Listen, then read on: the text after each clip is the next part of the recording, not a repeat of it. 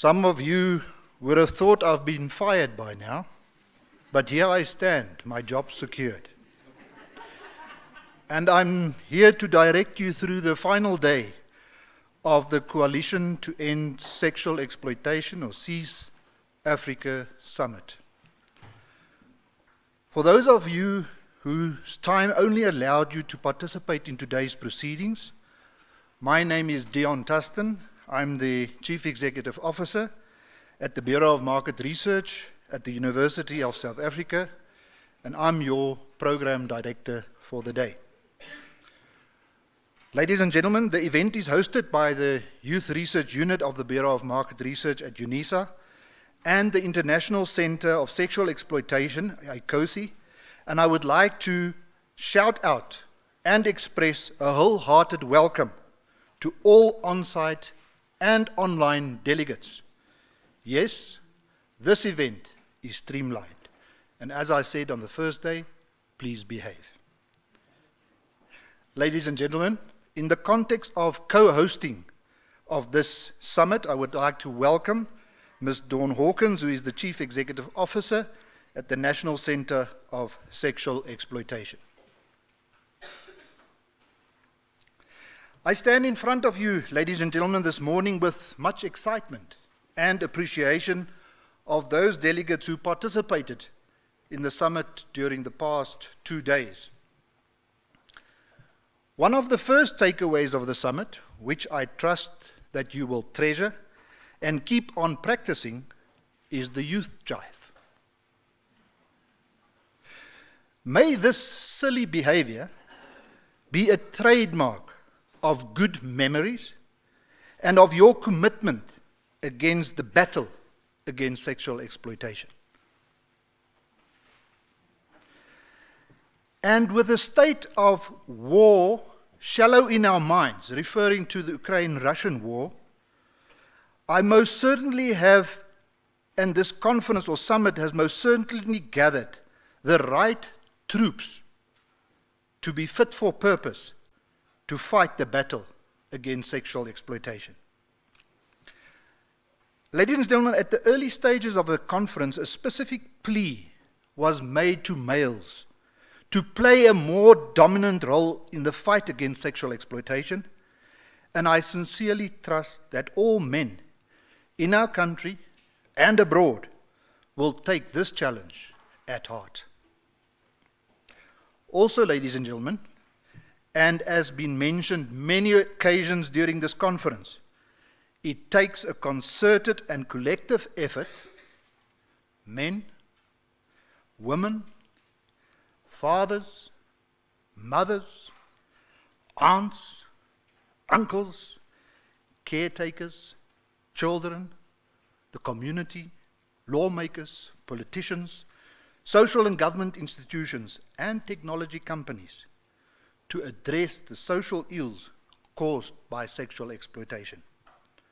But to take up the challenge and do so, knowledge or being informed, to me, is the key. Like many people who have been bullied, testified in the past, knowledge is the best weapon to win a battle or fight against a bully. Agreed? In my view, this summit has offered us this opportunity to strengthen our knowledge to fight the bullies of sexual abuse.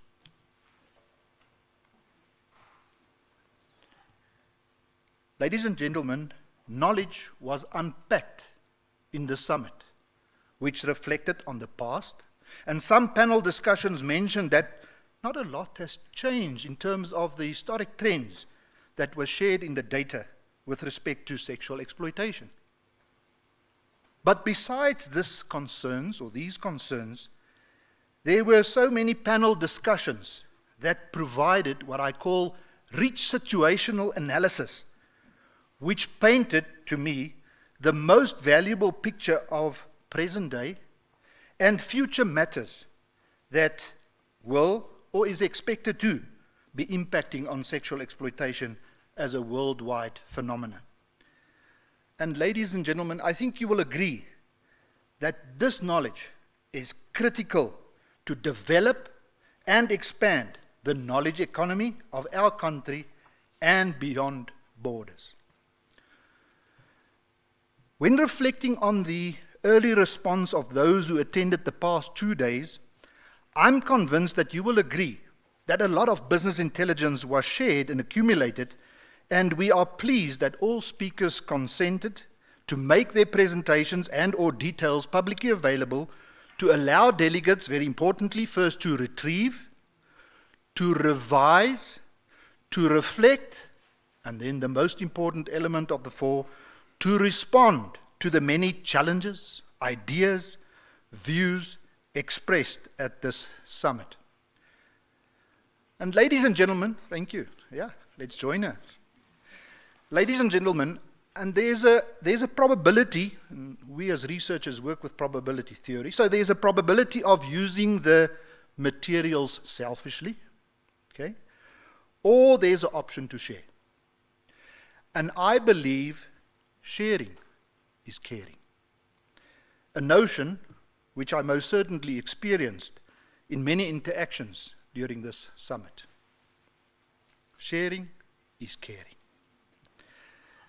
Ladies and gentlemen, at earlier stages of the summit, it was also mentioned that it takes a community to raise a child.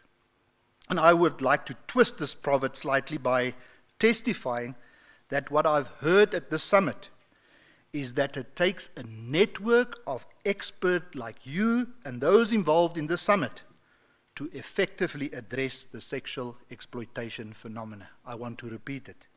It takes a network of experts like yourself or those involved in the summit to effectively address sexual exploitation phenomena.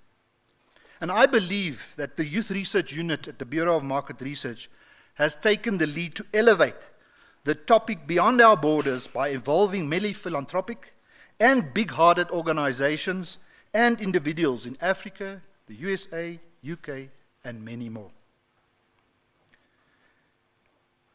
And I am mostly convinced that we have collected the right troops to fight the war against sexual exploitations. And wars are won, ladies and gentlemen, I think you will agree, through a united front.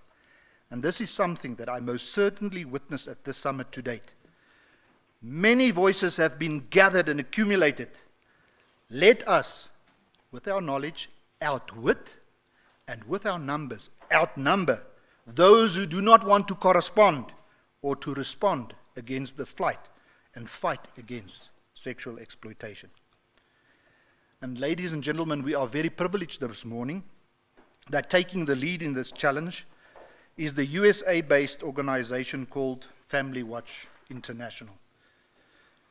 Now, ladies and gentlemen, the policy positions of Family Watch are based on scientific research, and you will witness that today, and social science data, lessons learned from history and what has been proven across cultures to produce the best outcomes for children and society. And the public commitment uttered on the Family Watch website, as I mentioned in the first day, reads, and a very noble commitment, together, comes to my theme, which I already mentioned, together we can and will protect the health and innocence of children. I repeat it, and I want to see the youth jive following. Together we can and will protect the health and innocence of children. And to tell you more about the Family Watch family, Ms. Sharon Slater, who is the president of Family Watch International, has been gracing us with her physical presence at the summit. So thank you, Sharon. And her biography, colleagues, is in the summit program, which you received online, or by downloading the program using the QR scanning instructions which we provided at the first day. I now call on Ms. Slater to do the keynote address for the day. I'll prepare the slides in front, and then you're welcome to join. Thank you, colleagues.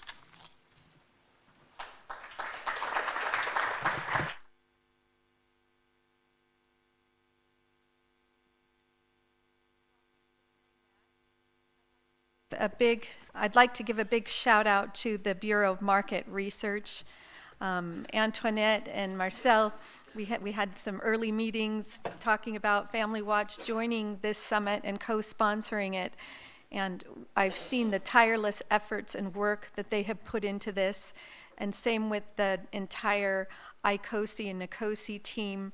A lot of work has gone into this. I've been here for 2 days listening to many of you and learning from many of you, and it's been a great honor for our team to be here and for Family Watch to co-sponsor this. I'm going to bring some troubling information, but that's nothing new to this cause. Many of you have dedicated your life to protecting children who've been abused, experienced trauma, have been trafficked, have experienced all sorts of things. Today I'm going to talk about some institutionalized sexualization of children and the assault on them.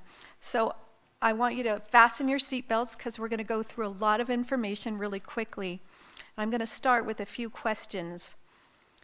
What kind of organization seeks to legalize prostitution and promote it as a right to children as young as age 10? Here's a hint. Here's their toolkit. This is a slide from their toolkit for children under the age of 10.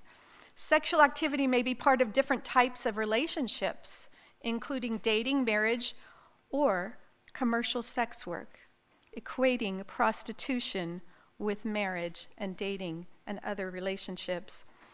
What kind of an organization encourages teens to experiment with BDSM, that's bondage, discipline, sadism, and masochism, just as long as it is consensual? This is a screen from an expose video done by Live Action where a Planned Parenthood counselor is counseling an undercover person trying to undercover their agenda, pretending to be age 15. And this is what the counselor tells this 15-year-old. Sexual exploration is normal. Some whipping, some asphyxiation, tying up. Take control of me. You can gag them, whip them. There are so many different fetishes out there. And it can be really fun, you know, and more.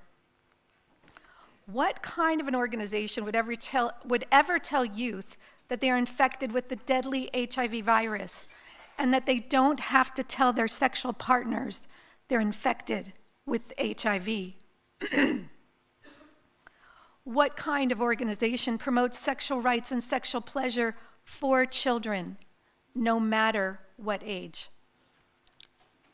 What kind of organization would tell 10-year-olds that it's perfectly normal to engage in these kind of behaviors that are depicted in cartoons for children? What kind of an organization would tell teens that they can have sex their own way? And I apologize for the graphic nature of some of these slides that are meant for youth, children, and teens. Different sexual positions, different activities that children, teenagers can engage in with no problem. What kind of an organization would advertise condoms in such a graphic manner as depicted here? Who is Rfsu? Have you ever heard of them? They are the Swedish member association of International Planned Parenthood Federation. Interesting, I learned a lot about them when we started researching this organization. Rfsu was founded in 1933, and it was one of the founders of International Planned Parenthood Federation in 1956, and it's still an active associated member. And it's funded by the government of Sweden. And here is one of their early documents that helps us understand their agenda a little bit more. It's called Sex is Politics, and it's a tracking of financial resources for something called sexual and reproductive health and rights within the Swedish Development Assistance. And it's going to teach us what this Trojan umbrella term means, sexual and reproductive health and rights. And this is the term and the banner under which many of the assaults of children come. And it says, what is sexual and reproductive health and rights? It's the right to decide over one's body and sexuality, to decide freely whom you want to have sex with, irrespective of age. Elimination of harmful social practices such as social control of young people's and women's bodies and sexuality. Now, there are many deceptive terms that are used as part of the sexual and reproductive health agenda, and all of our speakers from Family Watch today are going to be touching on different aspects of that. But as you can guess, the organization we've been talking about since the beginning is International Planned Parenthood Federation, also known as IPPF. Parents beware. This is the biggest threat to children and families worldwide, and I'll show you why. First of all, they partner with United Nations agencies, which are also launching this war on the health and innocence of children under the SRHR agenda, and I'm going to show you how that is. You see, they have an agenda to capture the hearts and minds of our children because they know if they can raise up our children in their radical gender and sexual ideologies, they will have the future families. They will have the future leaders of nations and teachers. They will have our society. And the number one tool they are using under the sexual and reproductive health and rights agenda is something called comprehensive sexuality education, which would be better named comprehensive sexualization education, as you will see. Now, this is a little bit personal for me. This is my family. And as you notice, we have some African children that we adopted from Mozambique. Luis, Amelia, and Afonso. And it took many years for us to adopt these children, so I was going back and forth to Mozambique, passing through South Africa many times for 6 years. And during that time, on one of my trips, Amelia, who was 9 years old, came home from school with a little pamphlet in her backpack. And it had the most graphic pictures of adults engaging in anal sex that I've ever seen. I was shocked. I thought, who would put this in my daughter's backpack? And it was all given to her under the guise of helping her learn how to have safe sex, if you can imagine. This was my first entry into the comprehensive sexuality education agenda, and I was appalled. We're going to learn what this agenda is, and we're going to learn that Planned Parenthood is partnering with multiple UN agencies, including the World Health Organization, the organization that's supposed to set the health standards for the whole world, and they have defined sexuality, which is the key component of comprehensive sexuality education, to encompass gender identities, pleasures, desires, fantasies, eroticism, sexual orientation, and more. So you can imagine if the education is going to be comprehensive about sexuality, it's going to contain a lot of information about all these topics. And the World Health Organization created the sexuality education standards for European children, saying that children as young as 0 to 4 should learn about pleasure. We're talking about sexual pleasure and masturbation. Gender identities. At 9, they're to learn about pleasure, masturbation, orgasm. Now, I just want you to imagine a trauma, a child that's been sexually abused in a classroom where if a teacher started to engage in this kind of topic and the trauma that that might lead to. They want children to have a positive attitude towards sexuality and pleasure, sexual pleasure. This is grooming children for sex. Not only that, the World Health Organization is actually sending 9-year-olds to learn about their sexual rights to International Planned Parenthood Federation, as depicted in this slide. And there, and the footnote is, they want them to go to Planned Parenthood's Sexual Rights Declaration.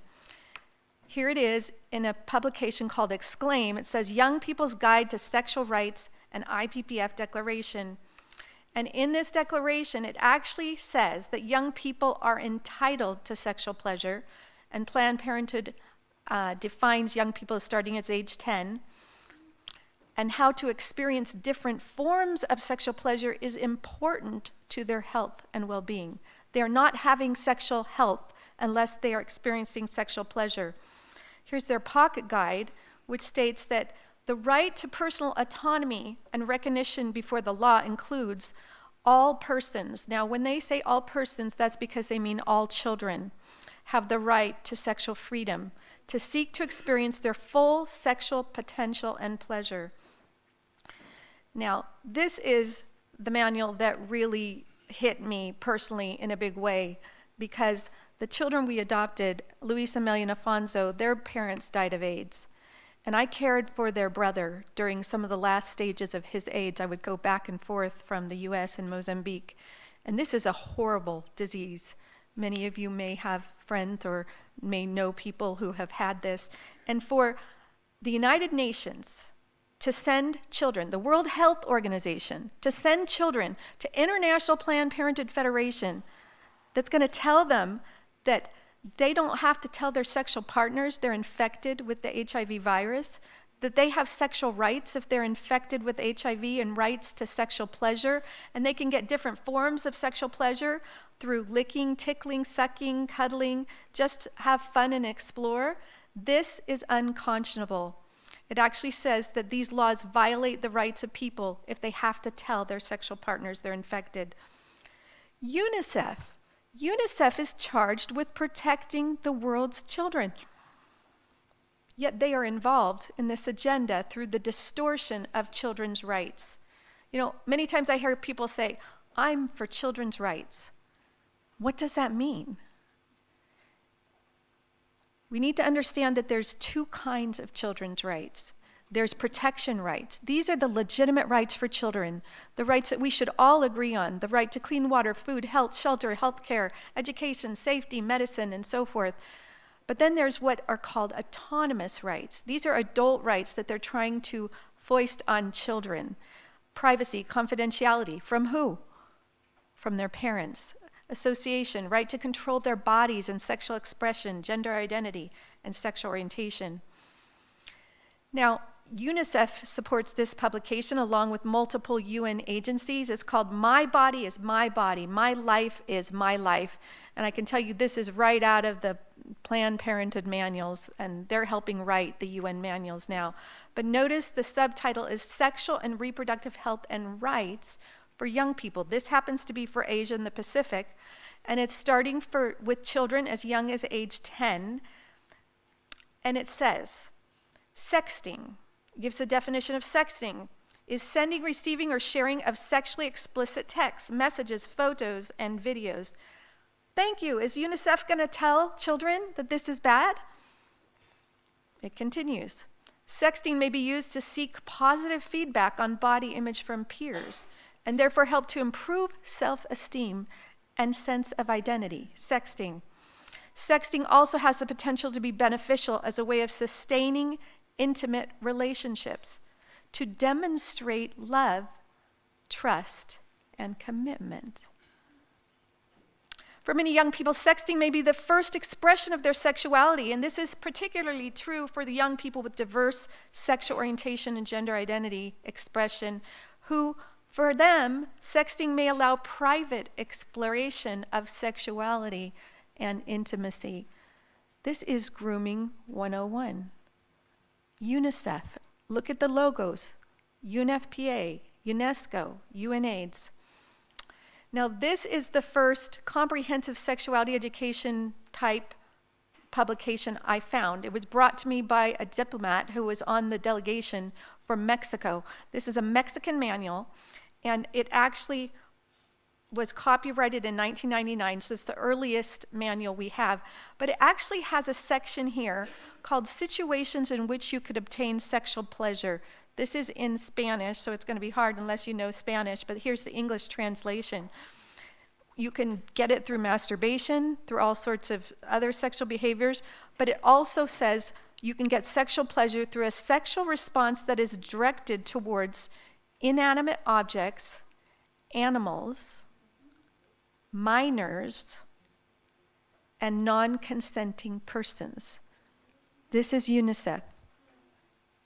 Can you see why I speak out against comprehensive sexuality education ever since I saw this publication? Here is a manual published by UNICEF with the government of Namibia. My future, my future. My future is my choice. It's all about choice. It was developed by the Ministry of Education in Namibia and by UNICEF. Here, it teaches children there's different levels of danger of sex. You can have high danger, it's vaginal sex without a condom or anal sex, but it's low danger if you have it with a condom or oral sex, or deep kissing, or thighs, and gives all sorts of descriptions, or mutual masturbation, even putting that idea in the heads of these children. It says, it asks children to role play in their first language the new skills they learn, negotiating safe sex. Should children be having sex? Should they be negotiating sex? Any kind of sex, let alone, is there even such a thing as safe sex for children? Young people need to practice how to negotiate condom use with their partner. What is reproductive health? Well, reproductive health means you're having a satisfying sex life. That's what the children need to learn, and you're having safe sex. And the way you can have that safe sex is through touching, caressing, kissing, fondling breasts and sexual organs, licking, sucking body parts. Notice a similar theme to other materials. Masturbation is normal. It's the safest form of safe sex. You can give yourself pleasure, and here's how you do it. All of these programs are obsessed with sexual pleasure. Here is an activity where girls are asked to assist boys with putting on condoms. They're supposed to be doing it as a couple. It says the boy holds the wooden penis in the correct position, and the girl is required to put the condom on the penis correctly and then remove it and tie it. Can you protect yourself from STDs? Well, yes, all you have to do is use these condoms correctly, not giving them the full information. The children do not use condoms correctly and consistently, and so they have a much higher rate of STDs and pregnancy. Planned Parenthood in Zambia. They receive funds from UNICEF and RFSU. We learned about the Swedish Member Association of IPPF and the Japanese Member Association of IPPF. And here you see RFSU's logo in this Zambia Planned Parenthood building there. And it says they have 5 main fields of activity, and this would be the same, I would imagine, in all African countries: SRH services, and adolescents and young people, and abortion. And they have manipulated many of the frameworks for sexuality education for governments, including this one in Zambia.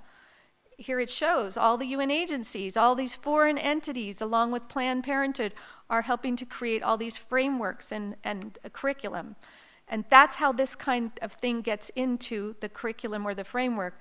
Describe self-body exploration, describe erection, ejaculation, describe sexual feelings. What business does a teacher have asking a child to describe their sexual feelings to them? For what purpose? Describe sexual orientation and gender identity. Know that you can have sex with the same sex gender or both sexes, and your gender identity is how you feel about your gender. Explain human rights related to sexuality, and by the way, you can learn more about this if you go visit who? Planned Parenthood. And thus we see the crux of the goal of the comprehensive sexuality education agenda. It's to get the children into the Planned Parenthood clinics so they can receive their sexual and reproductive health services. This is another program in Zambia, and they try to desensitize children to sexual things. For this activity, children are to draw different parts of changes in the body during puberty on these naked models that are cartoons. People who decide to have sex should be using condoms correctly. That's 4th grade. Why should they be learning about that? James and Gertrude love each other. They want to enjoy their sexual lives. If men do have sexual intercourse with each other, it describes how that is done in graphic detail here to young children. Then it redefines abstinence. It says abstinence is people who decide to abstain can enjoy safe sexual activities. You're abstaining, but you're enjoying safe sexual activities. As long as you don't get vaginal fluid, semen, blood, or discharges, you can engage in everything, any possible sexual activity. And they give you all sorts of ideas. And here, if you get pregnant, it doesn't matter, because a young woman who really wants to have abortion, people can give her money for a safe abortion, and this might save her life. The father of the baby, everybody can help. You can put your funds all together and buy her an abortion, no problem. Then we have the International Technical Guidance on Sexuality Education. This is the interagency model for all nations. and it redefines abstinence. You see, he who captures the language captures the power, captures the control. So abstinence is not just abstaining from sex now, it's also deciding when to start having sex and with whom. Did you know that? Children are to learn about sexual activity being respected, that each person's decision to be sexually active, promiscuity should be respected. They're to learn about sexual pleasure. And the most insidious thing about these many programs that we have studied is that they ask children to differentiate between the values that they hold and that their parents hold regarding sexuality. They actually methodically, step by step, we don't have time to go through how they do that, separate children from their parents' values. And we have all these UN agencies behind this. How could this be happening? I thought the United Nations was this noble institution. They do a lot of good. Many people work for the United Nations and these entities, and they're not bad people. But the problem is, these entities have been captured by the donor countries. And instead of thinking of them as UN agencies, you should think of them as NGOs of the Western governments that are funding them, because that's what's happened, and they've corrupted their agendas. In fact, here you see RFSU is bragging about helping to write, remember that's the Swedish member association of IPPF, helping to write the International Technical Guidance on Sexuality Education. Planned Parenthood personnel are writing all the manuals for the UN on these issues. UNFPA, my body is my own. That's what they're teaching children, and I can do whatever I want sexually or otherwise. In fact, UNFPA sponsored a youth global event called the Bali Youth Conference in Indonesia, and they came out with this big declaration. Of course, it was co-sponsored by who? IPPF. And it was a review of a UN document called the International Conference on Population and Development. And the children came out with this declaration that's supposed to represent all the children of the world. This is what all the children of the world want. They want governments to know that religious barriers such as parental consent should never prevent access to safe and legal abortion, recognizing that young people have autonomy over their own bodies, pleasures, and desires. Young people, that's 10, starting at age 10. And that children have a right to this rights-based comprehensive sexuality education, and that this must include information on sexual orientation and gender identities. I'm missing the slide that also says that the youth of the world want to decriminalize, they want governments to decriminalize prostitution. Now, UNESCO is involved in this agenda, and they are very manipulative about how they do it. I can't tell you how many articles I've read that are published in local newspapers across Africa at the bidding of UN agencies and IPPF, where they try to scare your governments about the high pregnancy rates and the STDs. It's the same pattern in all the articles. Then they propose CSE as the magic solution. Then they'll hold a stakeholders meeting, and they'll say, okay, we want everybody to come together so we can discuss these wonderful CSE programs, and they invite comment and dialogue. UNESCO has done that. Then they handpick and groom young teachers, youth, religious. They'll even hire them to come to these meetings and advocate for CSE. They'll show the religious leaders and the parents non-controversial parts of the CSE curriculum to quell any concerns. And then they'll claim everybody wants CSE. It's the magic solution to all world problems. It'll prevent gender-based violence and so forth and so on. So this agenda, this strategy was used in South Africa. And Errol Naidu, who we'll hear from next, participated in one of these so-called stakeholders consultations on the sexuality education being proposed by the education department here. And he wrote this article, Errol Naidu, UNESCO guides and controls the Department of Education narrative on CSE in South Africa. He said the South African Minister of Basic Education claimed that the DBE developed CSE on their own. Yet UNESCO is controlling the implementation of CSE in South Africa's public schools. He said, for example, the invitation I received to participate in the religious leaders meeting on CSE in Pretoria, the invitation was signed by who? The DBA? No, UNESCO. Why is the United Nations agents funding, providing guidelines for, and controlling the public relations of the implementation of CSE in South Africa? Good question. Here's the concept note for that stakeholders meeting. It's going to be 1 week of dialogues, and we'll have traditional leaders, teachers unions, civil society, parents organizations. But then they said this is because the South African government was already receiving a barrage of opposition and protest, and they said that was based on misinformation because of lack of adequate information and fear that people had about comprehensive sexuality education. So they had this meeting, and around that same time they were hiring champions to promote CSE.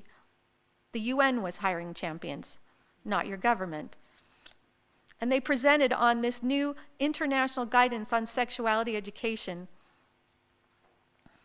Well, Errol Naidu went there, and he witnessed that the religious voice was shut down, and they ignored him, they made fun of him, and yet they claimed this is a victory and everybody wants this education. So I'm going to skip through to UNFPA. This is my last example on comprehensive sexuality education. I want you to notice all the logos on here. It's hard to see because they're a little bit blurry, but I'll tell you there's UNICEF, there's Sweden, there's a European Commission, there's Switzerland, there's the UK, all backing this comprehensive sexuality education manual for out-of-school youth in Zimbabwe. It's all about protecting the children's sexual and reproductive health starting at age 10 and lumping 10-year-olds with up to 20-year-olds. Trying to desensitize the children to sexual things. They put signs on the walls, male sexual organs, female sexual organs, and they tell the kids, brainstorm every word you know, every sexual slang word, every scientific word, every child's word, and let's just get all this sexual stuff up on the board, desensitizing them. Then, if you can imagine, they ask children to study the sexual patterns, like masturbation, sodomy, voyeurism, exhibitionism, gerontal sexuality, pederasty, bestiality, necrophilia, sexual pleasure from corpses, urophilia, sexual pleasure from urine, and so on and so forth. Can you imagine asking children to study this and then report on 2 of the ones that they like to report on? Okay. Then they have them engage in different role plays where they're actually seducing each other under the guise of consent education. That's what consent education. And then they discuss all the sexual fluids that are happening in the girls' and the boys' body as they get excited in these role plays. Last, UN Women. UN Women has allocated the European Union has allocated 500 euros towards a gender-based violence prevention program that's supposed to go throughout Africa and the Caribbean. And do you know what their manual written by UN Women to prevent gender-based violence, do you know what it is? It's a comprehensive sexuality education manual. They're using the gender-based violence banner to push this agenda. It's all a guise, okay? We don't have time to go through it, but I'm happy to send you all these slides. I have to come to a close. This seems like a 1,200-headed monster, this is powerful. The Western governments, the European Union, US behind it, Canada, the UN agencies, this is big, but there's lots of good news. First of all, the good news is that you are here. And you now understand this agenda, if you didn't already. But there's also good news is we have powerful information that we'll be disseminating throughout the day that refutes all the claims. They're all false. Comprehensive sexuality education has been proven to be a failure, a dismal failure. It does not prevent STDs as claimed. It does not prevent pregnancy, and there's ironclad data that you can find that we'll give you. We even have some copies here. 89% failure in Africa, and it even increased sexual risk-taking by 24%. And the author of this study said CSE has not been an effective public health strategy in the classrooms. The other good news is people are standing up and protesting and stopping these programs all across Africa. You're going to learn from some of our Family Watch team members all about that and how you can get involved. And we have powerful tools we're going to be equipping you with throughout the rest of the day, including this video that you can use that exposes many of the things that I've talked to you today. It's in multiple languages. I think we even had it recently translated into Swahili. But you can go to stopcse.org and find this documentary. But I'm going to end with where I started. It's about the children.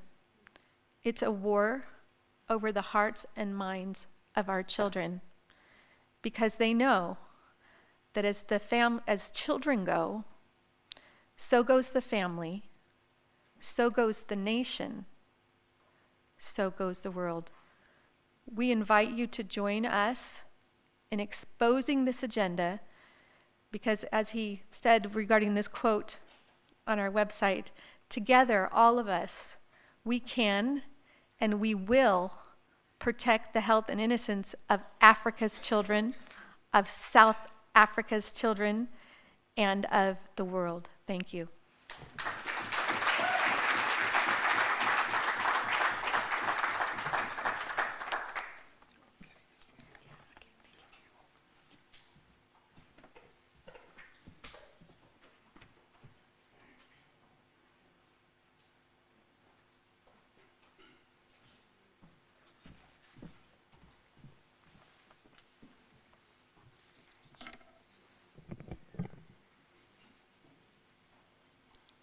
See how much you can do without any words, just acknowledgement, by showcasing your acknowledgement for Ms. Slater. And ma'am, you are certainly blessed with exceptional presentation skills, and we want to acknowledge that. I don't want to thank you for what you've shared. Surely, most certainly, we want to do that, but I want to instead thank you for the great work that you are doing, and for what you have been shaping and what you will still be shaping into the future related to what you shared with us. And I think, colleagues, you will agree that Ms. Slater has definitely whet her appetite for more, and we're looking forward to the engagement during the training session to also see how yourself and your team are unpacking this valuable information into training materials, which we are really looking forward to the session as well. Let's give her another hand of applause.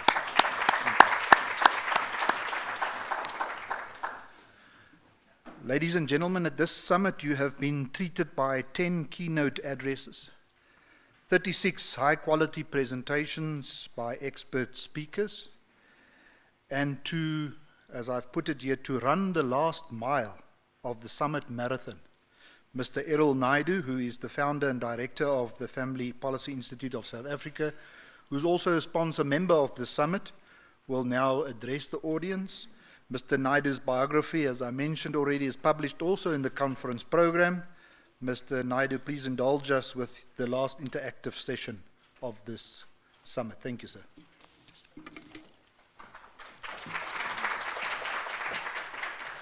Good morning, delegates. I'm enjoying this conference. How about you? Wow, such great information. Again, to Dr. Antoinette Bassan, myself, and the rest of the team, what an awesome effort. And I've been speaking to Dr. Bassan earlier on. I said, we've got to do this next year. Got to do it next year again, bigger and better. How many of you agree, just by a show of hands? Bigger and better. Next year in Cape Town. Next year in Cape Town. So I want to start up my talk by asking you this question. Are you outraged by what you just heard and saw? Are you? Because, you know, outrage motivates us to action. You know, if we outrage and we just remain outraged and we do nothing about it, that is pointless. Now, Sharon Slater is an excellent example of a mother of, how many children, Sharon? 7 children. An ordinary housewife, mother of 7 children, that said, I'm going to do something. And today we have Family Watch International impacting NGOs and organizations throughout the entire world.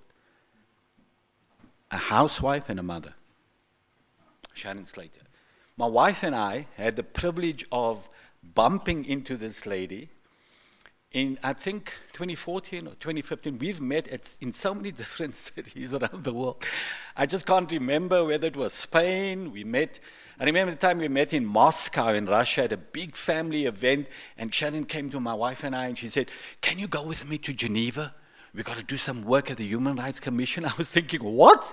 We don't just jump on planes and fly to Geneva, but that's what she does. And we were exposed to the passion and the commitment of Sharon Slater from that day and after that at various World Congress. We partner members of the World Congress of Families, and we meet at these events around the world. And I remember at one of these events, Sharon Slater did a presentation on comprehensive sexuality education. Now, we haven't heard about it. At that stage, we knew nothing about it. She's doing this presentation, and she's talking about South Africa being one of the leading nations that signed on to this thing and pushing this agenda. And we're sitting there and we say, hey, we're South African. We're South African and we know nothing about it. And that triggered and piqued our interest, obviously. I was horrified by what I heard, came back and began to do some digging and investigation, and found out that our government signed on to CSE at a meeting in Cape Town in 2013. And by that time, it was 2015. I think the presentation was in Salt Lake City, Utah, at an international organization for family training event. And the reason we were so horrified, my wife and I have 3 children, we have 3 grandchildren, and the first thing you do is think about your children, right? All of you. First thing, your mind goes to your children, and then you think about other children. And that's what got me going. We started speaking up as Family Policy Institute. We started doing work and speaking up against CSE and investigating this, and was horrified to find that our government, our Department of Education, is not in control of sexuality education in our country, in South Africa. UNESCO is a UN agency. And when Tuesday I mentioned that our government leaders always say this: we need African solutions for African problems. But yet they import it from International Planned Parenthood of South Africa and sexual rights groups, sexuality education, and UNESCO is controlling the entire agenda, not our government or our people. They're putting all the funding into it, not only South Africa now, in many African nations. And when I discovered that, I thought, boy, are we in trouble. Because you know what is happening? Our government has sold out our children to faceless and nameless people. Foreign people, foreigners are controlling our children in our countries. And what gets me is, we can't get parents in this country outraged enough to push back against this. People are kind of uninterested. Even the church. Even the church leaders, you can't get them interested. You've got to grab them and shake them by the lapels and tell you, wake up! They're targeting our children. They're perverting our children. Imagine what the next generation is going to be like in this country. We've got so much sexual exploitation and abuse of women. If we're raising children on a steady diet of this, can you imagine the next generation? If we don't intervene. So Sharon has been steadily sending me information, and I was privileged and honored to participate in their documentary, The War on Children. We shot that in America while I was there. I spoke on behalf of South Africa. And I'm so thankful and grateful for the work of Sharon Slater, Annie, and the team at Family Watch International, because without them, we wouldn't have this information. And a commitment to Africa is off the charts, because she has these Zoom meetings, she's flying in and out to African nations, sharing this information. And we don't get the same level of commitment and passion from African leaders as we do from a housewife from the United States of America. Isn't that incredible? Isn't that remarkable? Every parent, every church leader, every responsible, decent person in South Africa, and every African nation should be standing up and screaming and saying, no ways! We reject this with everything we have. This is our children. We're not hearing that. Not yet. We had a march to Parliament. Thousands of people. We handed over 150,000 signatures that said no to CSE to a representative of the Department of Education in 2019 or 2018, I can't remember. We had people writing to our, Sharon has sent me so many wonderful documents giving critical research-based information about the harms of CSE and why our government must not implement it. I wrote to our President, Cyril Ramaphosa. I wrote to our Department of Education, our Minister of Basic Education, Angie Motshekga.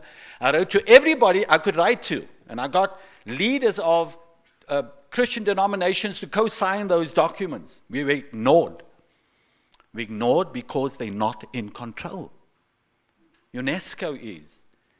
And when they had this consultation in 2020, January 2020, here in Pretoria, with religious leaders to consult, to talk about their concerns with CSE, it was one of the worst mockeries of the concerns of people and religious leaders that I've ever seen in my life. Do you know they set that whole thing up? The Department of Education and UNESCO, who was controlling the whole thing, they invited leaders. They made sure that only half the room, they wouldn't allow all the leaders that applied, so certain leaders they got in. And then they filled the room with young people. And they said, no, they want the religious leaders to interact with the young people. You know who the young people were? They were plants trained by UNESCO. And when the Christian leaders stood up, I was sitting in the room and spoke about their concerns with the masturbation and all these things that they're training children, LGBT and all of that. They got young people to stand up and start attacking the Christian leaders and talk about this one pastor that raped this woman and another pastor that did this, and so began to undermine the religious leaders' voice by getting plants in the room to attack, vilify and demonize the religious leaders. And most of them sitting in the room were decent, good people. They're doing hard work and genuinely concerned, but they had to attack them and undermine them. So the thing turned into a farce, and we could see the government of this country that stands up for human rights and dignity and all those things they repeatedly say, they set this whole thing up. They don't care about what you think. They don't care about parents. Because CSE is designed to bypass parents to get to the children, to indoctrinate children. They're pushing the parents out of the way. Increasingly, you see that. They want your children to hell with you. That message comes across over and over again. It's the most diabolical, insidious, mind-boggling thing I've ever come across. You've seen it. You've seen it. We've been fighting it for long now. Almost 7 years with Sharon's help. If we didn't have Sharon's help, we wouldn't be able to do what we do. Because whenever we need information, Sharon Slater, contact her. She used to be in Phoenix. She's now in Salt Lake City, Utah. She's moved recently. Once Sharon invited me to come up to Phoenix. My wife and I flew within 2 weeks' time to get up there to address ambassadors, UN ambassadors, to interact, to speak, to train. The commitment is incredible. What I hope to see, what I pray for, is the same level of commitment in this country from our people. I don't see it, not yet. So, there's a lady by the name of Dr. Darlene Edwards-Meyer. We got together in Durban just before the lockdown, March 2020, and we discussed with educators about how we can produce an alternative to CSE, sexuality education, but from a sound basis, value basis, common sense, that will really educate and equip children to make good choices about their sexuality. And through 2 years of working, and we came up with Smart Choices. Smart Choices is a great alternative to CSE. And you know what?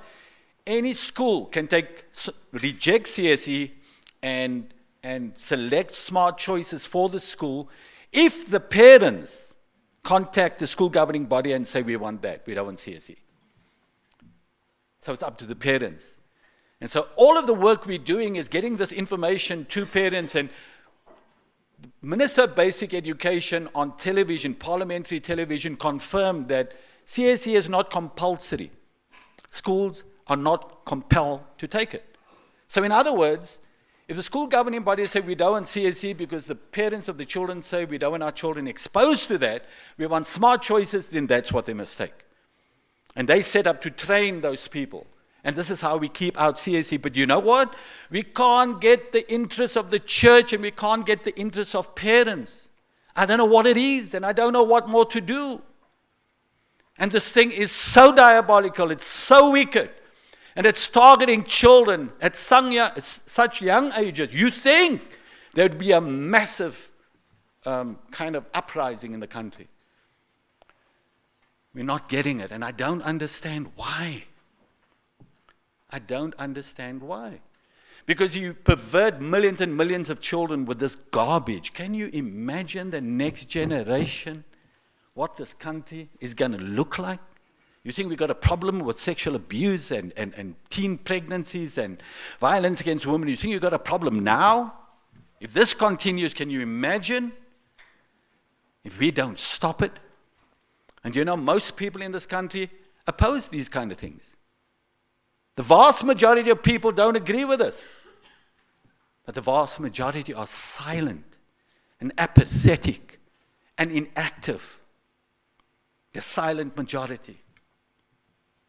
We've got to get the silent majority to be the vocal majority. That's what we need to do. And you're the kind of people that can help us do that.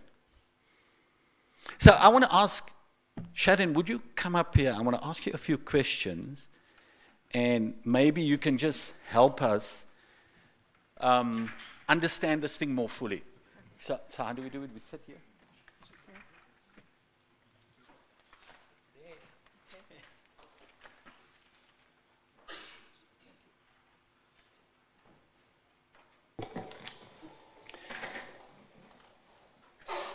So Shannon, firstly, again, I want to thank you. You are a hero to my wife and I. You've always been, since the day we met you.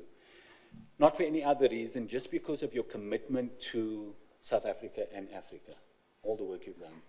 Everything you do to help us protect our children. Well, I would say I feel the same way about you and your wife. I know that you have the same level of commitment anytime we've ever needed anything, anytime we've needed support, we've needed representation from Africa or from South Africa. You and your wife have an amazing commitment, so I thank you for that. Thank you.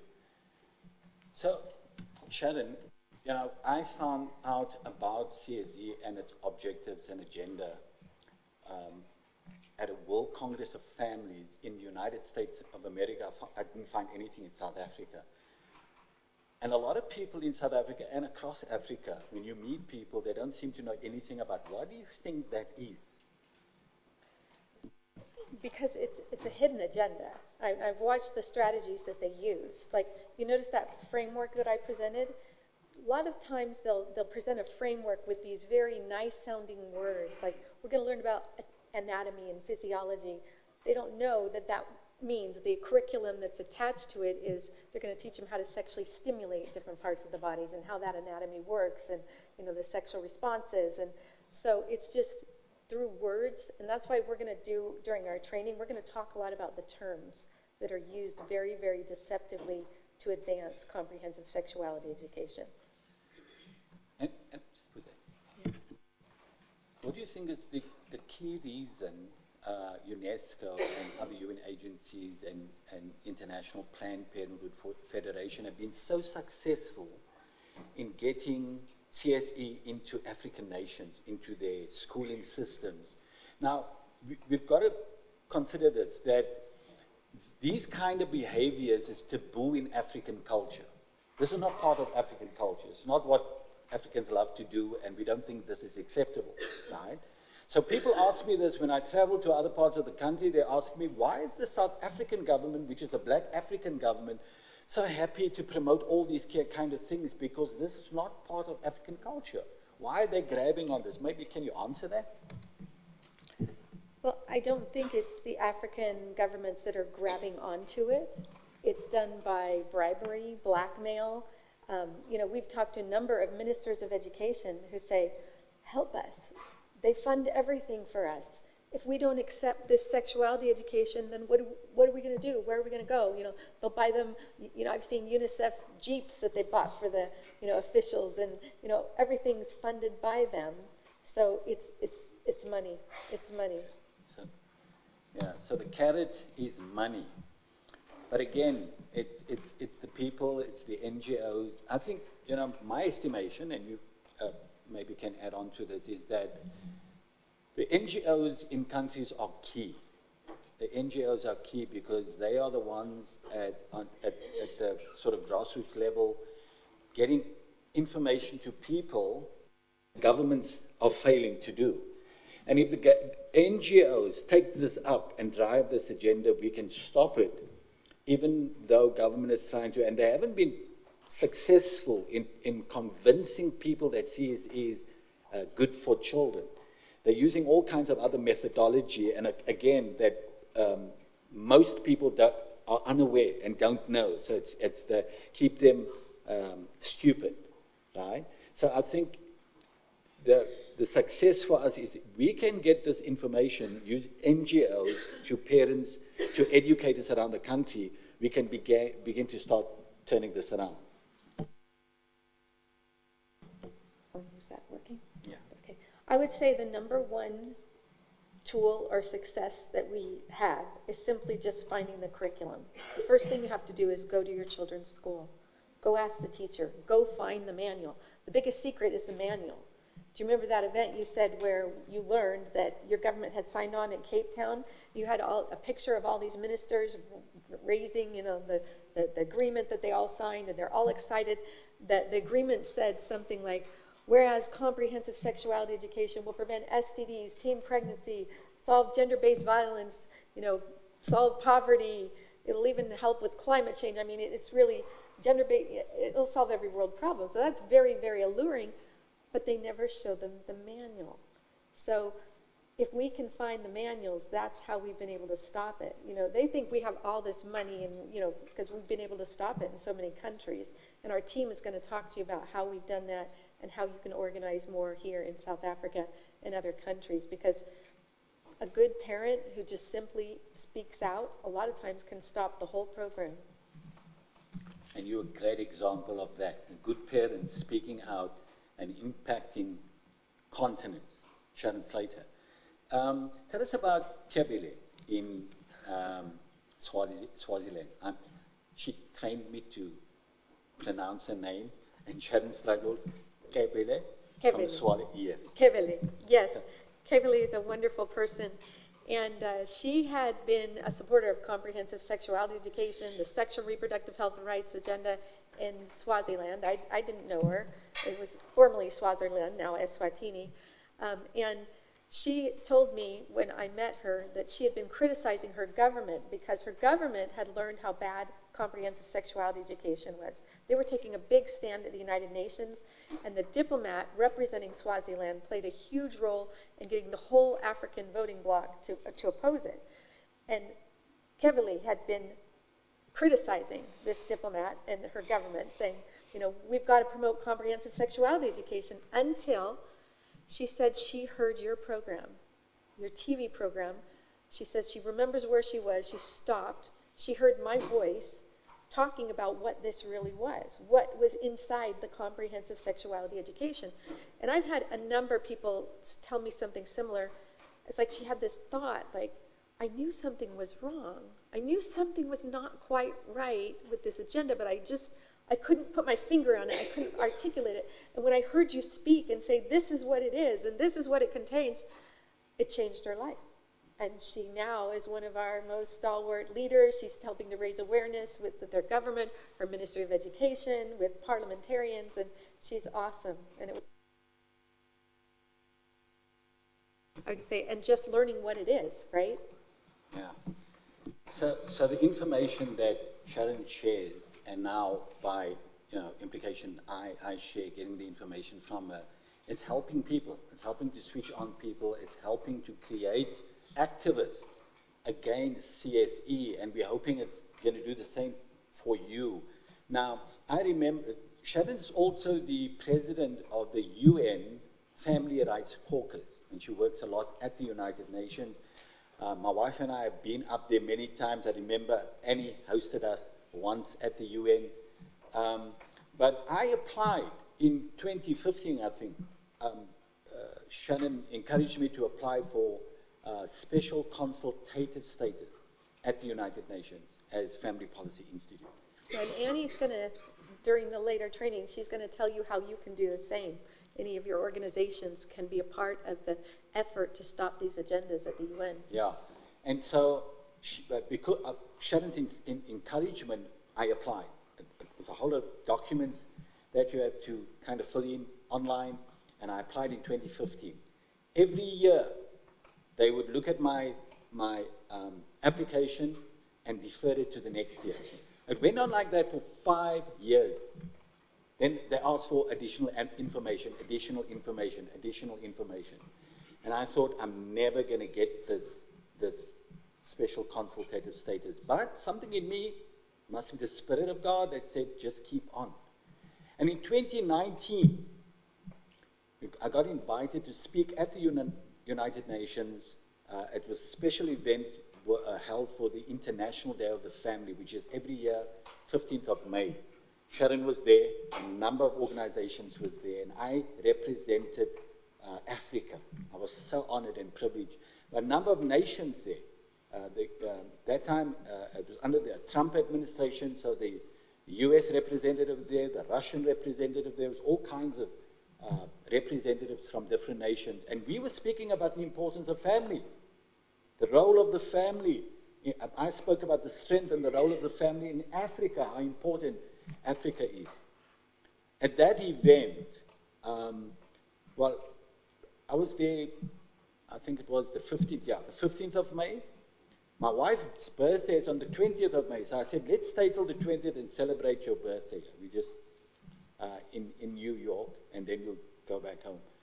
And every year they would send me additional questions about my application. And so while I was there, a thought just came in my head, and I said, I'm going to email them and tell them, I'm right here in New York. Can I make a presentation to the committee while I'm here? They sent me an email back and said, sorry, it's full. This thing's a planned 3 months in advance. We got all our speakers. There's no way we can do that. So my wife and I prayed. This is when our backs are against the wall. This is what we do. We pray. So we prayed. And we asked God to make a way where there is no way. The following day, I get another email from them and say, you know what? Because you're here and you're leaving on the 20th, on the 19th, you can come in.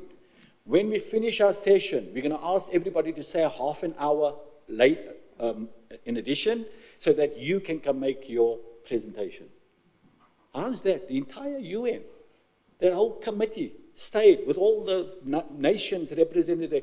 They stayed a half an hour extra. They all agreed to do that so that I could come in and make. So, no, it was on the 20th. It was on my wife's birthday. That's why I remember it. See, my wife is my lucky charm. She's my blessing in everything. So I go in. At 5. At the end of the session, they're all staying now, and they ask me questions. I go up, I do my presentation, and different nations ask me questions. Oh, it's the most harrowing experience to sit in the UN and have all these people ask you questions. And I answered, and I just prayed, and I left. And my wife and I went, and we celebrated a birthday at Panda Express in New York City, and the next day we flew out. And you know what? I finally got my special consultative status as a result of being there at that time. What I'm saying is, God is good. There's things that you think you cannot do and you're not capable of doing. You just think that. But when you step out When you step out and say, I don't know, but I'm going to just do this. I'm going to step out in faith and I'm going to do this. And it's incredible what happens. The doors that begin to open. If you won't give up, you're determined, you're resolute. It's amazing what God does in that. We're a small organization. Could I give an example of that? Okay. So, you heard that we adopted those 3 children, and when they first came, my oldest, he was 15 years old, because it took a long time to get them, and I brought him to the United Nations. He barely spoke English, and there was a provision that was being pushed on HIV/AIDS, and it was trying to recognize a document that calls for the legalization of prostitution, same-sex marriage and abortion, and all this sexuality education as the answer to AIDS, right? That was horrible, horrible. And, he was passionate. He wanted to stop this. I sent him a little paper. He went in. They didn't know he wasn't a delegate, so he went into the African voting bloc. He showed them what was in the document because it was being done by deception. And this orphan, who barely spoke English, stopped that whole document for the whole world. And wow. The voting bloc stopped it. There is so much you can do by just going to the UN, even one person with just a little information. And if you want to come, you'll learn more from Annie about how to do that and what we do. We help support you and teach you what to do and how to be effective. Yeah.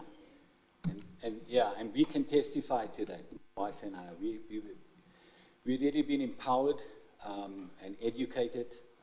Our ministry, we just stepped out and do things we never ever imagined we would do because of the help of people like Sharon and Dawn Hawkins. We've been to all her international summits, connecting with these people. But the encouragement I want to give you and I want to leave you with is that don't limit yourself. Look at these things and say, God, I want to do something. I want to stop this. Whatever I can do. The gifts and talents you have in you sometimes are lying dormant and you don't realize it's there. Same like me. I'm not a highly educated person, but I'm a passionate person, and God works with that. That's enough. You put your little in His hands, incredible what He can do with it. It's the same for all of you. I want to do more than you ever imagined. Just dream, take a risk, do these things, because it's the time to do that now.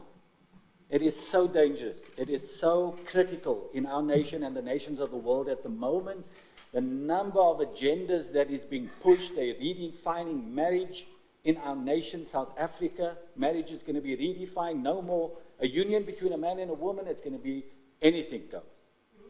They're pushing to decriminalize prostitution. There's hate crimes bills being pushed through our parliament that's going to criminalize the Bible. In certain things you won't be able to teach or preach or say anything.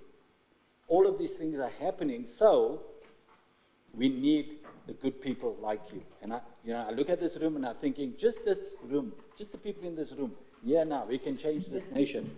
God doesn't need a majority. You and God, you're a majority. Never mind, you're standing in a room with 10,000 people, you're always a majority. I believe that. I step out in faith. We do incredible things, not because of our skills and our talents, our great education. It's just because we prepared. We say, God, we're going to do it. We're going to try. We're going to step out there. And often we have the victory. So once again, Shannon Slater, thank you for everything you do for Africa. We appreciate you. We love you, you and your team, your family. And we look forward to your training. Thank you. Thank you so much.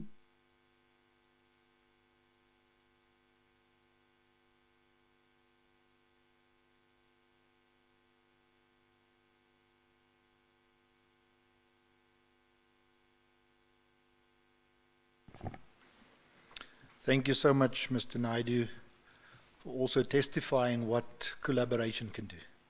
And thank you for the work that you are doing on behalf of all of us, and we want to join those efforts together with Sharon to make our country a better country. Colleagues, we have actually whet the appetite, as I said, for the training session, so I'm going to, without further ado, ask the Family Watch International team, and I believe they will be introducing themselves. I've done that in the first day, but for time purposes, I will leave the introductions to them.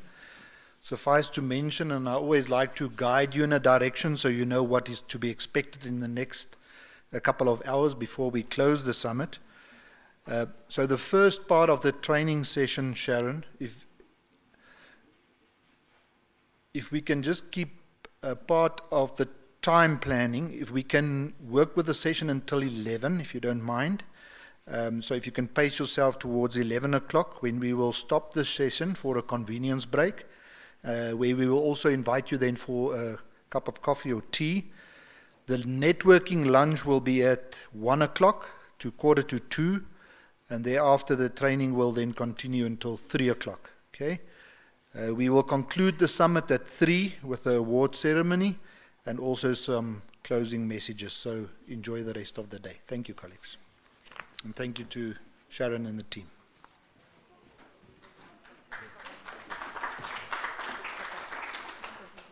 You want to share it up there as well?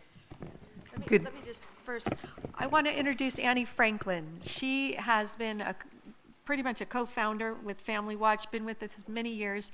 She's our director of UN activities, our liaison with all the UN diplomats, but she's also a board member of Family Watch, been with me in the trenches from the beginning, and I'm really grateful to have her and to have her introduce our program. Okay. We feel like we're with family here, so we're going to dispense with a little bit of the protocol that takes too much time, so we're just going to get to the meat of things, okay? So I hope you're okay with that. I'd like to introduce first one of our, Errol said housewife and all this. Well, we're maybe housewives, but we also have really solid professionals backing us now, and one of these is Professor Richard Kaketo. And let me tell you about him a little bit. He's an advocate of the High Court of Uganda, based in Nairobi, Kenya. He's a member of the Uganda Law Society, the East African Law Society, the Uganda Catholic Lawyers Society, so many societies. He's an African policy advisor of Family Watch and a board member with Life and Family Foundation. He lectures in human rights and international relations at the Catholic University of Eastern Africa in Nairobi, Kenya. And on and on and on. So come on, do your thing. Thank you very much, Annie. Since everyone was sharing quite a bit about how they bump into Sharon, I bumped into Sharon in 2019, not so long ago, when the International Conference on Population and Development was celebrating its 25th anniversary, and they had chosen Nairobi as the place where they would celebrate. Most of us interested in matters life and family did apply to participate in this international conference, and we realized that in a month or two towards the celebration, many of us had been denied access to this international conference. We check, and the common denominator of people who were not being admitted into these premises were people who had any connection with being pro-life and pro-family. You would apply, then your profile is checked on Twitter, Facebook, etc. They check out what it is you have been communicating in matters pro-life and pro-family, and then you would not receive an invitation or a confirmation to this space. So I had been interacting with a lot of UN work, human rights reporting, treaty bodies, and I knew that it is normal to have side events at such gatherings. So I proposed to the Kenya Christian Professionals Forum that, you know what? If this is happening to us in Kenya, it could be happening to many other pro-life and pro-family people across the globe. So we organize a parallel event so that whoever's been denied registration will anyway come to Nairobi. We actually all came to Nairobi, and we were able to secure at least 11 ambassadors to issue a statement that critiqued what was going on by the UNFPA organized event. And that event was organized between me and Sharon remotely. We had never met, but we made the gathering happen. So congratulations again to Sharon. If we could start running the slides, I don't know. Some technical stuff? Okay. All right. So the reason I come to speak to you this morning is that you heard Sharon mention something called sexual and reproductive health and rights. Friends, whenever you hear this phrase, your ears should stand up. Everything that is distorted, everything that is contentious has now been packaged in this phrase. And that phrase is meant to replace family values with some sort of ideology. There's a medical doctor in Kenya who calls it a religion. Anyone who is concerned about sexual exploitation must be critical about the sexual and reproductive health and rights agenda. The central argument of my presentation is this. The core international human rights instruments, and I'm talking of the treaties that frame the human rights discourse on the globe, are silent on sexual rights. They are silent on reproductive rights. Whoever is pushing sexual and reproductive health and rights has to thrive through the soft norms of international law. They are not using the negotiated human rights instruments. They would use the soft norms, the conferences like ICPD I have just mentioned. And as you've already seen, the ICPD conferences are champions-only conferences. They select those participants who speak that language. Then resolutions are made, programs of action are developed that are skewed actually against families and the innocence of children. So every time you hear sexual and reproductive health and rights, please look again. There is a possibility you are being taken for a ride. I did a pedestrian search of two words, sexual and reproductive. And I just pulled out the 9 core international human rights instruments just to establish which of these core instruments mention it. And I found that out of the 9 core international human rights instruments, only 2 mention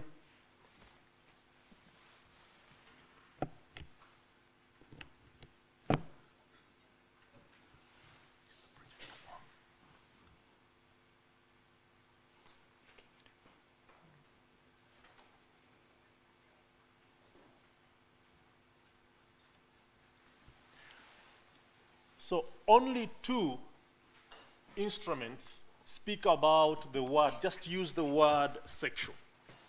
Okay, the word sexual appears only in 2 instruments, the Convention on the Rights of the Child and the Convention on the Rights of Persons with Disabilities.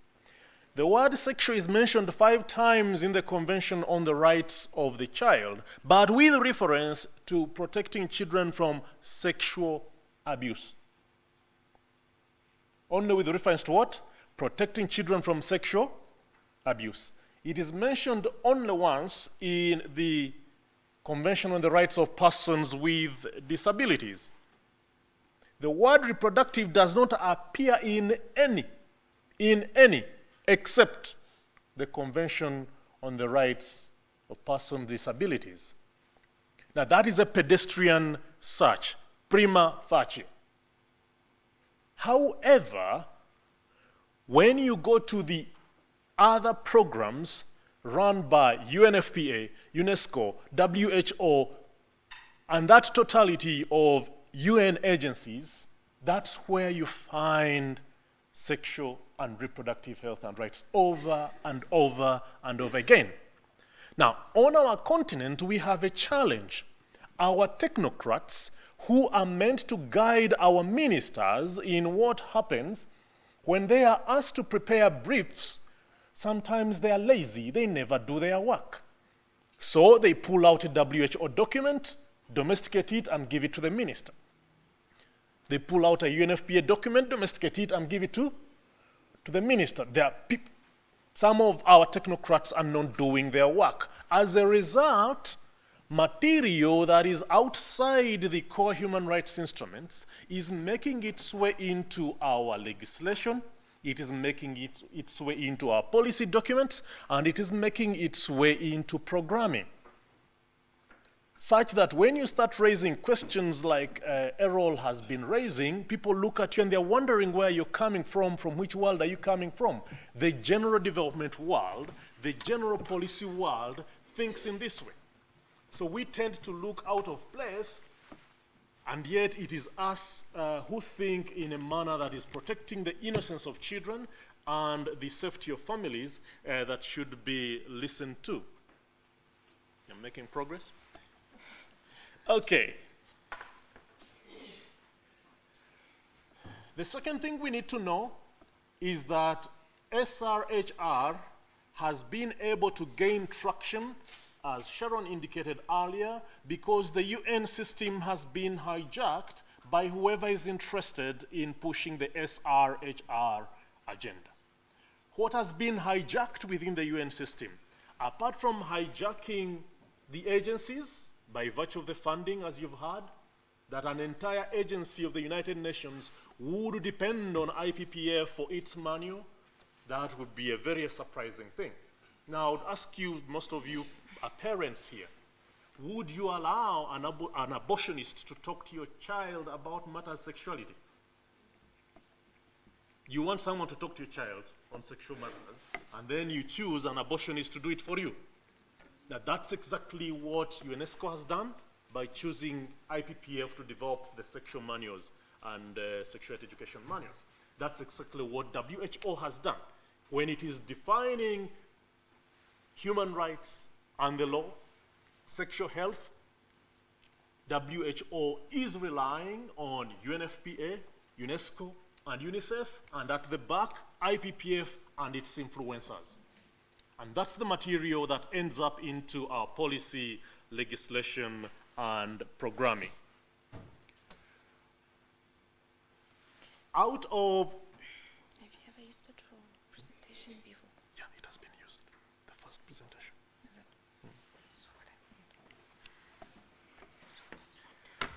We also examined the top 10 donors to the Office of the High Commissioner for Human Rights.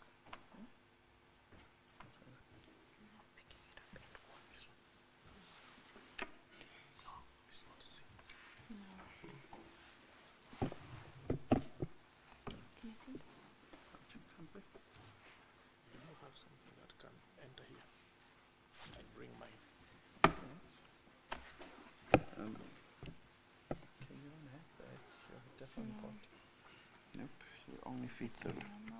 It's not picking it up at all.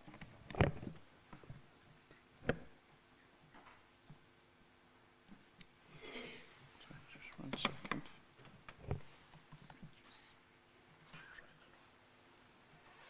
I have the adapter.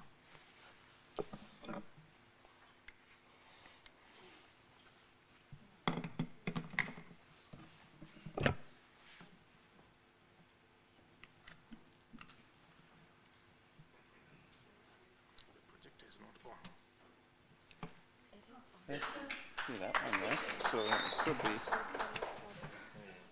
Because. Can you move it so I can put this one away?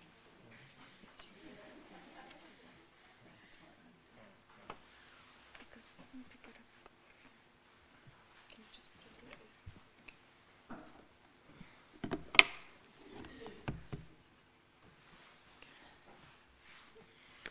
Technology tends to fight back always. But, all right. So,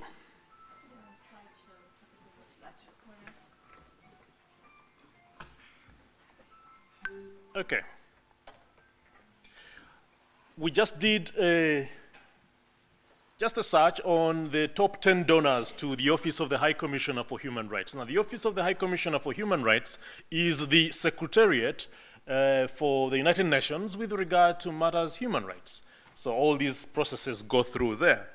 And as you can see, 7 out of the 10 are are European Union related entities.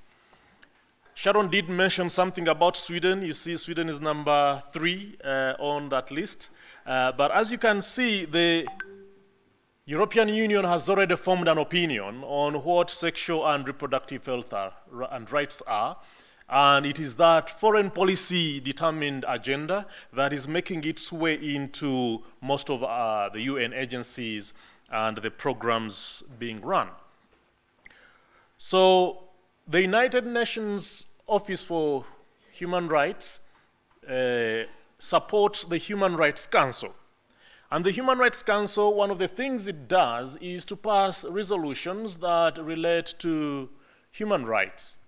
One of the resolutions that you would pick interest in is on the elimination of all forms of discrimination against women and girls. And therein, we will eliminate this discrimination by guaranteeing the right to bodily autonomy. Now, when we were talking about the attempt to decriminalize prostitution, etc., you had the arguments that say these are consenting women, they are adults, why should we be interfering with what they are doing? But this pursuit of the right to bodily autonomy is actually one of the ways in which women and girls get to be hoodwinked. And the guarantee for universal access to sexual and reproductive health services and evidence-based information and education. Now, someone will be talking about comprehensive sexuality education. Largely, this is the new language being used, where they use the term information and education. You see, everyone has a right to information. You have a right to education. Little do they tell you that this information and education, especially targeted at children, is meant to corrupt their innocence. Now, this question of sexual health and reproductive health is well defined in a very important document, Sexual Health, Human Rights and the Law. Now, this is a WHO document. And as Sharon has taught us, you look for who is associated with this report, financially, etc., and you will realize what it is speaking about. You can already see UNFPA, you can already see UNICEF, and the World Bank. Sexual health then is defined to include access to contraception and abortion.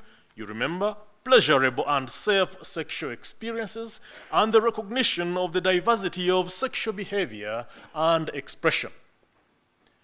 Now, I'm asking you good people, what is sexual health with regard to children? And what is reproductive health with regard to children? All countries would then be expected to work towards decriminalization of sex work. Now, this is the World Health Organization saying that it is necessary for us to guarantee sexual health and to guarantee reproductive health by decriminalizing sex work. And it goes on and on, including the legalization of same-sex marriages as a way of protecting the fundamental human rights, including access to health services. Now, it looks a very innocent one until you realize that in Kenya, when a 14 or 15-year-old goes to receive HIV and AIDS services from a UNAIDS-supported program, when you look at the protocols, nothing is done about helping this young man recover from his attraction to boys or helping them recover from this lifestyle that is destructive. The protocol includes get this fellow to have condoms and anal lubricants so that they may continue doing whatever they are doing. That is how it is being packaged.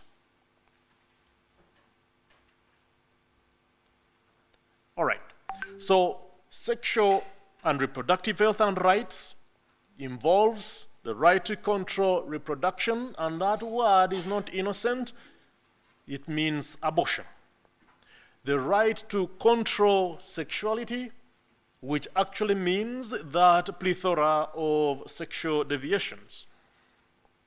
When I was going to high school, we used to learn about sexual deviations. And whatever is in the category of LGBTQ was listed in there as sexual deviations. Today, in my high schools out in Uganda, it is types of sex. It is no longer sexual deviations. So it is rights to sexuality education, and again, it is about how to get our children attracted to this path. One of the mechanisms the United Nations uses is the special procedures. So these are usually individuals or groups of individuals identified for their expertise on matters human rights and invited by the UN to advise the UN and the Human Rights Council on how to think through various components of human rights. So these are the best of the best in these fields of human rights. Now the challenge is this. These special procedures have also been hijacked. Okay?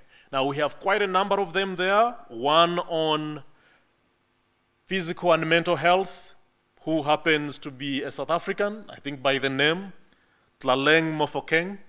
And then we have Ahmed Shahid, Special Rapporteur on Freedom of Religion and Belief, the Special Rapporteur on the right to privacy, and then the independent expert on the protection of violence based on sexual orientation and gender identity. These four have come out heavily in favor of sexual and reproductive health and rights. Allow me, due to time, to go straight to Madame Mofokeng. The person who was identified by the United Nations to advise the United Nations on physical and mental health is Madame Mofokeng. But for some reason, she's an outspoken advocate for sexual and reproductive health.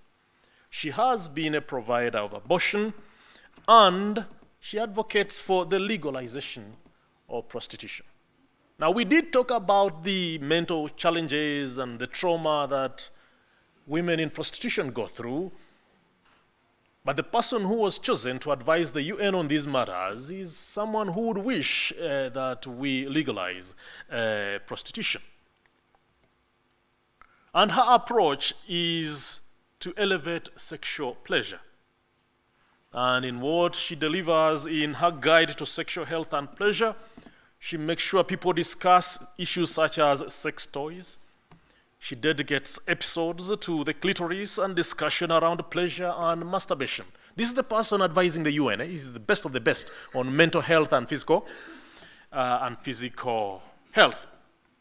And in her publications, she would like to showcase what sex positivity looks like. Covered topics like sex work, decriminalization, and interviewing sex worker advocacy groups. So those of you who are critical of this practice would not have too much audience in the thinking of Madame Mofokeng. Okay? The idea of purchasing intimacy and paying for services can be affirming.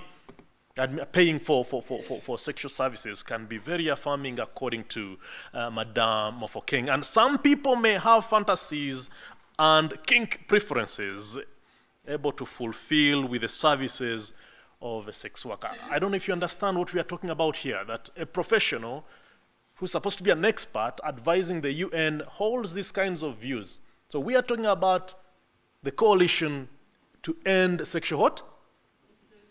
So the things we are talking about are diametrically opposed to what the UN Special Rapporteur on physical and mental health holds, at least ideologically. Okay? She has tried to link schools to sexual and reproductive health support and services. And the people she is working with, as you can see, are UNFPA and the fellows we call partners in Sexual Health South Africa. Now, these partners for sexual health in South Africa, that's what they do with the children. Okay? I hope you can see that young girl there. Huh? How old could that girl be? I don't know. But as you can see, it is about how she can help dress up an erect penis with a condom. That's what is going on, and that's how the Partners for Sexual Health would like to promote. And they've been doing this. They're celebrating 10 years, as you can see, of doing this in this country. So Madame Mofokeng is really doing a good job, and she's worked with all the organizations that would, for all intents and purposes, appear to be doing good for our people, doing good for the continent. But I'm telling you, there's a lot of damage also going on in how these organizations are dealing with us. And finally, IPPF is always everywhere, okay? Everywhere there's some, when you're looking for the cockroaches in the ice cream, you will find IPPF always, okay? So that's what is going on. Okay, now this is a special rapporteur on the right to privacy. I don't know how am I doing in time? Good. All right, I think I should be done. These slides are going to be made available. The point I was making that the special procedures, the special rapporteurs, are in the pocket of the SRHR ideology right now. The treaty bodies, meaning the committees designed to monitor performance of our states in terms of implementing the international human rights, are also in the hands of the SRHR agenda. The treaties that are supposed to implement are silent on SRH, but the implementers are in the hands of that ideology.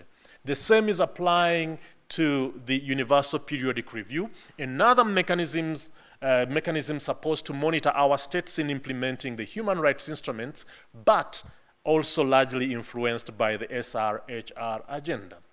Our call is to make sure that you people who are here become annoyed enough and rattled enough to begin pushing back. Because this agenda is now entering the treaties impacting on Africa, including the post-Cotonou agreement between the European Union and the African, Caribbean, and Pacific states.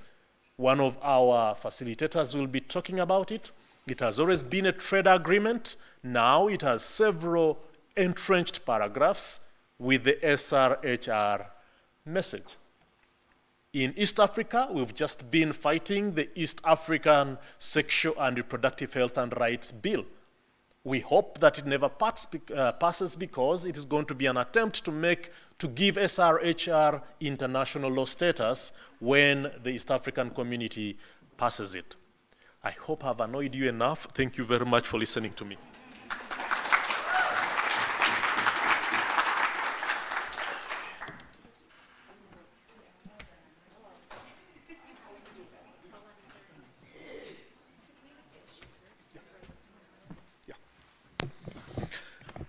Thank you so much for your attention. Colleagues, I'm going to call you for a tea break, but can we limit it to 20 minutes, please? So just check your watches. So we've got really good stuff to share with you today, but I don't want to indulge on your convenience breaks, but if you can limit it to 20 minutes, we will appreciate it. You're welcome to join us for tea and coffee. Thank you.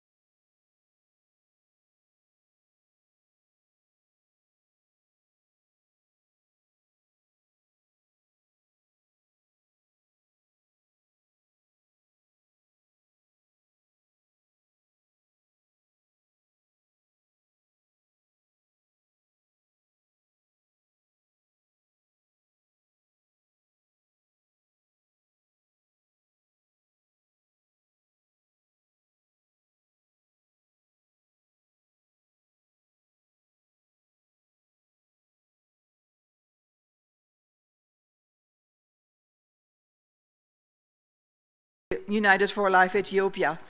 He's active across Africa, and in June of 2019, he became the African Director for Family Watch International, coordinating his activity across Ethiopia and Africa, and also specifically at the African Union. So I give you Dr. Seyum.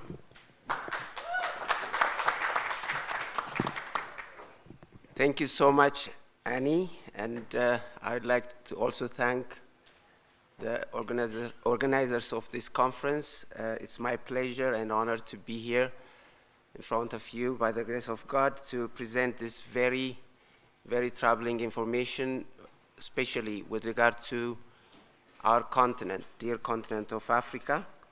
And ladies and gentlemen, all protocols are observed. Like we always say in Family Watch International and also in Family Watch Africa, it's all about the children. And I would like to share with you my journey with regard to CSE, or Comprehensive Sexuality Education, in Ethiopia. And as early as 2013, with my dear wife, Saba, we were working with our local NGO, United for Life Ethiopia, and we bumped into an information which was given to me by a Christian brother that a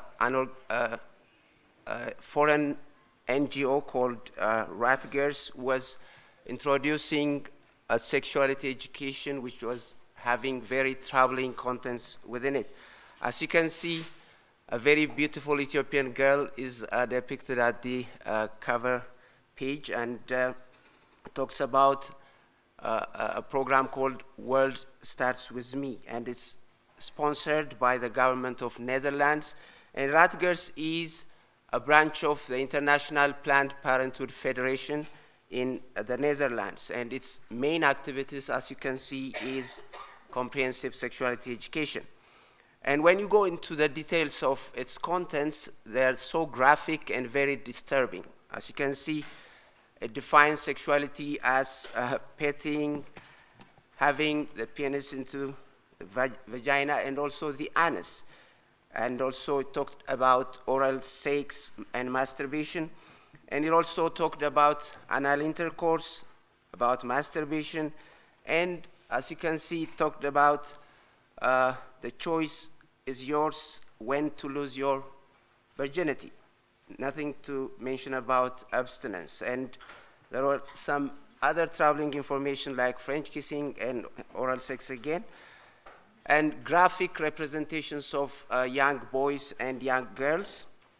And as you can see, it was using the media. It was an online training away from home.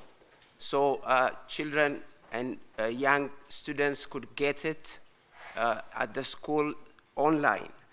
So when we found out that this was happening, me and my wife went to the Minister of Education and disclosed the information. And at that time, we didn't get the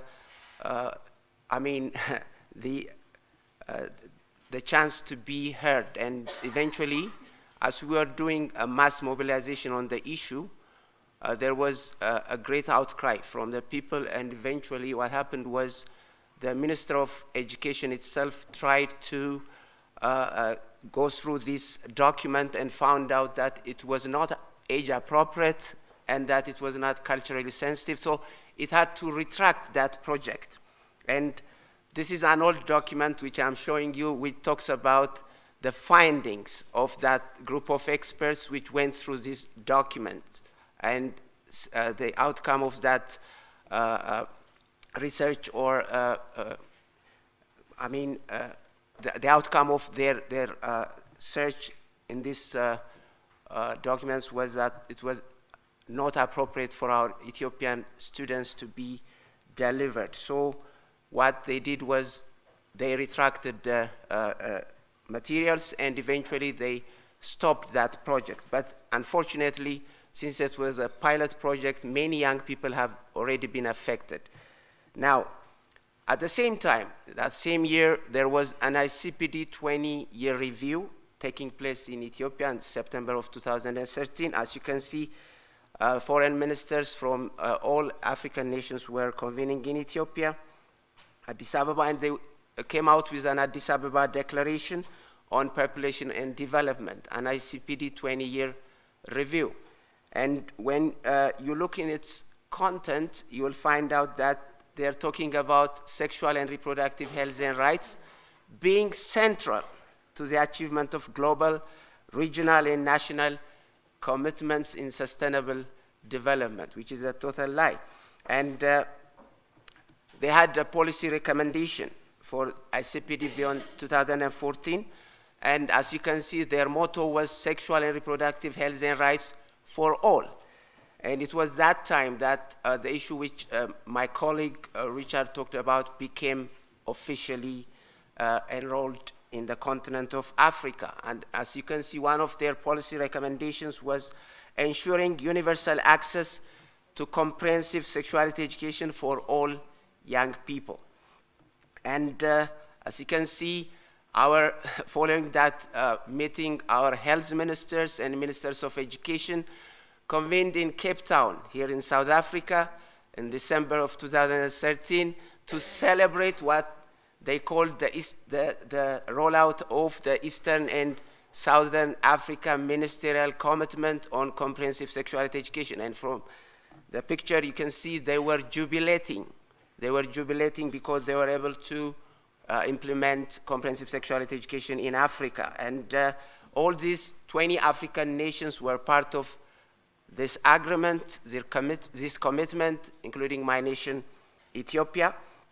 And as you can see, they were there to commit themselves to increase the number of all schools and teacher training institutions that provide CSE to 75%.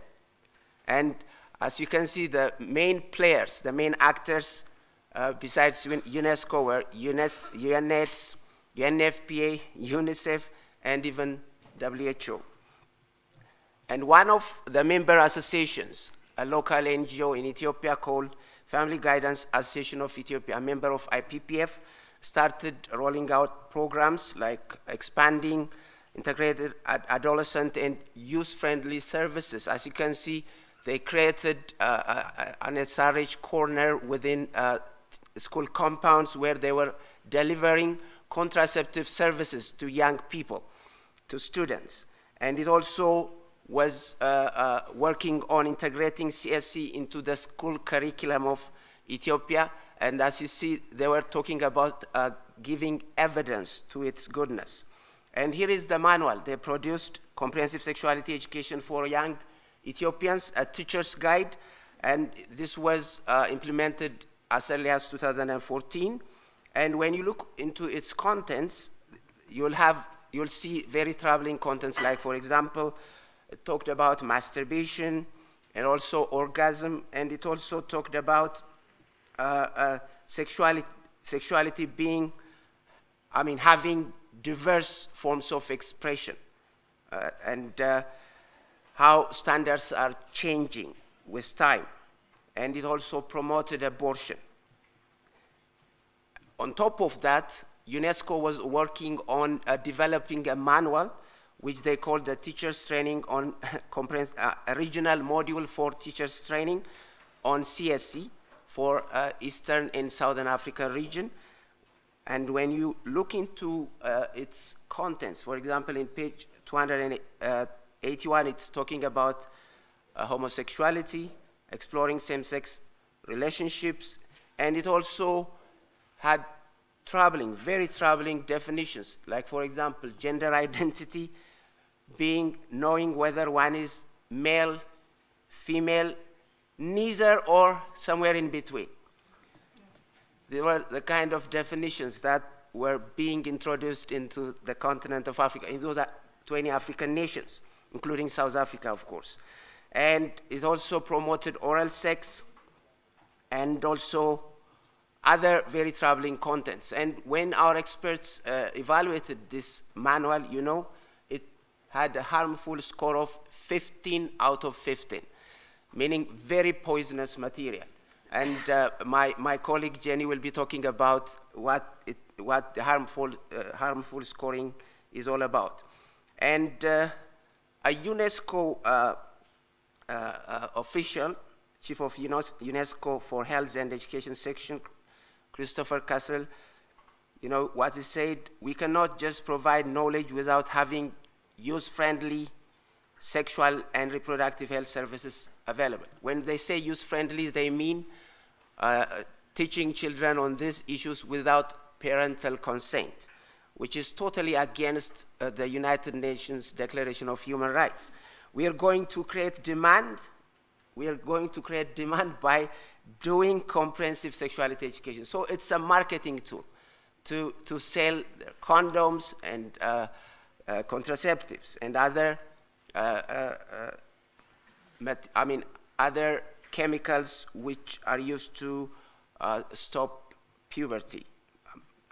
Puberty blockers. And they were also talking about evidence-based guidance from UNESCO and the World Health Organization. And what troubles me is what they said here. Univocally attest that it is safe to teach children and young people about gender equality and diverse sexual orientations and gender identities and expressions. And as you can see already in Ethiopia, UNESCO was teaching our teachers, training our teachers on comprehensive sexuality education.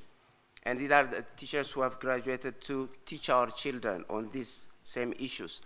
So it was when we were when we were involved in this fight that Family Watch International bumped into us. This time it is the way, somewhere around, it's the other way around, sorry. And we were able to join the fight with Family Watch International by establishing Family Watch Africa. And it was, a blessing for us because we were able to be equipped more to do the fight. And in 2019, comprehensive life skill-based sexuality education was the name that was given to CSC, and UNESCO and UNFPA were trying to introduce CSC into the Ethiopian curriculum in the name of comprehensive life skill-based sexuality education. And as you can see, for grade one students, they were planning to teach how to respect different types of families. For us, when we say family, the definition, but in their case, when they talk about families, they mean the family between a man and between a woman and a woman. So this is what they were planning to teach our children. And they were also talking about gender-based violence for a grade one student and teaching them about the difference between biological sex and gender. So this was our finding, and we had that curriculum framework evaluated by our group of experts at Family Watch International. And here you see the result of that evaluation, and it contained 12 out of 15 harmful elements, very, very poisonous. So we had to fight that through social media campaign and also again with media campaign, and eventually by God's help this was thrown out. And this was even attested by Financial Times, as you know, a very well-known media outlet in the West. And so we were able to throw it out. And as you see, Ippf is not relenting, and it was even reaching out to our first ladies, African first ladies, through their office. And as you can see, African First Ladies commit to advocate for women's sexuality and reproductive health and rights. And here you see an Ethiopian government official getting a grant of 11.3 million USD to implement. So it's all about money. It's all about money. Let me show you some activities which are taking place in Africa. And well, the African Union, our regional body, or our continental body rather, was infiltrated as early as 2005. As you can see, this is a document on sexual and reproductive health and rights, a continental policy framework that was developed by UNFPA and IPPF. UNFPA and IPPF as early as October of 2005. So our institutions have been infiltrated very early. And they were also talking about implementing the ICP 20 program, and they're talking about SRHR, including adolescent sexual and reproductive health and rights and the abortion care as well, and providing sexuality education for young people in and out of school. And here you see a manual that was developed for Malawi, and it was intended for 10 to 24 years of age. And as you see, it was developed jointly by the UN Joint Program on Girls' Education and 3 UN agencies: World Food Program, UNFPA, and UNICEF, World Food Program, talking about comprehensive sexuality education. And it was talking about protecting their sexual and reproductive health. And as you can see, the contents are very graphic. And it talked about sucking or licking body parts, undressing in front of a sexual partner, masturbating oneself or masturbating a partner, rubbing the penis between the breasts, and so on. I mean, it's so graphic. And fingering the vagina or the anus. I mean, for young people as early as 10 years of age. And penetration refers to the insertion of a penis or a finger or a tongue or an object or a sex toy into the vagina, anus, or mouth. So these are the kind of things that have been rolled out in our continent. And IPPF has done a lot of damage to our continent. And here you see a document, I mean, a recommitment plan in December of 2021. They wanted to recommit our African nations, the Eastern and Southern African nations, 22 of them, to recommit for another 10 years. And here was the countdown. And last December of 2021, luckily with the fight, we were engaged to stop this. It was only 10 countries that endorsed this new commitment. The others not yet decided. And as you can see, my country, Ethiopia, is not here, because this is a result of our relentless campaign. And well, let me show you some things before I close. I mean, UNESCO talking about sustainable development, meaning making education inclusive and equitable, and being a quality education service. And I want to show you what is happening both in Ethiopia and in Africa, and I'll be closing in a minute. This is a picture of the Ethiopian minister sitting together with a European Parliament. This is in this month. And this European Parliament member came all over Ethiopia. You know, when we closed the door at the Minister of Education, they are now going to the Minister of Women and Social Affairs, talking about gender-based violence and gender roles. They want to implement that in Ethiopia. And I just want to bring your attention to what is happening now at the UN. There is what they call the Transforming Education Summit, which took place just a day or two back, which was concluded and sponsored by the UN, in fact, opened by the Director General himself. And as you can see, there is a youth declaration on transforming education. And when you go and look at the declaration, which you will find when you Google it out, and young people, we, the young people of the world, we must first transform the state of education. And we are the forefront of the driving, at the forefront in driving change. And I want to show you their demands. They're saying we demand decision makers to invest in gender transformative education to create a present and future that is feminist, equitable, and free from harmful gender stereotypes. And the fifth demand is, we demand decision makers to ensure the provision of quality, comprehensive sexuality education for all learners. And they also want an inclusive education that embraces diversity. And as you can see, it talks about getting the support of 500,000 youth to support this declaration. Why did I bring it here? I mean, we need to stand up and stop this. We have to have at least 500,000 signatures or 1 million, if possible, to stop this. I just want to, as the African Director for Family Watch Africa, I would like to make a call for all of us to sign a petition that this is not something that needs to be implemented. The good news is we have now on the ground coalitions, like for example, the Protect Zambia Children Coalition. We are having people sign petitions against this kind of movement. This one is in Ethiopia, where we have 21,000 people signing against the sexualization of children.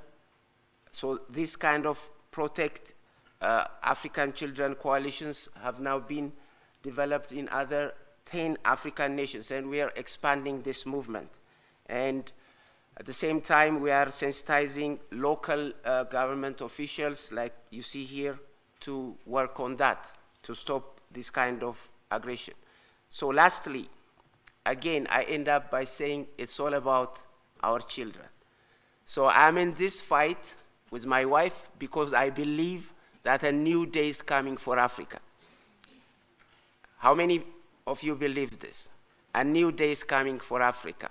So we have to stand together by stopping this kind of aggression against our children. God bless you, and God bless Africa.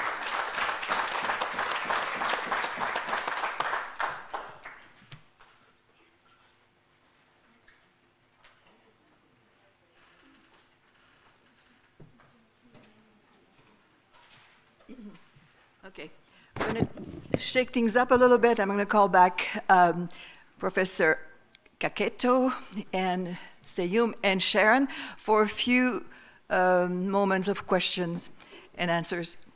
So, come on down.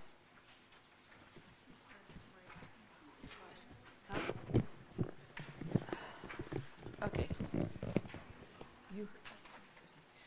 So if you have questions for any of the participants who are here now, the trainers that are up here, this is the time to ask on the specific things they covered. So if you have any questions for Sharon, for Dr. Seyum, or for Richard Kaketo, this is the time to do it. Do you have any question? Push your button and comments, whatever you want to do. We would like to have some audience participation. Thank you, lady in black, glasses. Yes, please. I would actually like to ask from one of our survivors. Ruth, is it okay that I can ask? Yeah.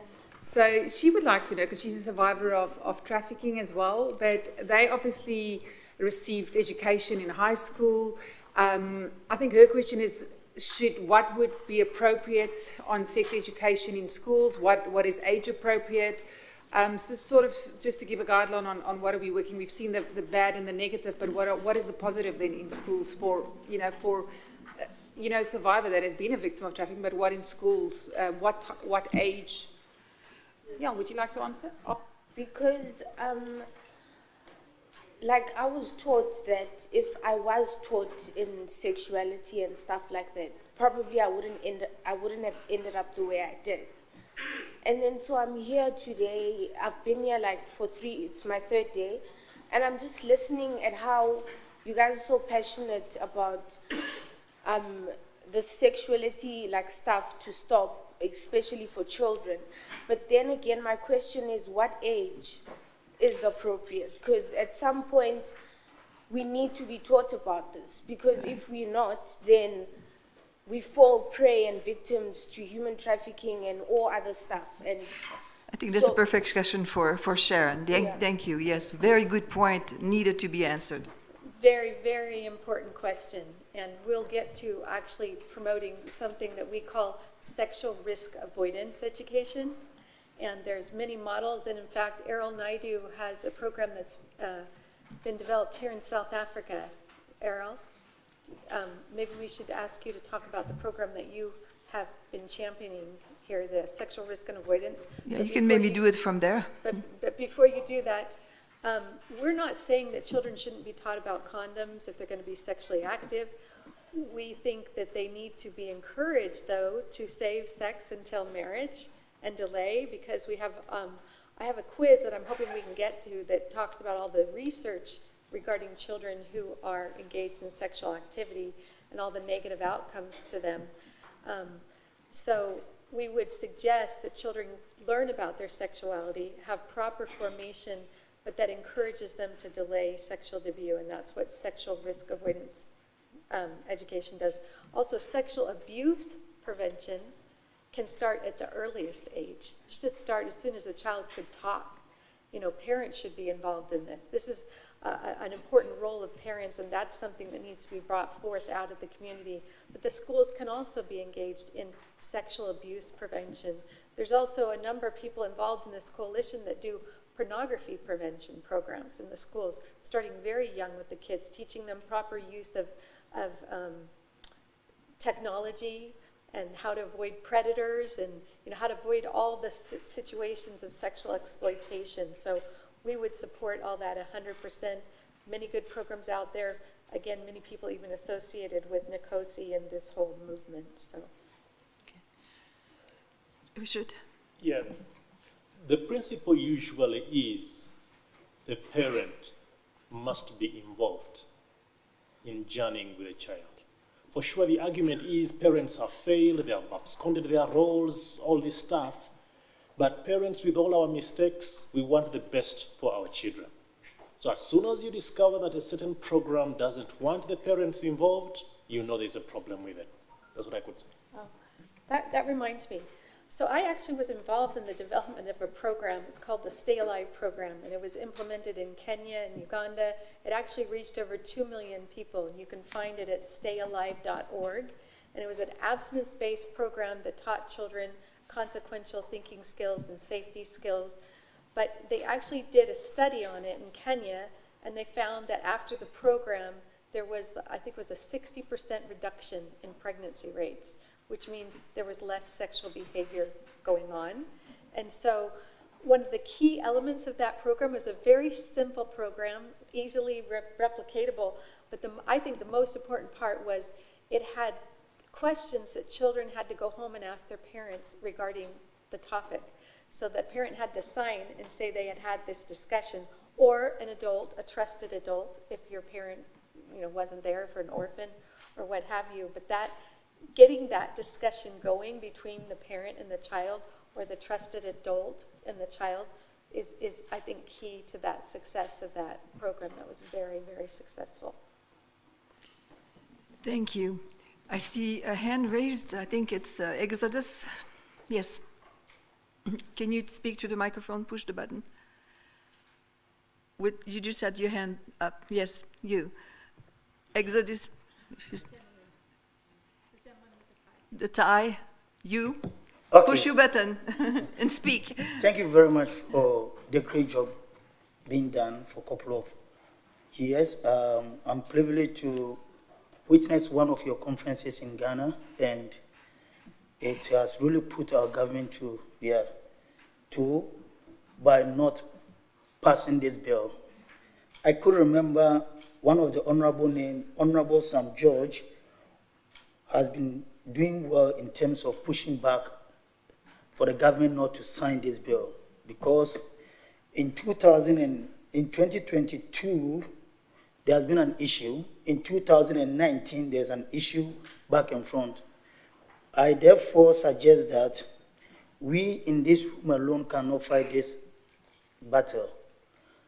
We need to get policymakers who really understand some of these policies by the United Nations and other agencies to help our community leaders to understand, because sometimes when you take the document, you may not see all this comprehensive sexual education.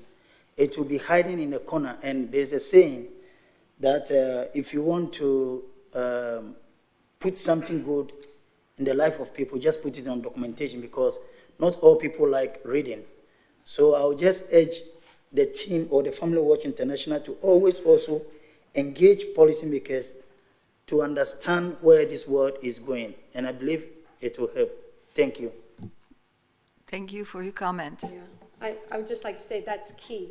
The key to preventing all this for children is getting policymakers, teachers, school administrators, is informing them. Like I said, if you just simply show people the manuals, they mobilize, they organize, and they figure it out.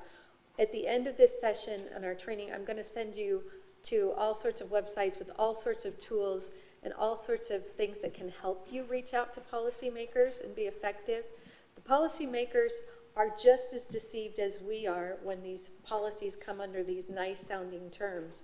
So it's really important that everybody in this room go reach out to your parliamentarians or your senators or your prime minister or your ministers. We've found even asking for a Zoom meeting all the way from the United States in a ministry that we can a lot of times get an audience or with parliamentarians. And we can even just Zoom and show them and ask them to look through the schools, do an audit, find out what's going.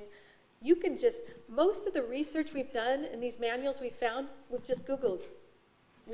You can find this online if you really, really search. So I support that idea of reaching out to policymakers. And again, we'll be giving you some more tools on that. Okay. Any other questions?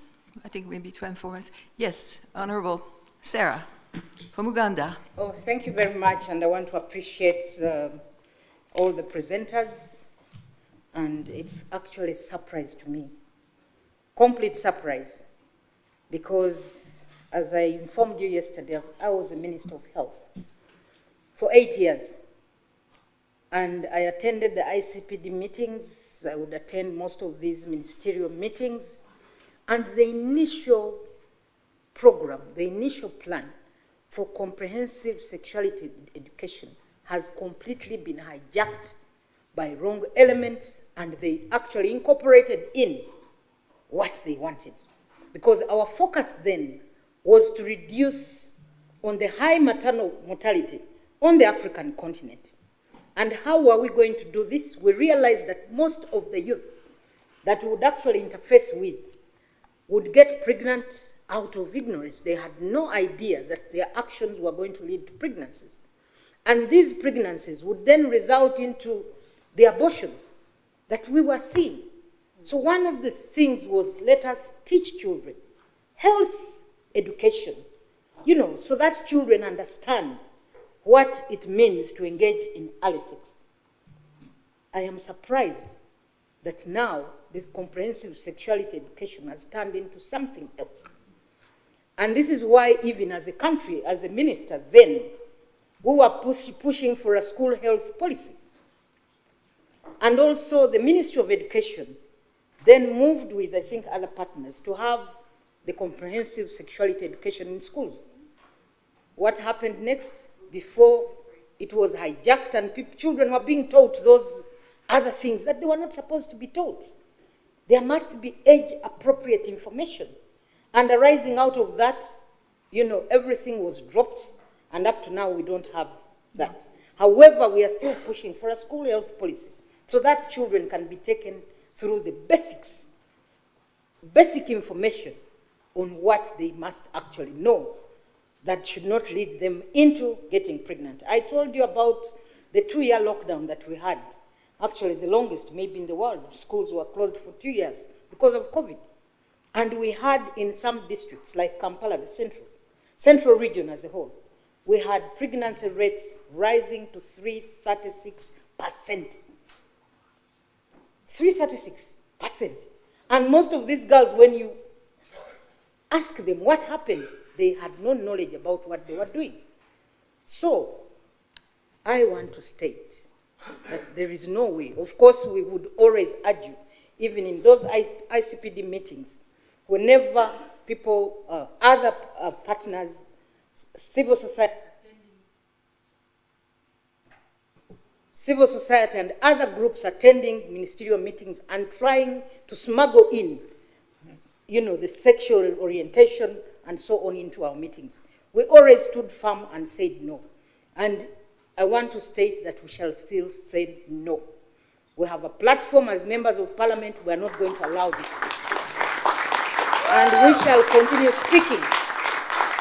2 weeks ago, we had an immoral, we had an immoral festival. I stood on the floor of parliament and I was threatened because I was saying, can government ban this festival? Because it's not an innocent festival. It was a festival for people to come and show all kinds of immoral acts, and I'm glad that we have captured the videos and we are still going to use this to push government to stop these, bringing foreign cultures into our African societies. We are going to continue speaking and we shall not stop speaking. Thank you. That is what I want to assure. You resonate, you echo what we have heard on the floor at the UN by many valiant diplomat ambassadors over the last 20 years that we've been in here, they've been including, some from your countries here that have stood up and echoed the same sentiment and have held back on many things and are standing strong within the African group. Jan? Well, I was going to say, we have Ambassador Dahab here as part of our team, and he's going to be speaking later. He's right here before you. He was the UN ambassador from Sudan to the United Nations for many years, both in New York and in Geneva. And when he learned about this, and he'll tell you probably more about it when he gives his presentation, an ambassador can do a lot. And when they learn about this, just like when you learn about it, you're going to stop it in Uganda. I would like Richard to kind of tell more about the Uganda story of what's happened specifically with their law on comprehensive sexuality education too. Yep. In 2013, Cape Town, yes, Errol mentioned it, we had the Eastern and Southern African commitments, and a number of our ministers of health, ministers of education, and ministers of gender of around 20 African countries committed to go home and mainstream sexual and reproductive health and rights in everything, programming, policy, and legislation. An attempt was made to run a comprehensive sexuality education curriculum in Uganda. Now, Family Watch provided information, and the members of parliament rejected this whole thing. So the strategy was, at that time, the educationists decided we will not have a standalone curriculum. We will try and split it up and infuse a little bit in social studies, a little bit in biology, a little bit wherever. That's what precisely happened, as the doctor was explaining. And recently, I think last year, one member of parliament tabled on the floor of parliament a textbook in our schools in Uganda that was teaching 10-year-olds about tubal ligation. 10-year-olds are being told on how to ligate their tubes and referring them to an IPPF-run program, Reach a Hand Uganda, as the place where services could be found. For sterilization. Now, essentially, this rose a lot of trouble in the country. When the parliamentarians rejected the program, the Minister of Education held off. Then, the organizations interested in promoting this agenda went to court, pushing the Ministry of Education to implement the program. So we have a decision on record, dangerously, that is requiring the Minister of Education to implement that framework. This is just to demonstrate the kind of pressure that exists and that Uganda has been resisting this quite a bit. It would make a difference if every African government is resisting. Unfortunately, the SADC countries seem to be cooperating, but we are hopeful that it will change. Yeah, I was just going to add to that. So Uganda actually passed a ban. When they found that program that you've heard about, The World Starts With Me, in several countries, after they watched our documentary saying it was in Uganda, they passed a ban. Parliament passed a ban. The law was passed against comprehensive sexuality education. So Planned Parenthood and the UN agencies could not let that stand. That could not. So they challenged that ban in the courts, which is what he was also talking about. And the judge struck down the ban, citing to the UN human rights mechanisms that are all corrupted, that are inventing a right to comprehensive sexuality education. In the decision, the judge said, comprehensive sexuality education is an international human right. According to international human rights instruments, and you just learned from Richard, it's not there. Let me explain that. Okay. The judge said Uganda has ratified these instruments. Uganda cannot avoid implementing these instruments. But comprehensive sexuality education, as we've said, does not appear in the international human rights instruments. But the implementing organs, which are rogue, if I would say, are the ones pushing the agenda. Now, we have jurisprudence that is saying, look here, because you've ratified the international instrument, you should be implementing this rogue agenda. And that is happening over and over again. We just have to be alert. Right, so, and then what happened is, so there was a challenge to that striking down of the law, and the courts kind of hid it. You haven't even been able to challenge that because they won't even give the paperwork so it could legally be challenged. So they're still trying to block. The important thing here, though, is comprehensive sexuality education is not an international right. If you go to familywatch.org, we have policy briefs. We have a whole policy brief that explains this whole Uganda decision. It explains the different human rights mechanisms that the judge cited to that are not binding and that are ultra vires, means they're rogue, as Richard said. And we have to fight the concept everywhere that comprehensive sexuality education is a human right, because it's a human wrong, not a human right. When a bad decision has been made, we all have a right to appeal.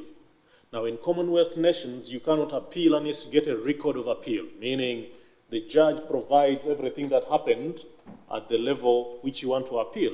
The record of appeal has gone missing in that case we are talking about. We've not been able to access it, so we are not yet able to appeal that matter. Probably we might have to ask Honorable Sarah Pendi to summon the Attorney General to explain what is going on. You can use Sarah. Okay. I think that to keep on track, we need to probably stop the questions right now, and we'll try to keep doing that. But wanted to ask you, we have passed the glossary, and do you want to address that for a second? We've passed a paper. I think everyone has received a list of names, a glossary. Can you give one to Sharon? So this is actually a glossary that we use in our training with UN diplomats, because they're constantly being given terms and provisions that they're proposing that are all advancing the sexual and reproductive health and rights agenda. Now, when you look at these terms and our definitions, these are not real definitions. This is not what these terms really mean, but this is what sexual rights activists mean when they use these terms. This is what UN agencies mean when they use these terms. This is how these terms will be implemented by all these UN agencies and Planned Parenthood entities on the ground. So these are terms that we encourage in any policy making to remove them in many cases. So this is kind of like revealing their agenda and the deception. Again, he who can control the definition of terms wins. So let's take the term comprehensive sexuality education. We have all the governments of, pretty much most of the governments of Africa, many of the Islamic governments. We've got a number of Caribbean countries, a number of Asian countries. Anytime that's proposed at the United Nations, they will fight it tooth and nail. So what the UN agencies did with Planned Parenthood is now they're not calling it comprehensive sexuality education. Now they're calling it comprehensive sexual and reproductive health education, okay? Or information and education regarding comprehensive sexual and reproductive health. It also can come under life skills. It can come over just health education. They're hiding it and changing the terms so that they can get this into there. Same thing with gender. If you look at the terms on gender, okay, we always encourage in any policy making to get rid of gender and replace it with sex. Instead of gender-based violence, it's sex-based violence, because that's a Trojan horse term to bring in the LGBT agenda. You know, transgender would be gender-based violence. Then, instead of protecting women, these gender-based violence policies, it gets hijacked towards the sexual and reproductive health and rights agenda, and the women get left behind. So it's really important to understand the terms, and just even reading through this one time can be really beneficial. One more thing to add on this. Even with the recently endorsed Eastern and Southern African Ministerial Commitment, you know what happened was the document that was ratified was not available to responsible government institutions until after it was ratified, and the glossary of terms was put in place after the nations have already endorsed that commitment. So by then, already the definition, these kinds of definitions were put in place. And so governments did not know what they were signing on. So this is the kind of play that is going on. Let me just add and then we can be done, because this point that Dr. Seyum brought up is so critical. And if your governments have signed on to this commitment, you can go to your health ministry, you can go to your parliamentarians, you can go to the different policymakers and decision makers in your government, and you can show them, and we can email this to you, that again, after they had already signed on, they created the glossary, and in the glossary they defined sexuality, which the whole agreement was focused on sexuality education, as it containing sexual orientation, gender identity, eroticism, that whole definition. So they just changed the whole nature of the agreement after it was already done. So now your governments have agreed to basically put this whole radical comprehensive sexuality education in the schools. So Thank you, Sharon. You turn off your mic, please. I see that I missed a question by one of our organizers. Marcel, would you like to be a brief question, comment? Thank you. Just very briefly, Sharon and team, thank you so much for your work, and it's really been enlightening. I've just got a question whether the issue of ethics is something that's on your radar. The reason for that question is clearly research is a cornerstone of these organizations. Research is going to continue to be something that these entities rely on. I mean, if you think about the Singapore statement, the Belmont report, we talk about issues like respect for the persons, which includes protection of those with diminished autonomy, justice, beneficence, which includes, you know, who ought to receive the benefits of research, but also bear its burdens. Now, what we're seeing in the full decriminalization research around prostitution, and we're busy documenting it, almost every ethical rule in many of these studies are broken. And when you read the ethical the ethical considerations, and they say they've got this IRB that they've done and they've qualified that, but it's literally like a little menorah blade write-up of what they've actually done in terms of considering research ethics and ethics in general. So just a question whether that is on your radar.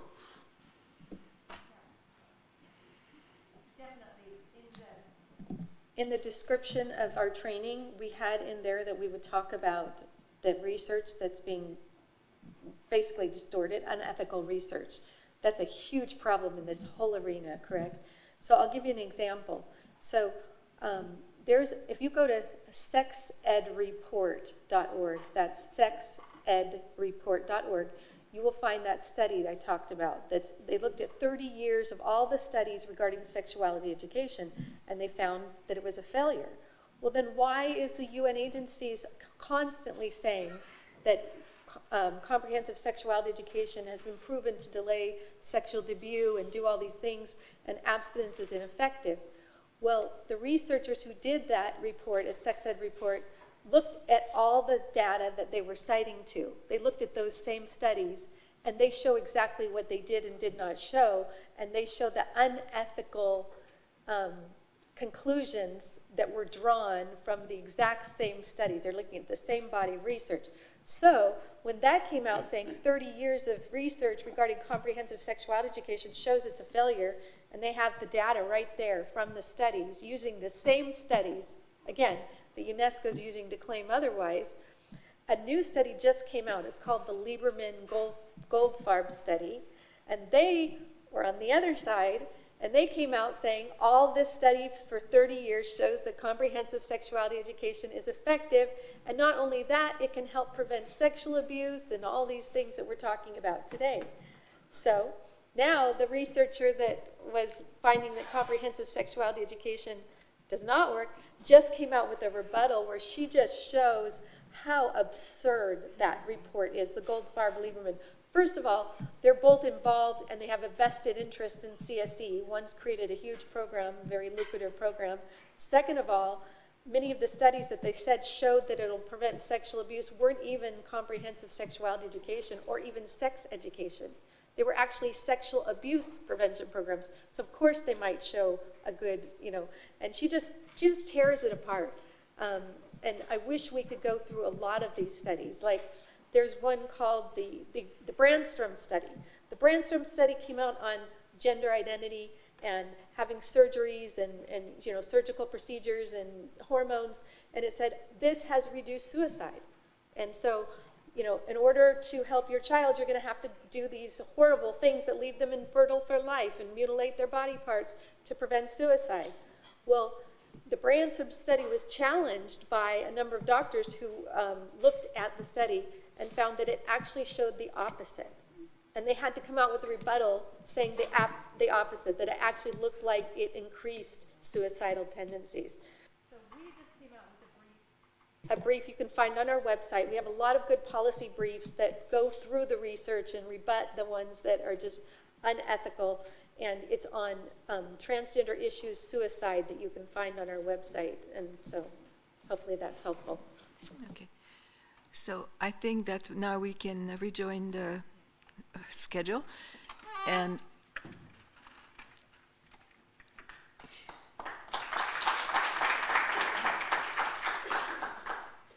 okay, so we have time for Jenny. Yeah. So I'm glad to call to the podium the latest addition to the Family Watch team. Jenny Updike is recently joined us, and she's the executive assistant to Sharon Slater. Maybe you can imagine what that might entail to be the executive assistant to Sharon Slater. Let me see, in the next 2 weeks, it's here, and then it's on 2 days in Atlanta, then on to Budapest, then on to Mexico, and then to the African Policy Conference we are organizing, and this is all in the next 10, 12 days or so. So Jenny has to be quite a person to be handling all of this, and she is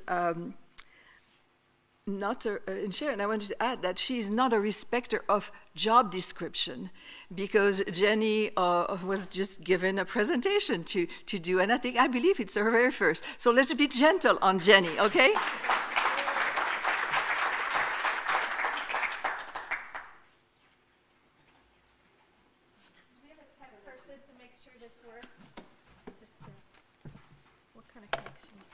Yes, my debut presentation. Let's hope it works.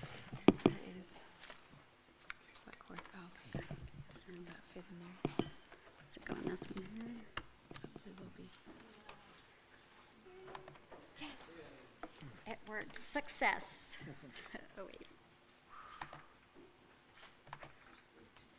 Did it go back on there? Okay.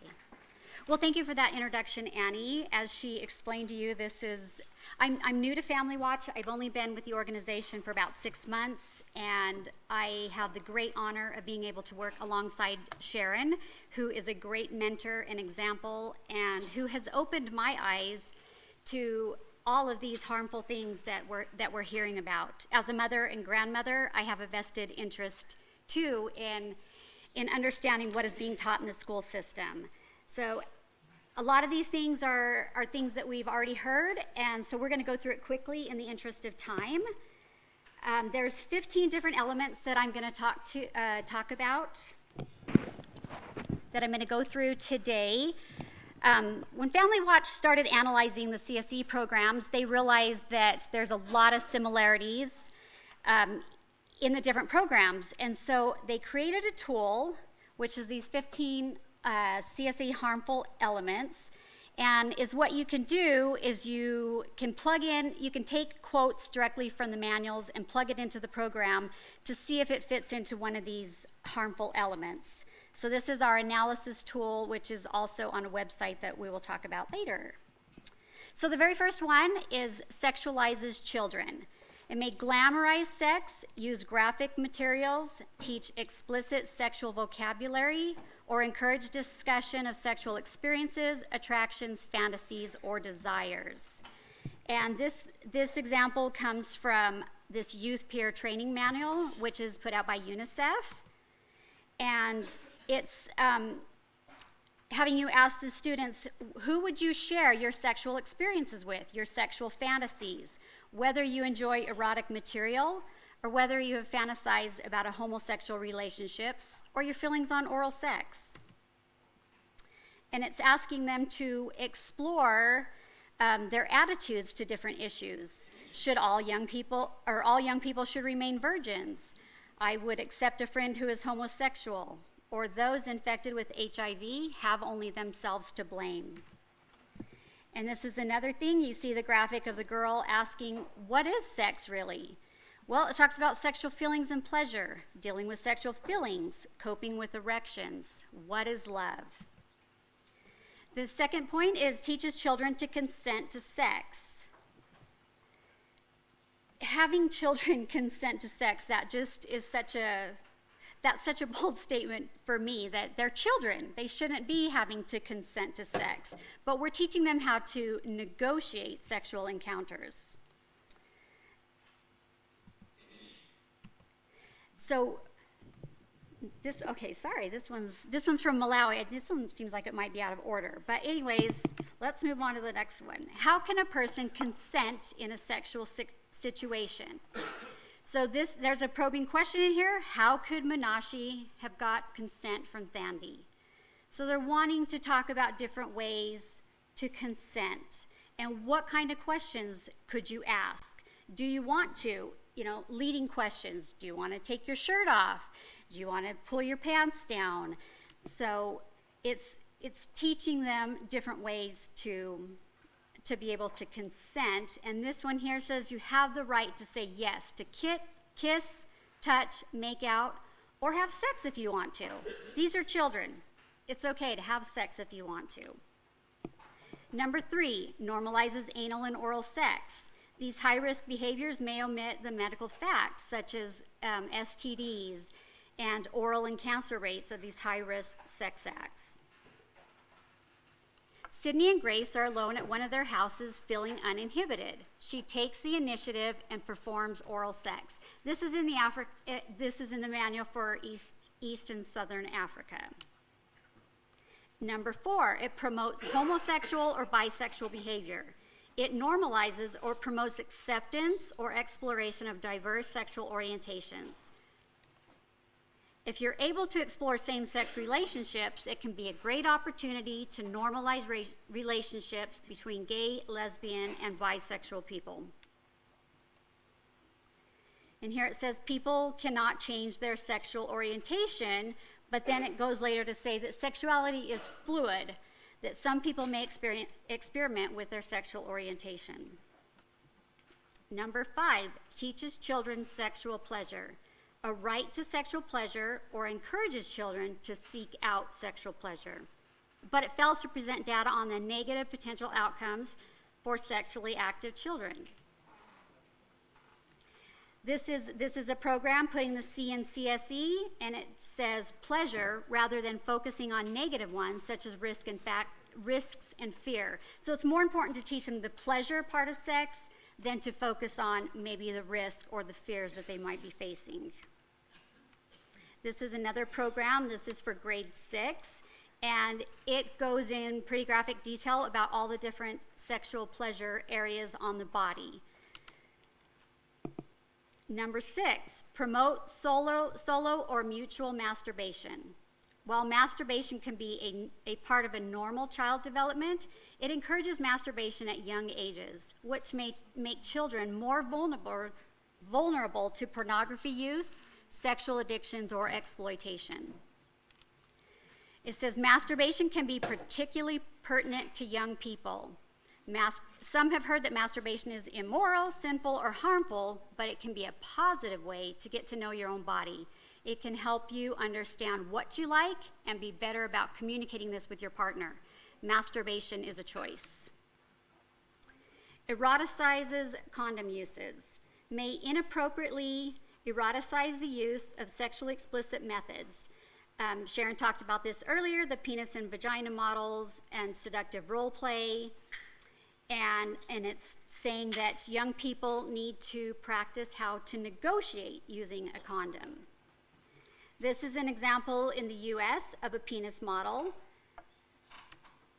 And then another program makes it a race. Let's have a condom relay race where the first team to finish is the relay champion.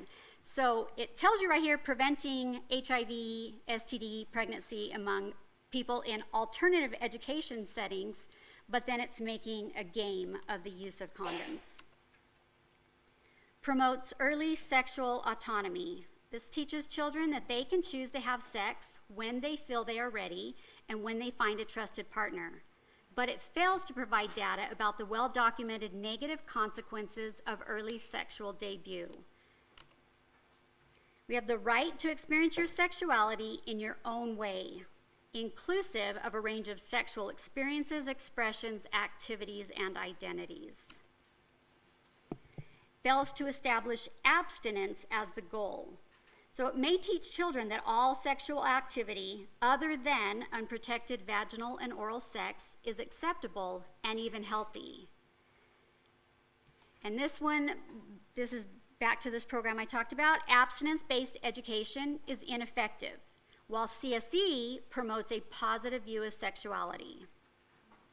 And then it talks about disadvantages of abstinence, meaning it may be too difficult to go long periods of time without sex, or you may forget and lose control that you made that decision to have sex. So abstinence is rarely mentioned, or it's brushed over. This is another program here in East and Southern Africa. Outer course means being sexually intimate without having oral, vaginal, or anal sex. It is a type of abstinence. So it's teaching abstinence, but these are the things that you can do in place of that. Caressing, heavy petting, and masturbating. Number 10, promotes gender confusion. The exploration of diverse gender identities may teach children that they can change their gender or identity as multiple genders, or other unscientific and medically inaccurate theories. This program is also in Africa. It says we see that nature does not decide where male ends and intersex begins. Humans get to decide that. This is a program put on by all the different UN organizations. A man who becomes a woman and is attracted to other women would be identified as a lesbian. Yeah, so you have to read that a couple times for that to register, but this is for our young children. Teaches abortion and contraception. Presents abortion as a safe or positive option while omitting data on the many potential negative physical and mental health consequences. Advocacy to promote the right to and access to safe abortion, sexual and gender diversity. This is the International Technical Guidance on Sex Ed put out by UNICEF, and it says abortion, in relation to contraception, abortion, and sexual diversity, young people are clear that they want more sexuality education services. Number 12, promotes peer-to-peer sex ed, sexual rights advocacy. may train the children to teach other children, so they'll be taught amongst their peers, and they will recruit children as spokespeople to advocate for highly controversial sexual rights. Everyone has a responsibility to advocate for gender equality. And the CSE programs empower young people as global citizens that are able to advocate for their own rights. Respect their rights to the highest attainable standard of health, including safe, responsible, and respectful sexual choices. Number 13, we got to get through these quicker, undermines traditional values and beliefs. It has the kids questioning their parents' beliefs or their religious beliefs or cultural beliefs, and having them create their own or come up with their own, saying it's important to change social norms and harmful practices that are not in line with human rights. And it has them compare and contrast ways that religion and influence has changed over the years, or do they think and believe the same things that their families believe or their friends believe. Number 14, violates or undermines parental rights. May instruct children that they have the right to confidentiality and privacy from their parents. And that was talked about earlier. They're trying to separate the parental rights from the children's rights.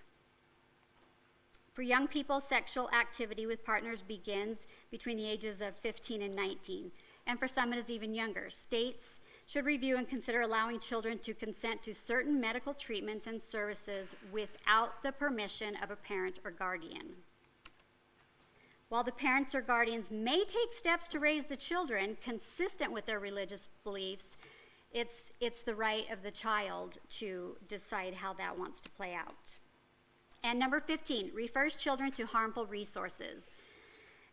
As we talked about before, Planned Parenthood is behind these programs, and so they have a financial gain when they push this information. And I wanted to get to one, oops, let's go back, sorry. I don't think I have it on here. But anyways, it's providing them with all of the resources and all the things that they can have access to, while it also becomes a personal gain for Planned Parenthood. So once again, we'll go back to CSE is defined, has a positive view, and instead of giving warnings and scare tactics, CSE empowers learners to enjoy and take control over their sexuality and sexual life. And we have a website. I know Sharon's going to touch on all of this when we wrap up, but stopcse.org. It has the 15 harmful elements that I talked about and ways that you can plug in different things in the curriculum to find out what is harmful. Thank you.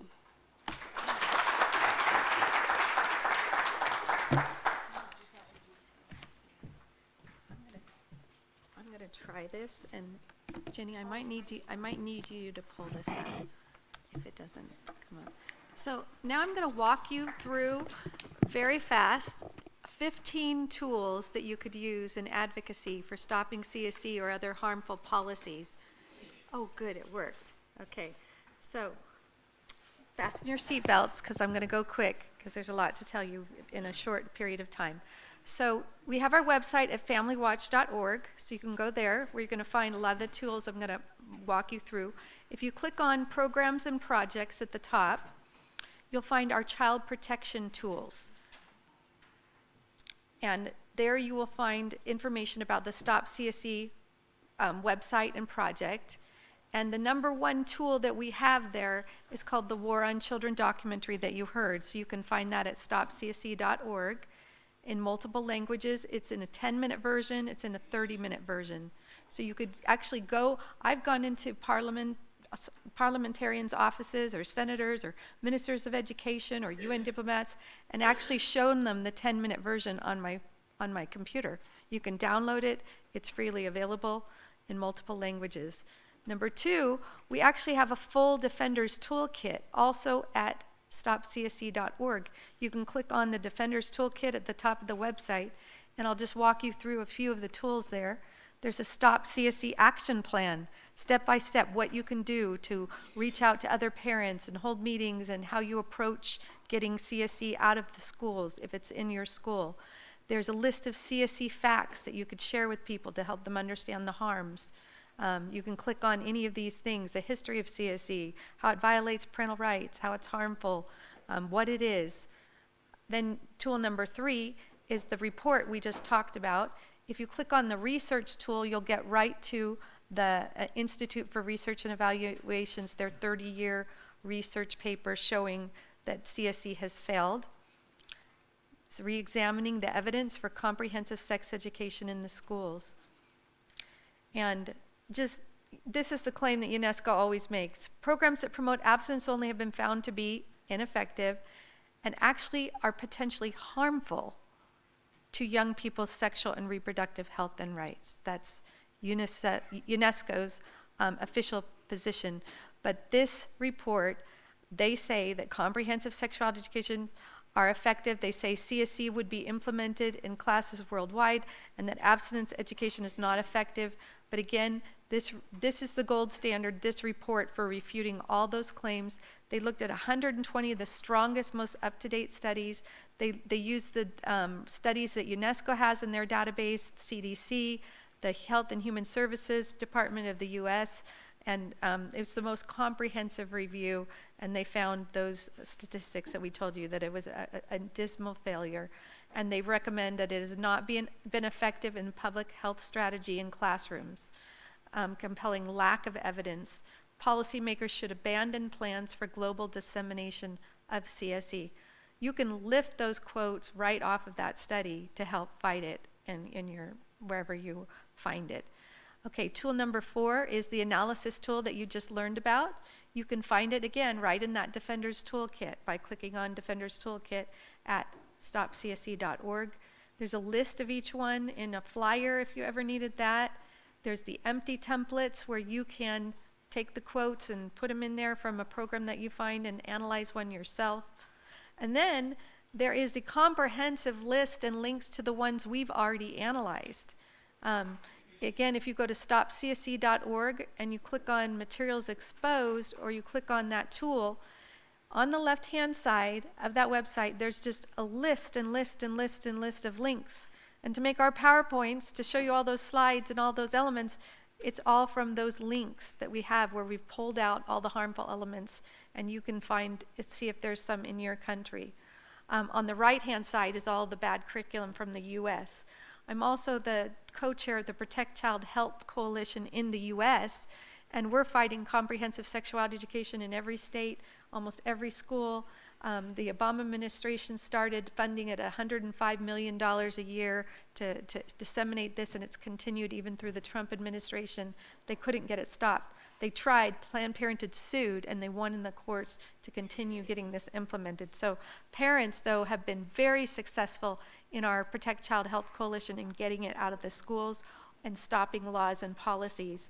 Here's again, just showing you, if you scroll down on that website, the links that you can find. For example, the first one is the International Technical Guidance on Sexuality Education that we showed you. You can find all those quotes again on this website. There's a standard for sexuality education for Europe that I showed you, where they're trying to reach children newborn to 4 years old. Again, all those quotes right there. Then there's the sex education standards. We had the question about, what do we want? Planned Parenthood is working to get sex education standards passed, or frameworks passed, in every country, in every school district, pushing their agenda. Well, a team of experts on sexual risk avoidance education, and I got to help a little bit with this, got together and created very comprehensive sex education standards, starting with kindergarten all the way through high school, and they're good standards. They're standards that would help children even have pornography prevention, standards that would help them identify the harms and prevent addiction. And I recommend, this just gives you the link. They were actually published by the Medical Institute for Sexual Health, and we recommend them highly. Advancing Wholeness by Empowering Optimal Sexual Health is those standards. You can also find them by going straight to newsexedstandards.org. And here's just a little glimpse into them. Like, there's one on family cluster. Students will be able to identify factors that contribute to the success and legacy of the family, such as empathy, kindness, etc. Explain how healthy families typically share values, provide love, emotional support. Identify family members and trusted adults. So it works on family strengthening and optimal sexual health development. Explain how exercising self-control over attraction and sexual desires helps promote optimal sexual development. These are the things that the children should learn. Analyze why many sexually active adolescents wish they had waited to have sex and how they can choose to avoid non-marital sexual activity going forward. These also could be adapted and changed. So this is something you could champion. You could take to your Minister of Health or your Minister of Education. You could take it to your school and say, could we adopt these standards and could we find curriculum that will adhere to this? The tsunami strategy is one of my favorite strategies. That's when you have to go testify somewhere, or if there's a hearing in your parliament, or you want to go to a school district. And what we say is get at least 30 people behind you and have them each have a statement, and prepare the statements in advance and have them build on each other. It takes a lot of work, but we have examples of 30 statements that we've used. When we had a new superintendent of schools that moved into Arizona, and the first thing she tried to do was delete the provision in our regulations in our state that say that you can't promote homosexuality and all this stuff in the schools. So we organized a tsunami strategy. We had 30 statements read, and they were just shocked when we had really good, scientifically based, logically based, not emotional statements that built on each other, and we were able to stop her plans immediately with that tsunami strategy. So the chart of sex ed terms. This is very, very valuable. It's similar to the chart of terms that I gave you, except this is specifically related to sex education, and it tells you what to do if these terms are in your policies, how to change them, what to replace them with, what you need to delete, and what needs to be effective. So here's the chart of sex ed terms. I've just pulled out a few examples, like, let's see, access, let me do age appropriate. The term age appropriate is probably the most deceptive and devious term that we encounter. It sounds so good, right? Wouldn't we want age appropriate sex education? We want everything to be age appropriate. When you hear that, you think, oh, we don't have to worry because they're not going to give anything that's not age appropriate. Well, age appropriate is the description of every age inappropriate CSE program I know. That's just in their description.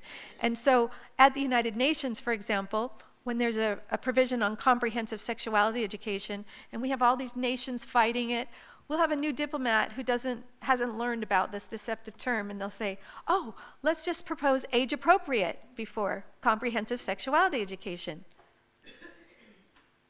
It's an oxymoron. It's impossible to have age-appropriate comprehensive sexuality education. At no age should children be encouraged to have sex, sexual pleasure, and do all these things.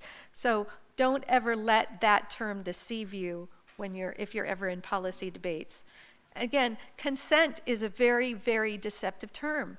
In this world space, I'm sure many of you probably have even wanted to champion consent education, because the idea is that will prevent abuse, because you only engage in sexual activity if you get consent. You can't do it if someone's drunk. And there's some good aspects of this, but when we're talking about children, underage children, we're talking about 9-year-olds, 10-year-olds, 11-year-olds, 12-year-olds. You don't ever want them to consent to sex. You shouldn't be teaching them how to say yes and seducing each other in role plays. It's just a deceptive way of getting the CSE to the children. You want to teach children refusal skills. So in the state of Utah, when I moved, before I got there, sure enough, Planned Parenthood was pushing consent education. They're the ones behind these provisions that are being pushed everywhere across the world. And so when we informed the school board what that really was, they changed it to refusal skills instead of consent education. Okay, so this, again, is a really good policy tool. Then if you go back to familywatch.org and you click on our United Nations Program tab, we've got a wonderful video on the family, by the way. I wish we had time to play it. The family and sustainable development, how the family is the core to accomplishing all the sustainable development goals. But there you will find a link to the UN Family Rights Caucus. And Annie's going to tell you a little bit more about that, right, on your presentation. So I'm not going to go more. Yeah.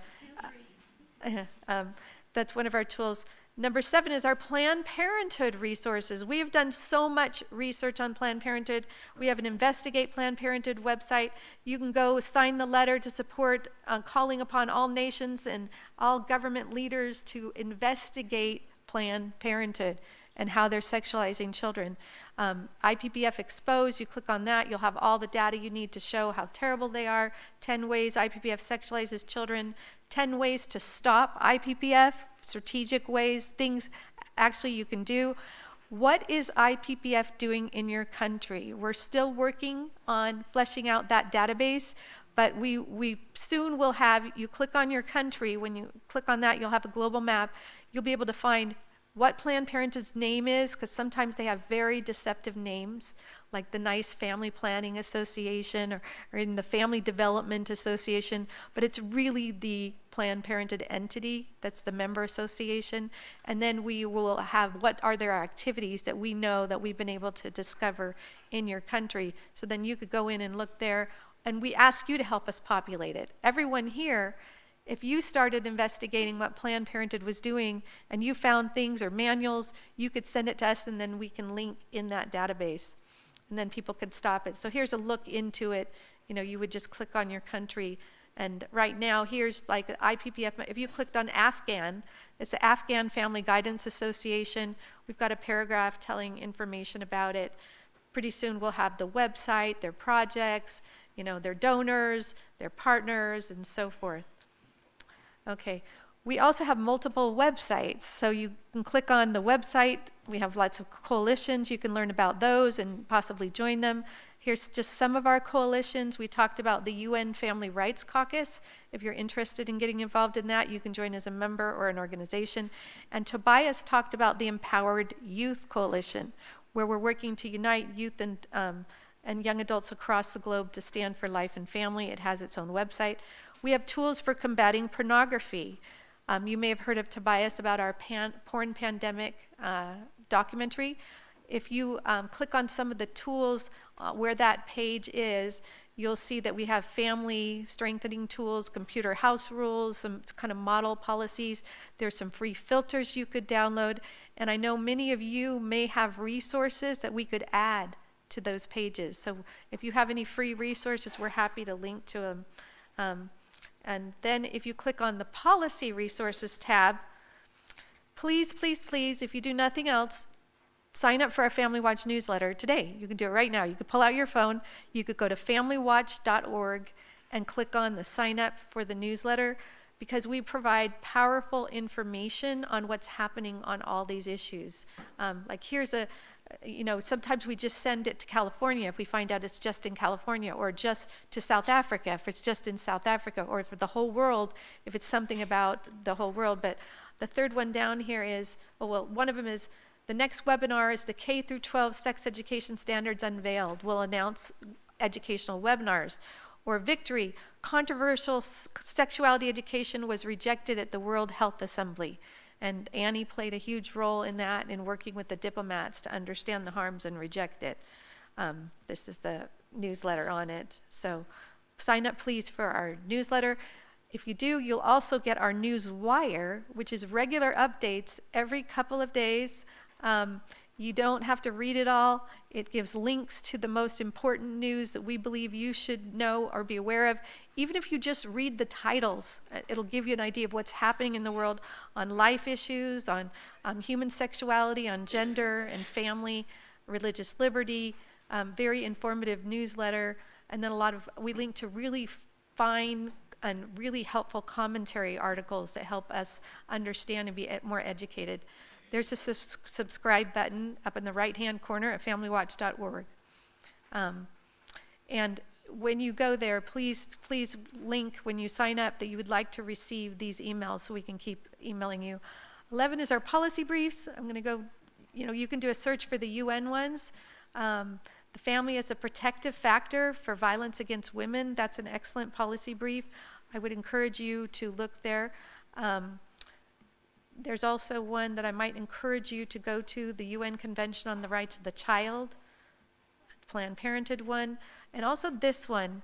The UN Sustainable Development Goals is a big deal internationally. If you're not familiar with them, these are the goals that the United Nations negotiated for 2 full years. Every nation in the world signed on, and it's the blueprint and the commitments that the governments have made on 17 goals, that's going to solve every world problem. So it's supposed to encapsulate all the world problems with the goals and the sub-targets. This document exposes the hidden agendas in a lot of the wording that got in there and what you need to watch out for. Number 12, we have a resource guide. This is something that you have to be our best friend if you want it. Come talk to us. If you're really involved in policy work, come talk to us. It has a lot of helpful information. And then you've all received today our Family Defense Handbook. Do you have Stand for the Family? Yeah, that's our gift to you. This also has all sorts of helpful information. If you open it up, you can learn about the deceptive tactics, what's happening at the United Nations, the sexual rights movement, debunking common arguments used to advance homosexual rights. And I want to talk about that just for a minute. And I want to give a disclaimer here as far as issues related to sexual orientation and gender identity. We care about people who have same-sex attraction and gender confusion, whether they choose to identify and adopt those lifestyles at all. When we're talking about children especially, we don't care whether the sexual activity that's being encouraged is heterosexual, homosexual, premarital, extramarital. We are a champion of protecting sex only within the marital act, because every study that we can find shows that when sexual relations happen outside of the marital bond, there's more potential for every negative possible consequence that can happen, whether it be related to wealth, poverty, health, mental, crime. That sexual act has so much significance in our society. When it's protected there, children fare better, everything goes better, society goes better. And there's a lot of this data and information on this in this book. Videos and webinars, okay, lots of videos and webinars. We'd invite you to go to our video webinar library. We have videos on the family, cultural imperialism, motherhood, pornography, same-sex attraction, sexual education. But we've just launched a series of about 30 videos on the transgender issues. You can go to transgender issues videos. It'll give the real scientific and medical facts regarding puberty blockers, cross-sex hormones, the genital mutilating surgeries that leave children infertile for life, a lot of stories of people who regretted those. They're all different lengths, 5 minutes, 10 minutes, 20 minutes, but really, really good resources to help understand Sydney's story. You'll see the before she transitioned, then when she was trying to be a boy, and now she tells how, the permanent effects that happen to her that are so negative and discourages people. Family Watch webinars, we could go on and on about those. Planned Parenthood, we've got a series of 7. You can also, there's just one of them, CSE webinars. I'm down to 15, okay? So I think we did it. We hope that you will look through these resources and use them. Subscribe to Family Watch, and there we go. What's next on, we're done. Lunch, sorry. Okay, I tried to do that fast.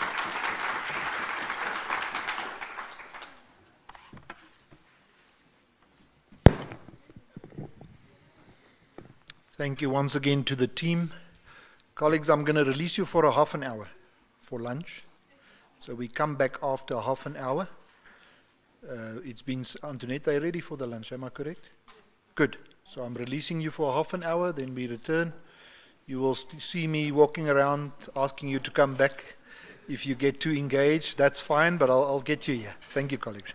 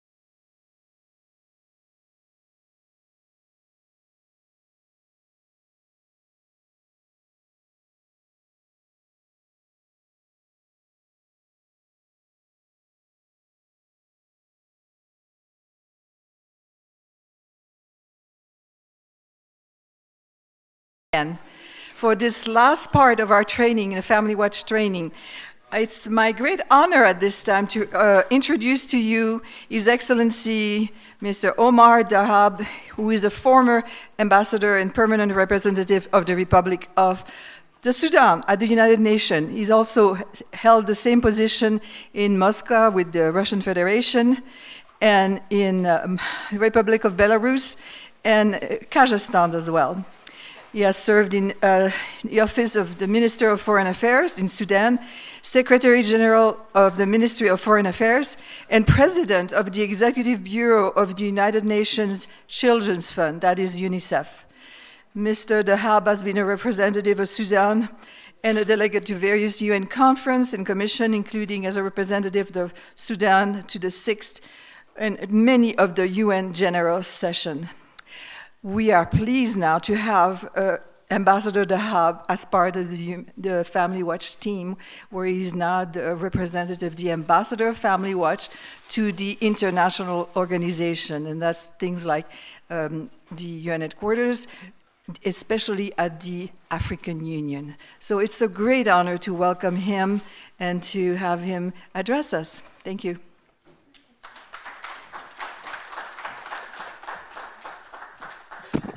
While he's coming up, I want to draw the attention to the handout that you just received that's related to his full presentation. It's the brief on the ACP-EU agreement, and we also gave you a petition to sign. Just before he speaks, this is probably the most important presentation that you will hear today. I'm just going to tell you that the treaty he's going to talk to you about is the most dangerous thing I've seen in the 22 years I've been doing this. For our families, for our children, it's very, very serious business. So thank you, and you can follow through along with him because you have the brief. Thank you very much. And as the last speaker, I would like to commend Family Watch team for this these nice presentations, and I would like to commend the reactions from the room and the contributions made. Particularly, I was attentive to what the Honorable MP of Uganda, the former Minister of Health, said, and the commitment she made, and I hope, and this is what we are working for, to garner the collective support of the African people in the high offices, whether it is in the executive or in the legislative organ, to see that these issues which we are talking about and these agreements which are being foisted on us are quite dangerous, and they will ultimately destroy the future of Africa by destroying the children of Africa. This is so dangerous that sometimes we find that our leaders and our people in different organs of the government are not fully aware of it, and this is also a point which Family Watch International with other actors, whether within Africa or worldwide, are doing their best to try to tell those who are in power about the dangers and pitfalls which we have to avoid by all means. Particularly, I remember when in 2018, end of 2018, a delegation from the executive board of UNICEF visited Uganda. And during the visit, we met the Speaker of the Parliament, a very powerful lady. And during the meeting, one of EU member states representative raised the issue of LGTB groups in Uganda, and ask the speaker to allow them free movement and not to criminalize their actions and their activity. So the answer of the Speaker of the Parliament was really excellent and to the point. She said, you came all the way from New York to Africa to tell us about this. This is our culture and this is our law, and we don't accept these practices. So now the honorable MP and the former minister is reconfirming this, and this is something which is gratifying and excellent. On the issue of ACP-EU agreement, I would like to start with mentioning two important points. That though the suppression of sexual exploitation and abuse is widely agreed upon, yet it is clear that the same resolve does not exist with regard to addressing root causes. And root causes are of far-reaching consequences which we have to take care of. The second point which interplay in this particular issue is the value shift which we are witnessing in developed countries, especially in EU, on sexuality and sexual freedom, in addition to other direct political causes. Those have negatively affected the resolve to stem, or let us say to reduce as much as possible, the rate of sexual exploitation worldwide. Such a determination is really lacking today. In this regard, a special attention has to be paid to the group affected most, the children. And I'm happy that during the previous 2 days, there was a special attention and focus on the children as vulnerable, as the most vulnerable group, and as the people who will carry on the values to the future.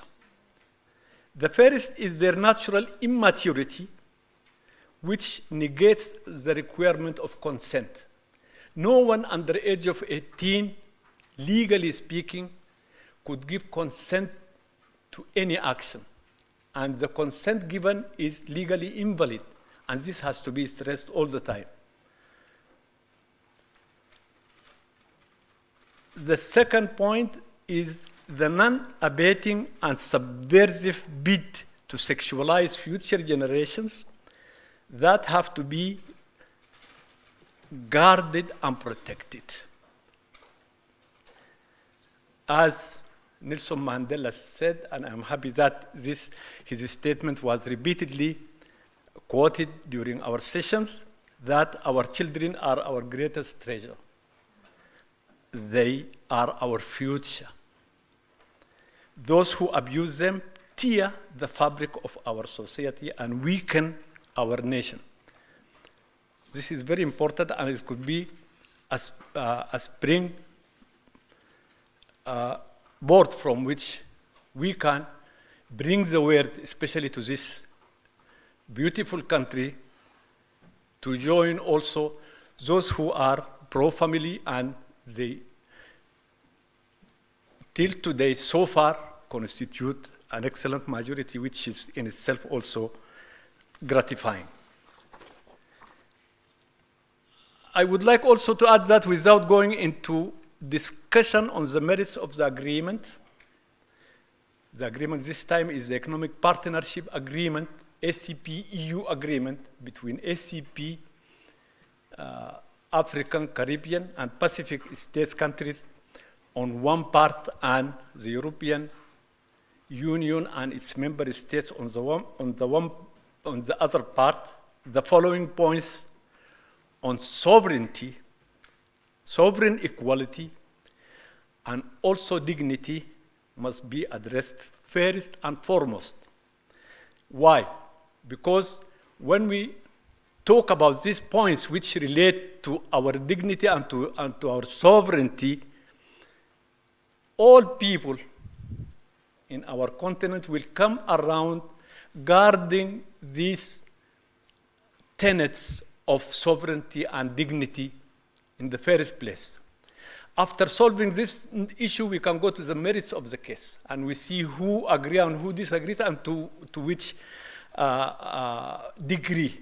This is something secondary. So I think we have to face and we have to address the issue of sovereignty, sovereign equality, and the dignity of the people of Africa before we go into the merits of the case. And no one would definitely disagree with looking into this issue. And even those groups or countries who are a bit lenient on these issues which we have raised will join hands altogether 100% in addressing these issues and in defending the principal tenets, values on which Africa as a continent, as a people, is existing since creation. In this regard, one of the issues I will mention about 7 issues which relate to sovereignty and sovereign equality. The first one of them is in the ACP-EU agreement. We have the general part of the agreement which concerns all these 3 regions, member states, and we have a specific region agreement which is concerning the respective 3 African, Caribbean, and Pacific regions. So Article 101 of this agreement, Article 101, subparagraph A, or subparagraph 1 of the agreement, it states generally that the parties shall address questions of interpretation in accordance with Article 101. That is quite interesting and quite dangerous. Why? Because it relieves EU from the parameters which were put by the Vienna Convention on Law of Treaties of 1969, which has become by now what we call part of the international jus cogens, the principles which are agreeable by all nations across the line, whether they are signatory parties to this agreement or not. This regime of reservations allows, for example, the country which is party to a specific agreement to make objection as much as the treaty itself does not make limitation to such objections or prevent the objection on the treaty, like the statute of the International Criminal Court, which prevents reservations. This is one. And if the reservation itself is incompatible with the purpose and objective of the agreement in question. The ACP-EU agreement created for the African countries and other groups a regime of reservation which is incompatible completely with Vienna Convention, and it is incompatible with the practice of the EU member states themselves. The EU, through its history of action and legislation, and addressing the objections and the different positions of member states, came to a practice whereby the country which is objecting will be asked, will be invited, and this is a word which was used, to please have another look to the object, to the reservation which you have made. And this system has developed to the point that the objecting state is given 10 years to review its position, and if it does not withdraw its reservation, it will come with the statement why it does so. So this is the EU members. But the agreement, in a very arrogant way, imposed a system of reservation, a system of interpretation, which negates this practice of the European Union, and as I said, it negates the international law in this regard, as clearly stated by the Vienna Convention. This is a matter of sovereignty and of dignity, which those who are concerned and those who are in charge of this agreement in Africa, whether collectively or individually, must give enough attention to. Article 101, subparagraph 7, also states that if either party considers that a violation of any of the essential elements of the agreement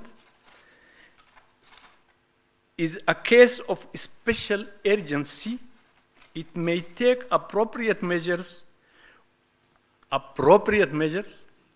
with immediate effect without prior consultation against the country objecting or giving another different interpretation.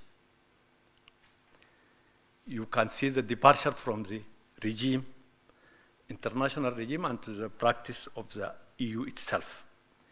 Cases of special, this is the sub-article continues to say that cases of special urgency shall refer to exceptional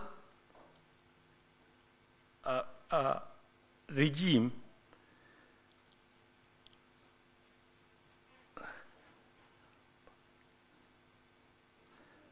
These cases are of particularly flagrant violations of one of the essential elements. So, as I said, the high-handed and the arrogant position of European Union on this particular point is quite clear and evident. I don't want to take much of your time, and I will go to other points.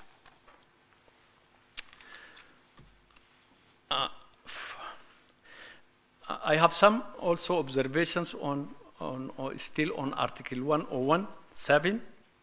For example, African Free Trade Area,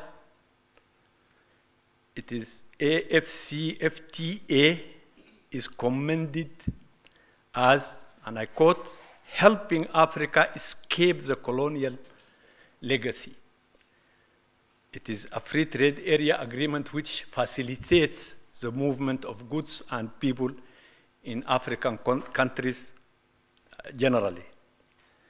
While the EPA, Economic Partnership Agreement, is defined or is described as bringing Africa back to colonial time.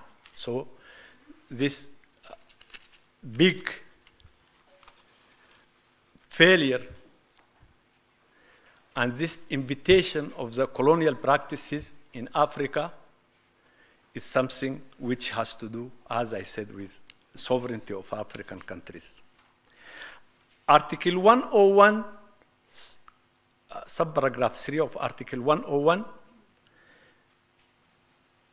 says, for the purposes of paragraphs 4 to 9, the term party refers to the European Union and its member states on one part, and each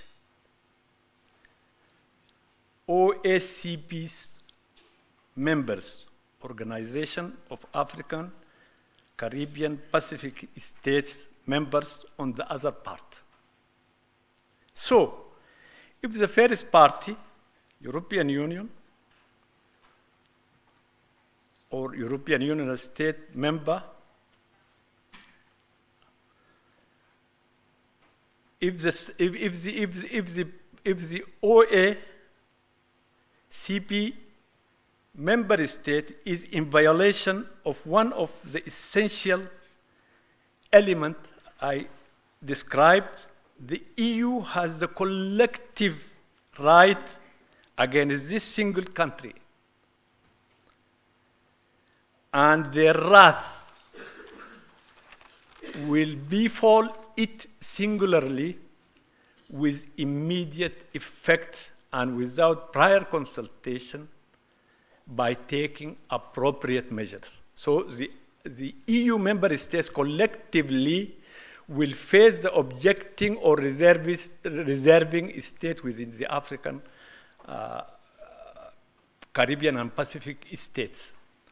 Hence the question why we are designating a Minister of Foreign Affairs of African Union member to sign the agreement on our behalf, while the objection of an individual African countries will be faced by collective action of EU and EU members. The individual African countries, or all individual African countries, should be given the opportunity to look into the agreement and to make their objections and to have them ratified within their legislative organs. This is not the case. One who is representing the entire African or all African countries would sign, and this is what happened in 15th April 2021, when the Minister of Foreign Affairs of Gambia signed the agreement, initiated the agreement on behalf of the African countries. The initiation is collective, and the sanctions in case of objection by any African countries is singled out.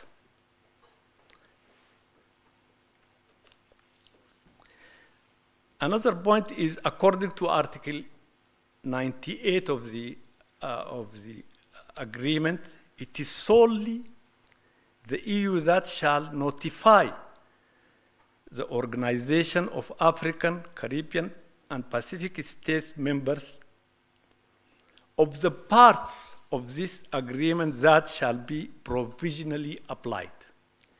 Because after the initiation of the initial signature of the agreement, and after the conference which will lead to endorsement of the initial the initial signature of the agreement, there would be a period of time during which individual African or as all member states will come to sign. And after a specific number of states signs, the treaty will come into force.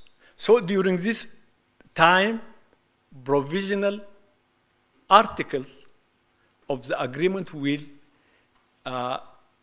be legal or will come into force. So it is only the European Union which will identify the specific articles of the agreement which will come into provisional application. We have to read this with the issue of essential elements which has been provided in the agreement itself. And the essential elements of the agreement are not the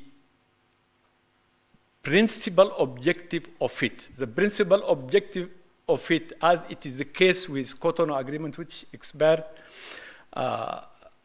which in 2020, the purpose of the agreement is trade and development. And also in this agreement, trade and development were mentioned as the objective and purpose of the agreement. Yet, the essential elements of the agreement are not trade and development. The essential elements of the agreement are human rights and weapons of mass destruction. So you can see this great divergence. Human rights as provided for in the agreement, which include all these controversial issues which we don't agree with. I'm sorry for the time. I am left with 5 minutes. 1 minute.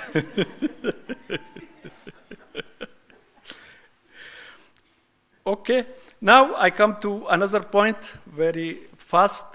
SCP countries are mandated also, and this is another serious point, to formulate joint policy and voting positions with the EU in international fora. So how can countries with divergent value system skip over all these cultural differences, which is quite natural because the United Nations itself is built, is a coalition, or is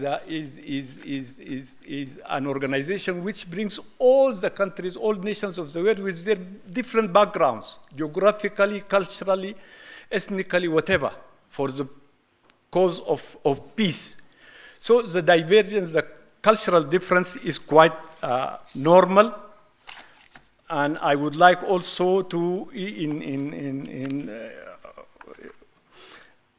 1 minute, to mention what a leading African intellectual said about cultural and cultural values of Africa. It is Professor Mazrui of Kenya,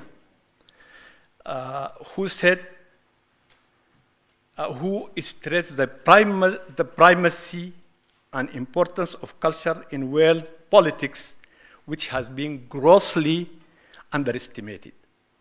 And in the case of this agreement, it is grossly treated. He said that culture provides criteria of evaluation.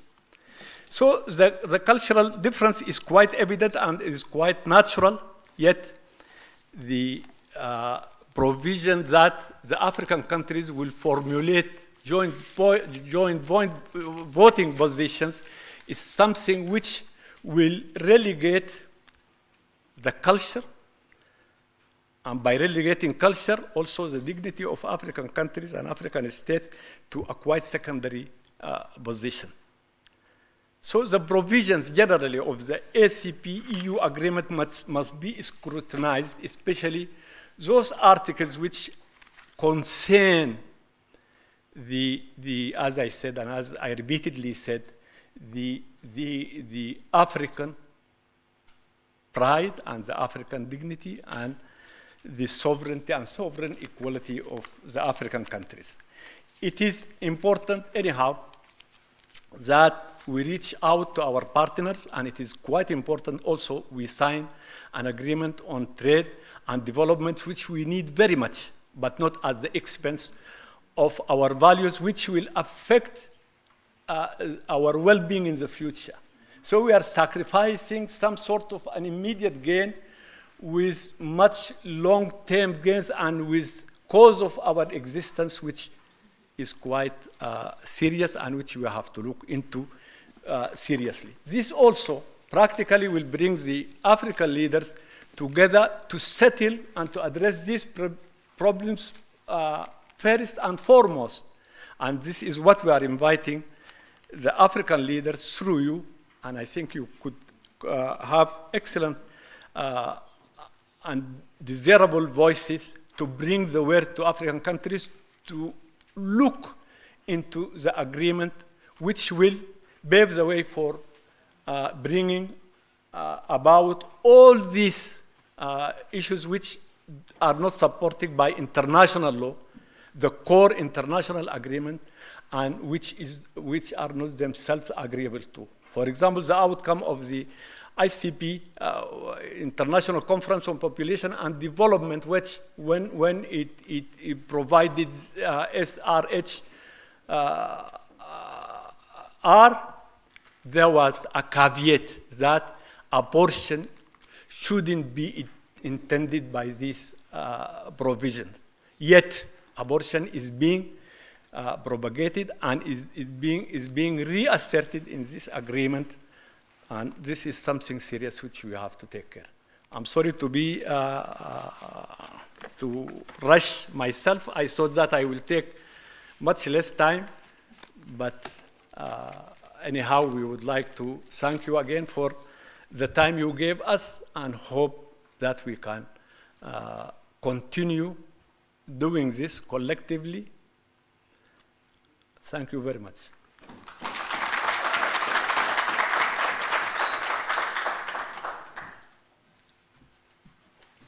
We are so fortunate to have the ambassador with his vast diplomatic experience and policy experience on our team.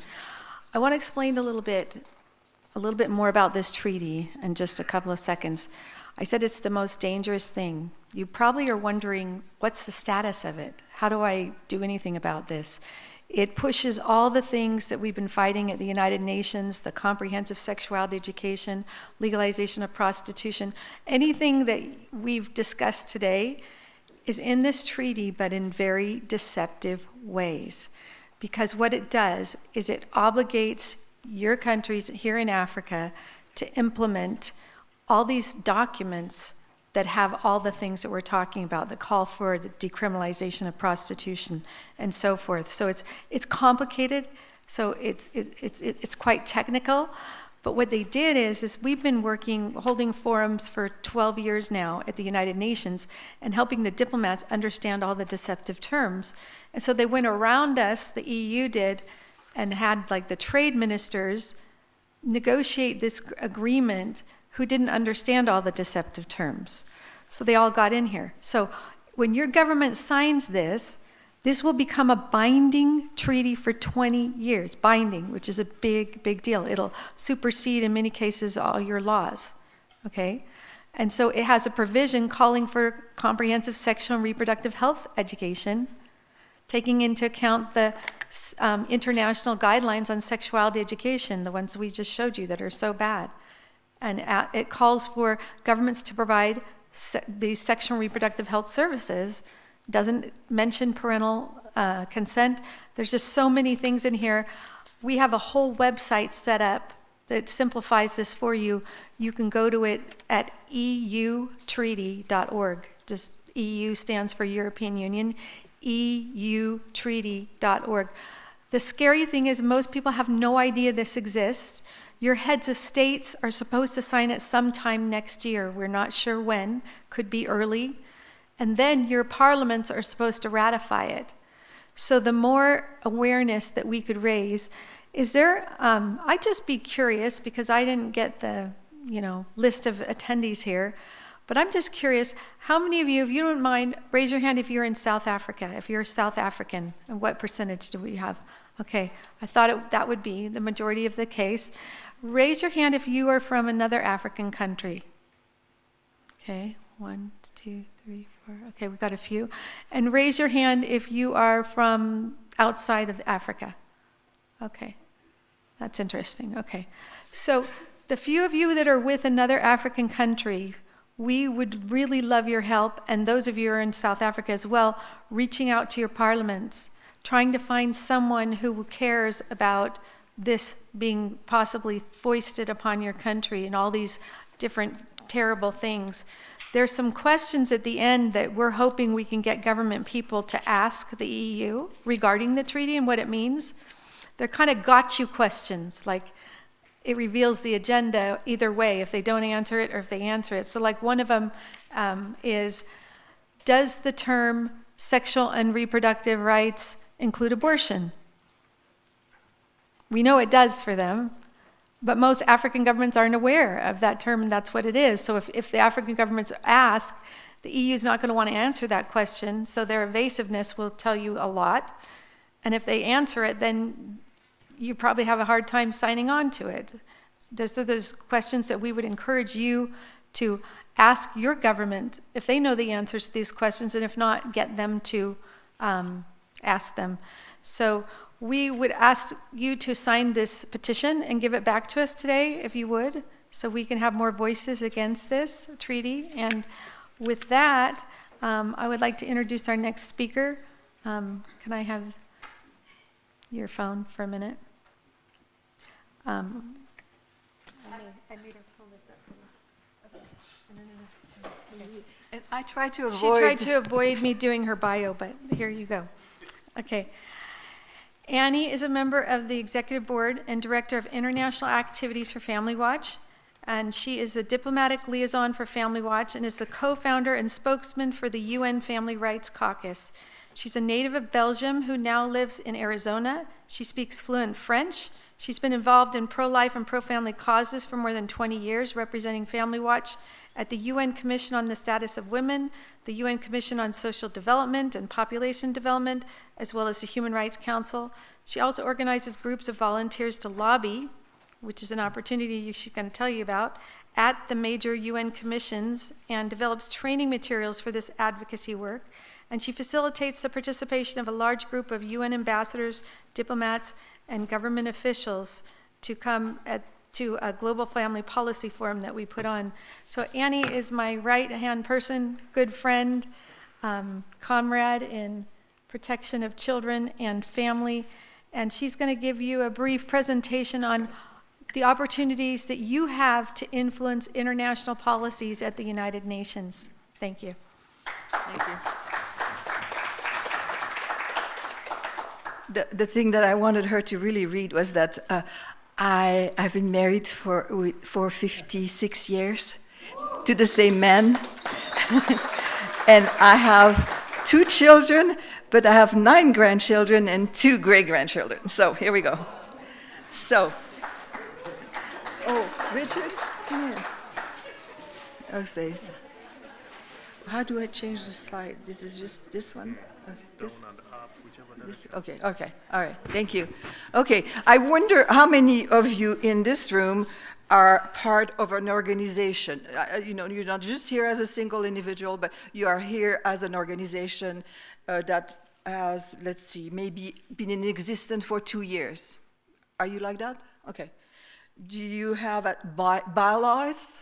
In other words, organized with bylaws and officially registered with a government? Yes, some of you do, okay. And if you get most of your funding from individual donations and not from a particular government, and if you do good things, humanitarian things, educational things, it's good. And if these things are remotely connected with anything that the UN does, humanitarian, educational, then maybe you should think that perhaps you might be, like we are, willing to advocate at the UN. And so my little tiny time here that I would to be really fast is to tell you about advocating at the UN and what that implies. So civil society at the United Nations was worked in the very start of the United Nations organization. They actually put in, the mandate that civil society should have a place at the UN, at the United Nations, that the people should be able to speak and to interact with what was taking place there. That's very fundamental, very basic. And by organizations, there are now 5,431 organizations that are accredited. They're official. They have badges. Hey, see, you get a badge. At the UN. They are non-government NGOs, they're community groups, they're indigenous groups, they are charitable organization, faith-based organization, professional organization, and foundation. Those are the people that comprise those 4,451. And you know what? A great majority of these are not very active on our issues, the family, the protection of family. So we need more people there. So let that kind of percolate in your mind. It might not be you, but it might be an organization that you know of that has kind of that interest and might be interested in pass on the information. So why do you want to have a badge and why do you want to be accredited? What does it give you? Okay, so you have access at UN headquarters in New York. You have access in Human Rights Council in Geneva and all that it entails. And you can hold your own events. So that is you can Sometimes with other NGOs that are accredited, you can hold events in those places, and you can do it in cooperation with countries if they're willing. There are parallel events that's outside of the UN but connected to it, or side events that are actually taking place during commissions and that are with a government, with a member state. So you can have panels of experts. You can bring your own materials, and you can coordinate with countries and with other NGOs that have, perhaps it's trafficking, big deal at the UN, the trafficking, and you can organize panels of experts, and people will come because it's at the middle of big commissions like the Commission on Status of Women or other commissions. So yearly commissions, that's the one, the picture you're seeing now is attending Commission on Status of Women. Family Watch, as part of our advocacy efforts, we bring volunteers. Some of them are very, very savvy. They already are, activists on these issues, and some of them are brand new, other housewives, or students. And we bring them, and we train them, and we bring them, and we show them what is going on. And some of them turn out to be, this is the thing that they want to do. Some of them get the taste of it and say, I want to go home. So that's what we do. You can do side events. This was a funny side events we had. Motherhood is not exactly exalted at the United Nations, SRHR, all of this, abortion and all those things. But we had a huge side event. We had 500, one of the biggest room during the Commission on Status of Women that year, and we had women talk about motherhood. And we had these African ladies and carrying bags, and we had goodies in there, bringing them to their diplomats to explain why the family and motherhood should be protected at the UN. I was going to start this thing by saying, I always start with saying, the family is the natural and fundamental group unit of society and is entitled to protection by society and the states. That's in the basic universal charter of the United Nations, so Declaration, Article 16. And there are treaties, there's at least 5 treaties that say the same thing, that the family should be protected. And very little is actually implemented on that at the UN. Okay, so you can bring your group, this is other groups, UN Family Life Advocacy Teams. You teach people, and and they teach you, and they get actually to talk to diplomats and to go into events and to learn and to absorb all of these things. So more teams. The cute one on there is my granddaughter. Anyway. And then you get to present your views, Sharon presenting her views clearly to the OIC meetings that we had some time ago. And so you can share exactly what you're thinking about this particular event that's taking place and bring that to the table. So you can create caucus groups. Sharon already mentioned, I think a lot of things that I've been talking about, I might do it on time, okay? Okay, I've already been spoken about, like the UN Family Right Caucus. One night, we just had a bunch of people, it was a rainy night, and we had a bunch of people that were finishing meetings, and they were kind of talking what they heard. They were a group from different countries, and we were talking to people. And, these are our people. We could tell they were our people, but they were just kind of like floating around during this commission.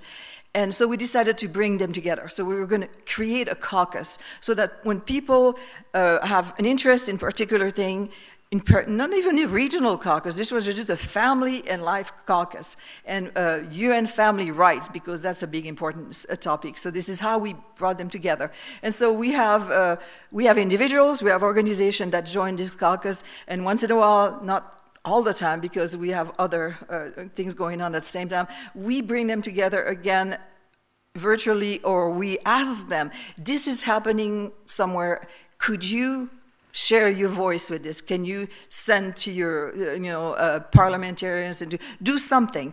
And people are feeling, they're given a role, and a more important role than just going to one side event to another, and maybe they feel a cohesion. So this is one of the important things I think that we've done in the past. You can check it out, UN Family Rights Caucus.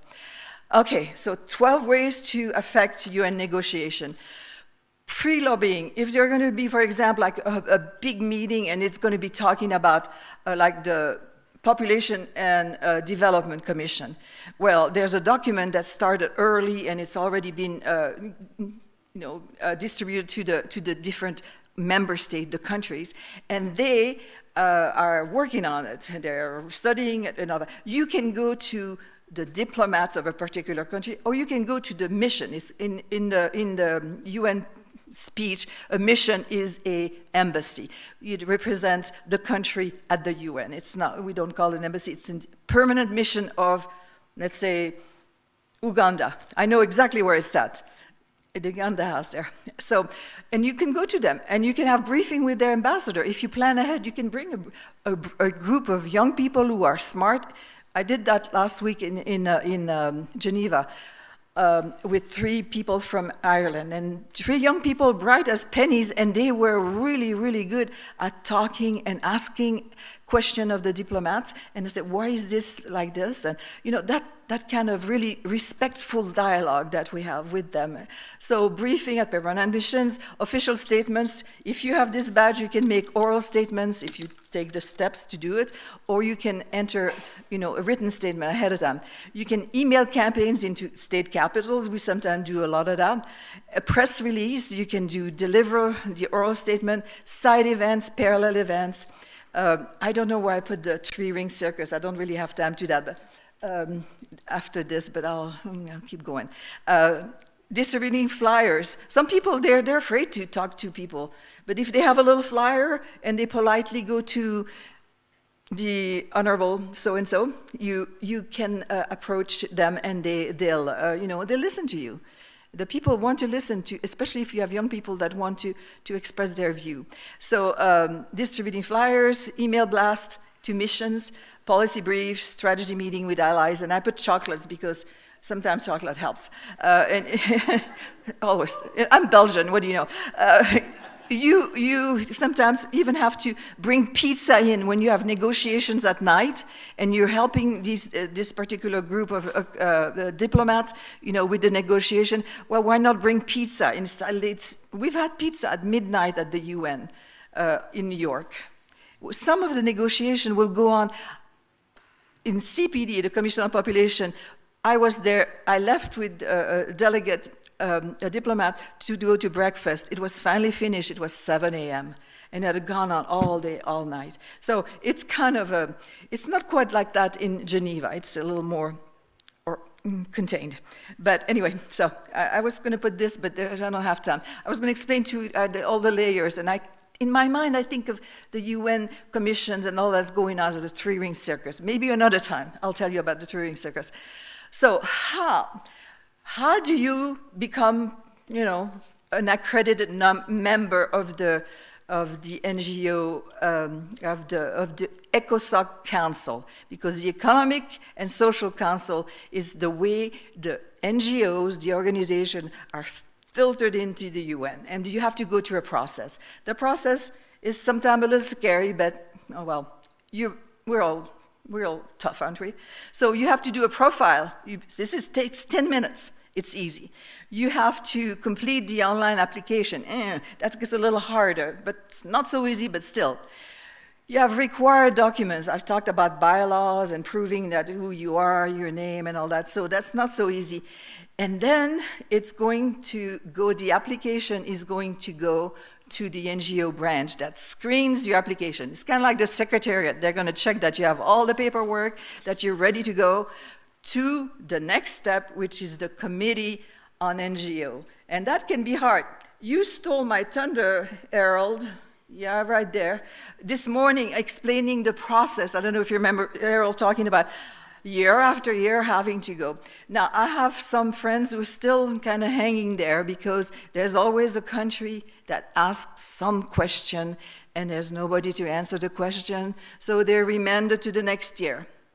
And so we've helped some people. Now, another group of friends, allies of ours, the Manif pour tous, that's the French, people that can bring 1 million people on the street in Paris, and they just slid through there. I think everybody must be sleeping on the NGO committee, but they got their accreditation really fast. So you never really know, but follow everything, follow things very carefully. So, and then you have to wait. If you've been remanded, it'll be a year, or if it could be right away, 2 months later, you will hear from the ECOSOC the final decision. And if you have a badge, you can bring 7 people with an annual badge that can go to all the meetings, and you can bring people that can go on a temporary badge. And you can do all of those different things that are on the agenda there. And so we plead with you, if you have any inkling that this might be good, that you might want to bring your issues to the UN, there's a process for that. If you need help, we can help. FamilyWatch.org, you can reach me, Sharon, and we can help and give you a little directive, or at least point you in the right direction. So I hope you'll do that. And that's my last slide, and we're almost done. Thank you.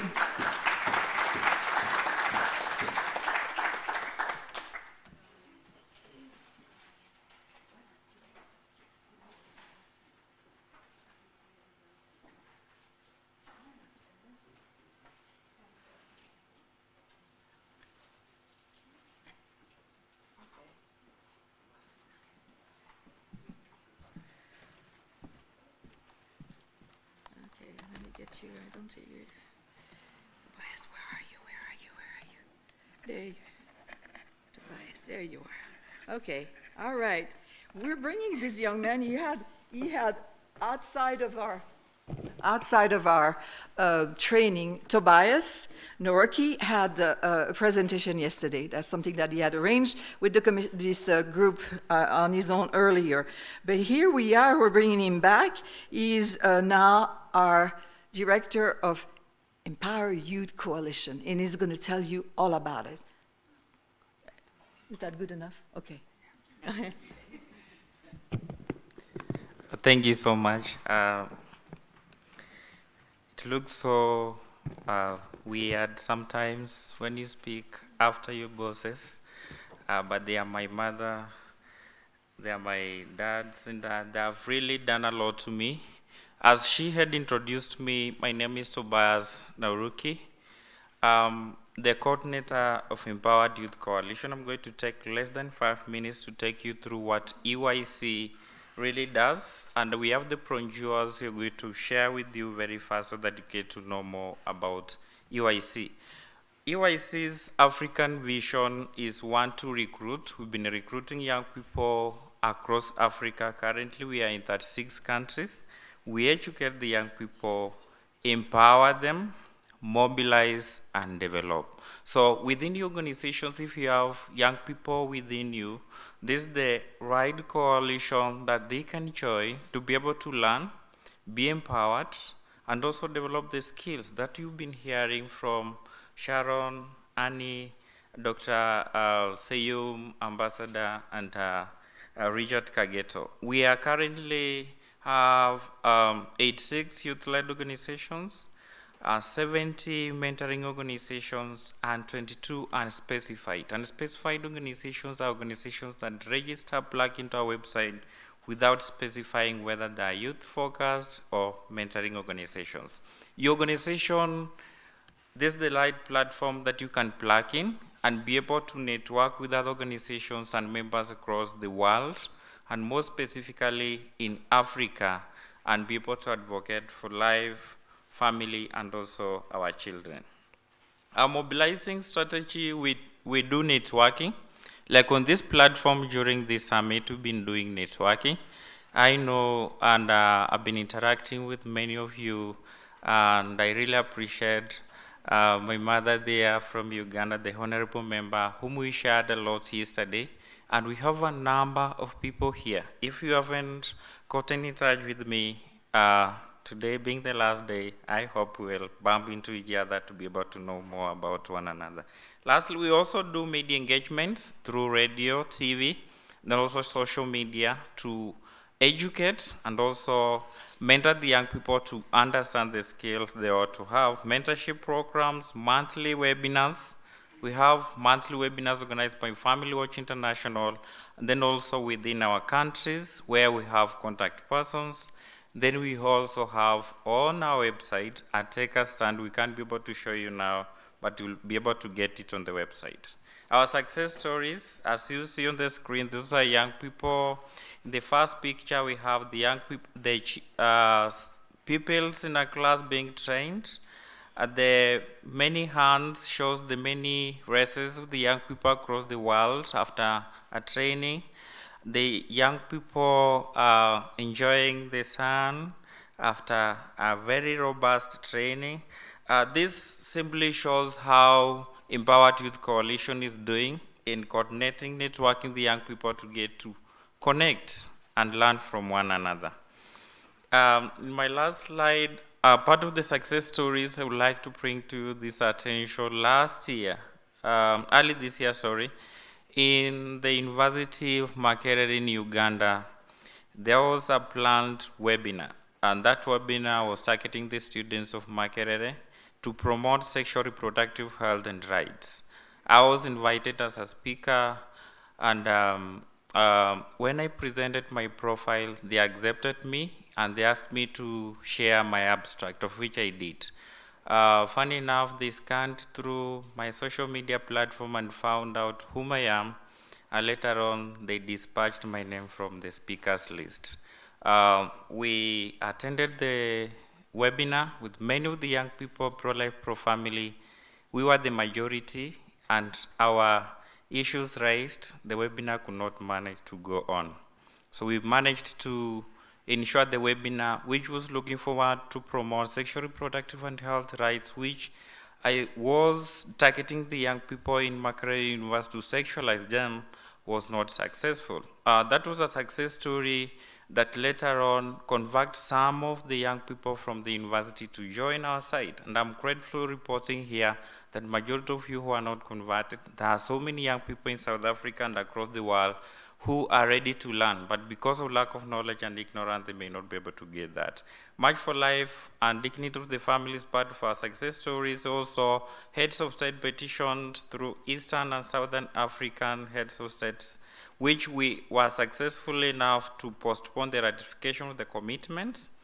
ACP heads of state also participated in joint with Africa Christian Professional Forum, calling for the heads of states not to ratify the treaty, although it is ongoing, but we will continue to fight on. Then lastly, the fifth, parliamentarians. We also advocate calling on the parliamentarians, either senators, leaders in our countries or various countries where we are present, to ask them not to commit or to ratify anything that compromises we as young people and the policies we have in our jurisdiction. That's it, and I welcome you all to join Empowered Youth Coalition. I'm Tobias here, strongly standing talking to you because I've been mentored, I've been groomed, and an advocate of the young people. I will continue to stand for the young people in Africa and join with many youth across the world to stand for life in family. And call on you, if you have children and young people, bring them on board. Let us journey together to defend life, family, and our children. Thank you so much, and let's be together as a coalition. Thank you.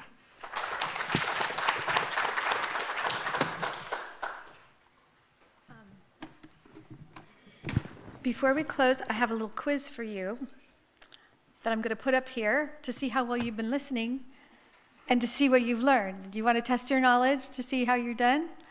I wonder if we could just make sure this gets connected. And while we do that, I just wanted to say with regard to the opportunities at the United Nations, it is a travesty. We've been working at the United Nations for 22 years. Almost every resolution that gets negotiated talks about protecting women from sexual exploitation, protecting women from violence, protecting women from all these things. And never once have they ever mentioned the root cause, one of the main root cause of violence, sexual violence against women, ever. Do you know what I'm talking about? What is one of the main root causes? Pornography. Pornography is a driver of all this that we are talking about in a major way, and it's never, ever discussed. We need your voices there. We need your voices against prostitution, because that's being promoted by all the UN agencies. You can come as a guest. You can come on our team. You don't have to be accredited. You can come on somebody else's accreditation. You could come and put on a presentation with us on trafficking in women or ending sexual exploitation. So if you're interested in any of those opportunities or sharing your survivor stories to help the United Nations address the real issues, the real drivers, instead of having all these agendas co-opted for all these other things that don't help women and that don't help children, we really encourage you to get involved at the United Nations.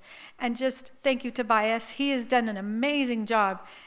We have new organizations joining almost every day because Tobias is just recruiting. Most of our organizations for the Empowered Youth Coalition are from Africa, and they're way more than he had in his PowerPoint. Do you know that there are all sorts of them in our database we just haven't put up there? We keep getting more and more and more. Youth are hungry. They are hungry for knowledge. They're getting confused. And if you get them involved in the Empowered Youth Coalition, we'll be doing quizzes, little educational videos sent out, discussion groups that they can have, webinars. If you don't have a youth arm, create a youth arm, even if it starts with one youth for your advocacy for whatever you're doing, and have them join. A mentoring organization is simply any organization that wants to join and help youth in this cause. So now, are you ready for your quiz? You want to test your knowledge? Okay. Comprehensive sexuality education. You might not, well, I want to tell you, some of these you should have learned. Some of these you're going to learn while I give you the quiz, right? Because it's going to be educational in the process. So this one you probably shouldn't know, but, well, maybe you should know. Oh, maybe she did. How many binding United Nations documents or treaties provide for a right to comprehensive sexuality education? Which one is it? A, B, C, D? Shout it out. Zero. None. It is not a right. Most comprehensive sexuality are considered comprehensive because they teach children. Okay, this is the question. Most comprehensive sexuality education programs are considered comprehensive because they teach children about all the emotional, psychological, and physical risks of promiscuous sexual activity and abortion. True or false? False. Good. True or false? Comprehensive sexuality education was explicitly rejected by a large number of UN member states when the Sustainable Development Goals were negotiated. It's true. Do you know that the African voting bloc put a reservation and said, we do not accept it as part of sexual and reproductive health? That's really important to know. We didn't have time to get to that slide, so it's true. True or false? CSE promotes abortion? True. Good. Credible research has shown that CSE prevents teen... What? Oh, sorry. Oh. Credible research has shown that CSE prevents teen pregnancy, STDs, HIV, delays sexual abuse, does not increase sexual risk taking place. None of the above. Okay. True or false? CSE programs are always age appropriate, so parents need not be concerned about inappropriate content being caught. Claims that schools-based comprehensive sexuality education has been proven effective and abstinence education has been proven to be ineffective are not supported by 120 of the strongest and most recent. Well, true. Are not supported. The studies do not support that. True or false? There is no conclusive data that comprehensive sexuality education has been proven to prevent gender-based violence, teen pregnancy, or date rape. There's no data that will support that it will do that. It's a little bit complicated. We should probably reword that. But it's true. There is no evidence to say it will help with those issues. True or false? Teaching children using explicit sexual materials such as vagina and erect penis models and telling children they have sexual rights, which include a right to have sex and to have sexual pleasure, will help them avoid sexually transmitted infections and unexpected pregnancy. Hello. True or false? Teaching children using explicit sexual materials such as vagina. Oh, that's another one. Yeah. Unlike traditional sex education, comprehensive sexuality education is A, B, C, and D. Teaches, A, is highly explicit. B, teaches children that sex and gender are different. C, promotes high-risk sexual behavior. D, teaches, yeah, all the above. We know that one. E, all the above. I'm going to get these. True or false? Comprehensive sexuality education programs contain one or more of the following elements. There are 15 of them. It's a hint. Yeah, all of them. Thank you. Unlike traditional sex education, comprehensive sexuality education is, this is messed up. Sorry, this is new. My person just helped me put this together really quickly. So let me just keep going here until I get, an out-of-school comprehensive sexuality education manual supported by UNFPA and multiple European countries, including the UK, Switzerland, Sweden, teaches children as young as 10 about these horrible things listed here. All of them? No. Yeah. All of the above. True or false? A regional module for teaching training on Cese for East and Southern Africa instructs teachers to teach children that gender identity means knowing whether one is male, female, neither. How many neithers are there in the room? Or somewhere in between? True. It's ridiculous. It's fantasy. True or false? Many Cese programs used throughout Africa promote solo and mutual masturbation to children. United Nations, you're going to have a quiz here, quick. UN agencies define sexuality to encompass all the following or none of the above? Or all of the above, sorry, yeah, all of the above. UN agencies define sexuality to encompass all of the above, that's correct. Okay, a phone app used by over 4 million African teens, created by the UN Population Fund, contains information on which of the following? Yeah, I'm so sorry. You can go to tuneme.org. TuneMe.org, yeah. Now, I have to say, it's mixed in with a lot of good information because it's the cockroach and the ice cream principle, and it's done deliberately. They create the nice ice cream and carefully insert the cockroaches. True or false? A report of the sexual and reproductive health and rights of children beginning at age 10, supported by UNICEF, speaks positively about sexting. You listened. True or false? The World Health Organization recommends that children ages 0 to 4 be taught about enjoyment and pleasure when touching one's body, early child masturbation. Look how much you guys know. Safe sex, abstinence, sexual risk avoidance education. True or false? There's no such thing as safe sex for children. Sexually abstinent youth are less likely than their sexually active peers to smoke daily, binge drink, smoke marijuana, drunk driver, engage in fights, experience dating violence. Is this true? Is this, or all the above? Yeah. If they are abstinent, this is from the US CDC behavioral risk study. It actually proves that if they don't have sexual contact, they're much less likely. And if they do have sexual contact, whether it be heterosexual or homosexual, they're much more likely to engage in all these things. True or false? Sex education programs for youth that teach positive health outcomes from practicing abstinence are often labeled as religious, fear-based, medically inaccurate, or designed to instill guilt and shame. Which of the following topics are not covered by sexual risk avoidance instruction? That children can change sex, how to obtain sexual pleasure, where to get an abortion, how to hide important medical information from parents, or all of the above. Adolescent brain development. Oh, true or false? Adolescent brain development is fully completed around the age of 17 or 18. Yeah, not until the early 20s. So why are we teaching kids to take sexual risks when they don't even know how? Their brain's not even ready for it. International Planned Parenthood Federation. I didn't give you this slide, but I bet you can guess. International Planned Parenthood Federation with 65,000 service points in over 150 countries in the world is the largest provider of CSE in the world and profits when children are sexualized. You guys are good. Okay, these are the last two slides. This is not a quiz. Well, it kind of is a quiz. What do you see in this picture? Is it an old lady or a young lady? Raise your hand if this is an old lady. If you see an old lady. Raise your hand if this is a young lady. Raise your hand if you see both. Raise your hand if you've already seen this activity, so you're cheating. Okay. Okay, here's my point here. Depending on your background, your vision, your perspective, you're each going to see something different here. How many of you can't see both of them? Raise your hand if you can't see both of them. It's okay if you can't. Okay, so the feather is in the forehead of the hair of the young woman. I don't know how to explain this, because I can't touch it and show you. And the white on the side is like the scarf of an old woman with her hair, and her nose comes down under that black hair. I don't know if you can see it now. You can't. The chin is what. The chin, yeah. I'll help you see it later. My point is, this is what the United Nations is doing. It causes, especially the African governments and the developing countries, to think that a provision means one thing, when it really, to them, means another. Okay, this is my point here. And when you're negotiating policies or involved in policy work, people are all going to have different perceptions on what the words mean, and the words really, really matter, and you always need to clarify meanings of words if you're going to be involved. The last thing is a call to action, and I end it with this study. There's a Harvard study done.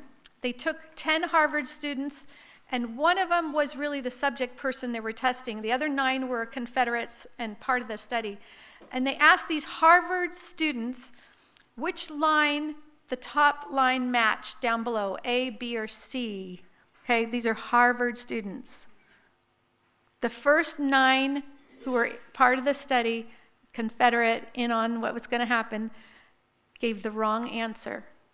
Each one, 1, 2, 3. And then it got to the real test subject to see, with all that peer pressure, hearing 9 other Harvard students saying that this is like the short line when it's really the long line. What happened to that person? How did they answer the question? 64% of the time they caved to the peer pressure and gave the wrong answer to this most simple question. Okay, that's the power of peer pressure. But for our purposes here, the important thing we need to understand is what happened when they altered the study, and they just had one of the Confederates give the right answer before it went to the last 10th person, the real study subject, to ask him what the answer was. If they heard just one person give the answer, the amount of times that they gave the right answer just skyrocketed. And they asked the test subjects why they gave into that peer pressure when didn't they know the answer? Of course, they're Harvard students. And they said because they felt like maybe they just weren't seeing something right, or something was wrong with their perception. Have you ever been in a peer pressure situation where you've been made to feel that way? Do you know the power you have in this room to be that one person that gives the right answer? The one person that says the emperor is wearing no clothes. This is insane. This is ridiculous. And do you know that I have watched where one diplomat from the smallest country in the world has stood up in front of all the nations, knowing all the pressure and blackmailing and bullying they were going to get, and stood up and stopped really bad things from happening. The power of one is amazing. I encourage you to be the one. I encourage you, I know that while you've been here either today or yesterday, that something has caused you to want to act. And you have thought of some action that you could take, haven't you? Write it down. Do it. Don't forget it. If there's anything that we've said that could help you get involved in what we do and help us to stop, what if you were the one person that stopped that entire treaty for your country because you raised enough awareness that this is a binding treaty for 20 years with all these bad provisions? Wouldn't that be amazing? I've seen things like that happen, powerful things happen. One teacher in Jamaica stopped an entire comprehensive sexuality education program in their country. Please be the one. Thank you. I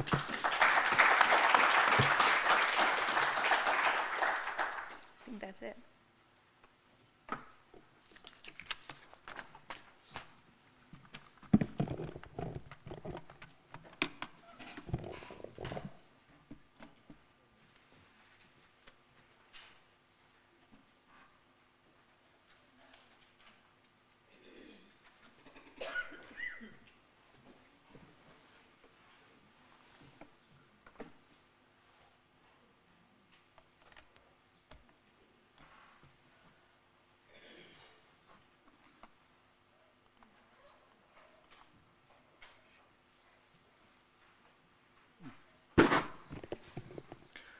Colleagues, let's thank the team again for great teamwork. We're really proud to be associated with all of you. Thank you so much. Colleagues, we are at our closure of this event, and I would like to first call on Dr. Marcel van der Walt to come and say a farewell message from him and his organization. Thank you, Marcel.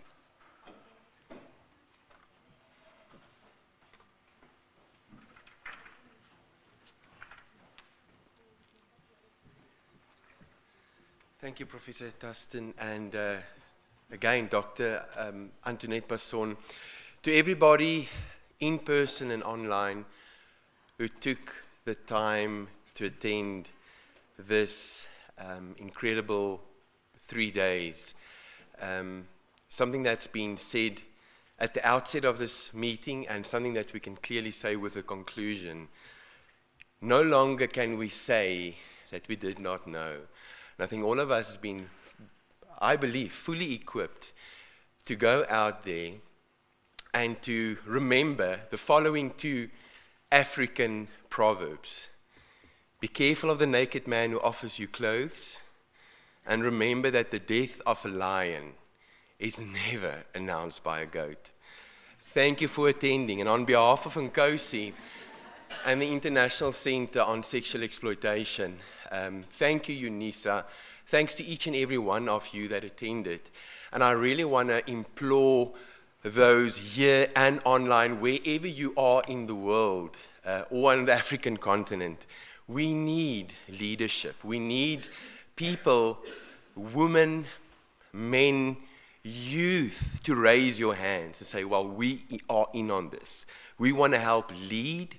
We want to help be in the meetings. Sharon has invited you to that call. Many others have invited you to that call. We need people to be the leaders and taking this forward. Without you, there are others that will eventually raise hands, but please be the leader and help us do this. Thank you to everybody. Thank you to UNISA. And just thank you just for your leadership and being willing to show up in the arena. We all know that so often when you are in this space, there's multiple fists to the jaw, but you'll get over it. You're not alone in the arena. Just remember that. Thank you, Prof. Dustin.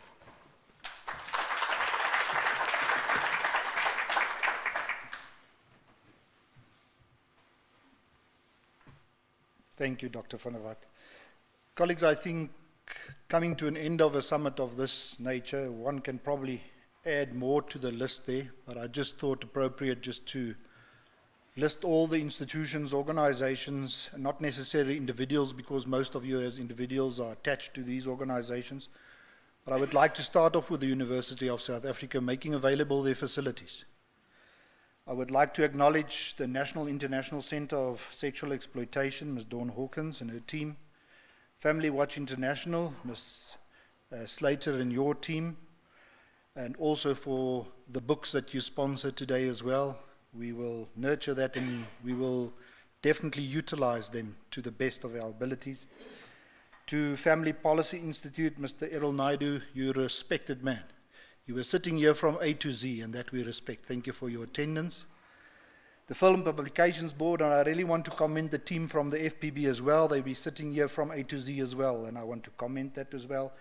I'm adding to the list ECPAT International, the Maury Collins Foundation, the Center Against Sexual Exploitation, Honorable Upendi and Gareth Namuga, the members of Parliament of Uganda, Edu Development and Rainet, I said Rainet/Canterbury.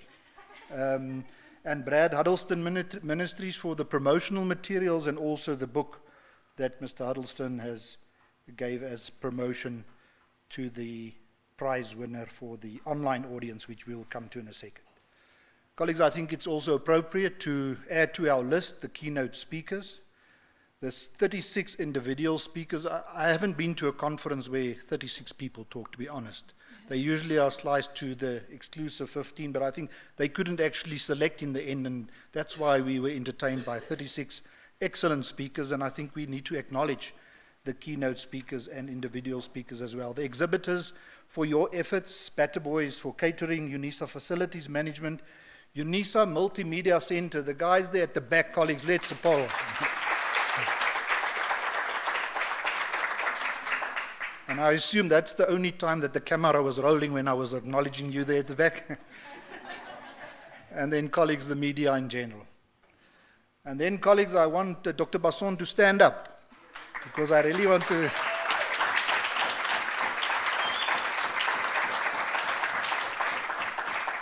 And I really have put the big there to say, really, Antoinette, a big, big, big thank you. If this wasn't for you, nobody would have been here and the success wouldn't be there. And I really want to just share with you very briefly there, colleagues.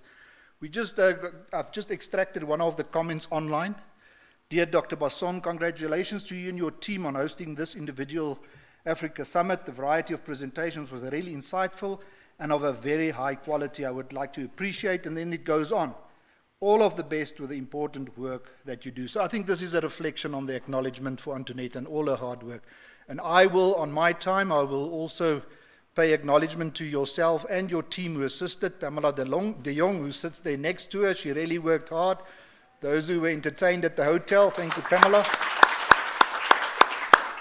And then also Elliot Mokwena and Sylvia Nkosi, who assisted at the front desk. Let's acknowledge them as well. Colleagues, and then we mentioned, and this is not always what the seminar is about, but we also want to acknowledge people who have, and all speakers are definitely acknowledged, but we've asked you to vote for the Best Paper Award, which you've done. So I'm just sharing the outcome of it, and the adjudicators decided to firstly look at the award for the Best International Speaker, and that was, based on your votes, awarded to Mr. Jaco Boysens.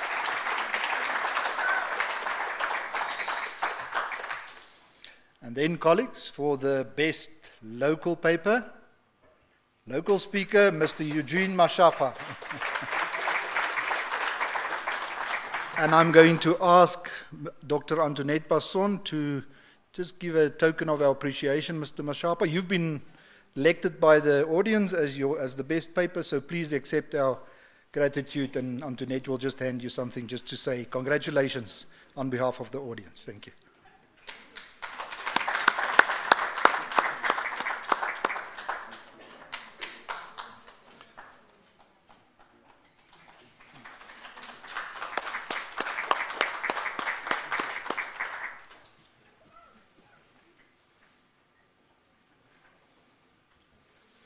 Colleagues, and then we promised we won't forget about our online audience as well.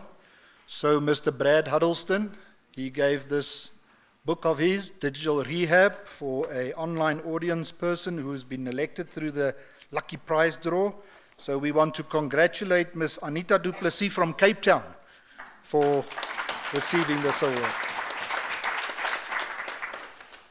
And we also gathered that she was the one who mostly engaged with questions and inputs, etc., and that's why she was also acknowledged for her presence.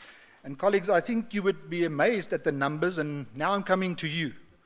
And I want to really, and maybe you can start waving for yourself or do the youth jive for your own presence here today. I really want to thank you for the past 3 days, all of you.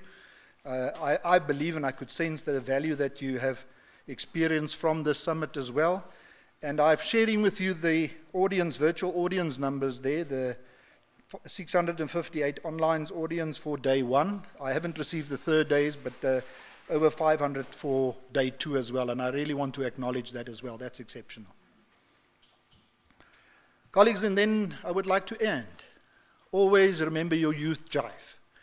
If you think back about this youth summit and you feel on your own and you want to long back, you do your youth jive. And I want to end off like I started this conference, and I want to say, Dr. Basson, I think the Youth Research Unit of the Bureau of Market Research has reached out into the Africa continent, and I heard noises already, maybe next time Cape Town.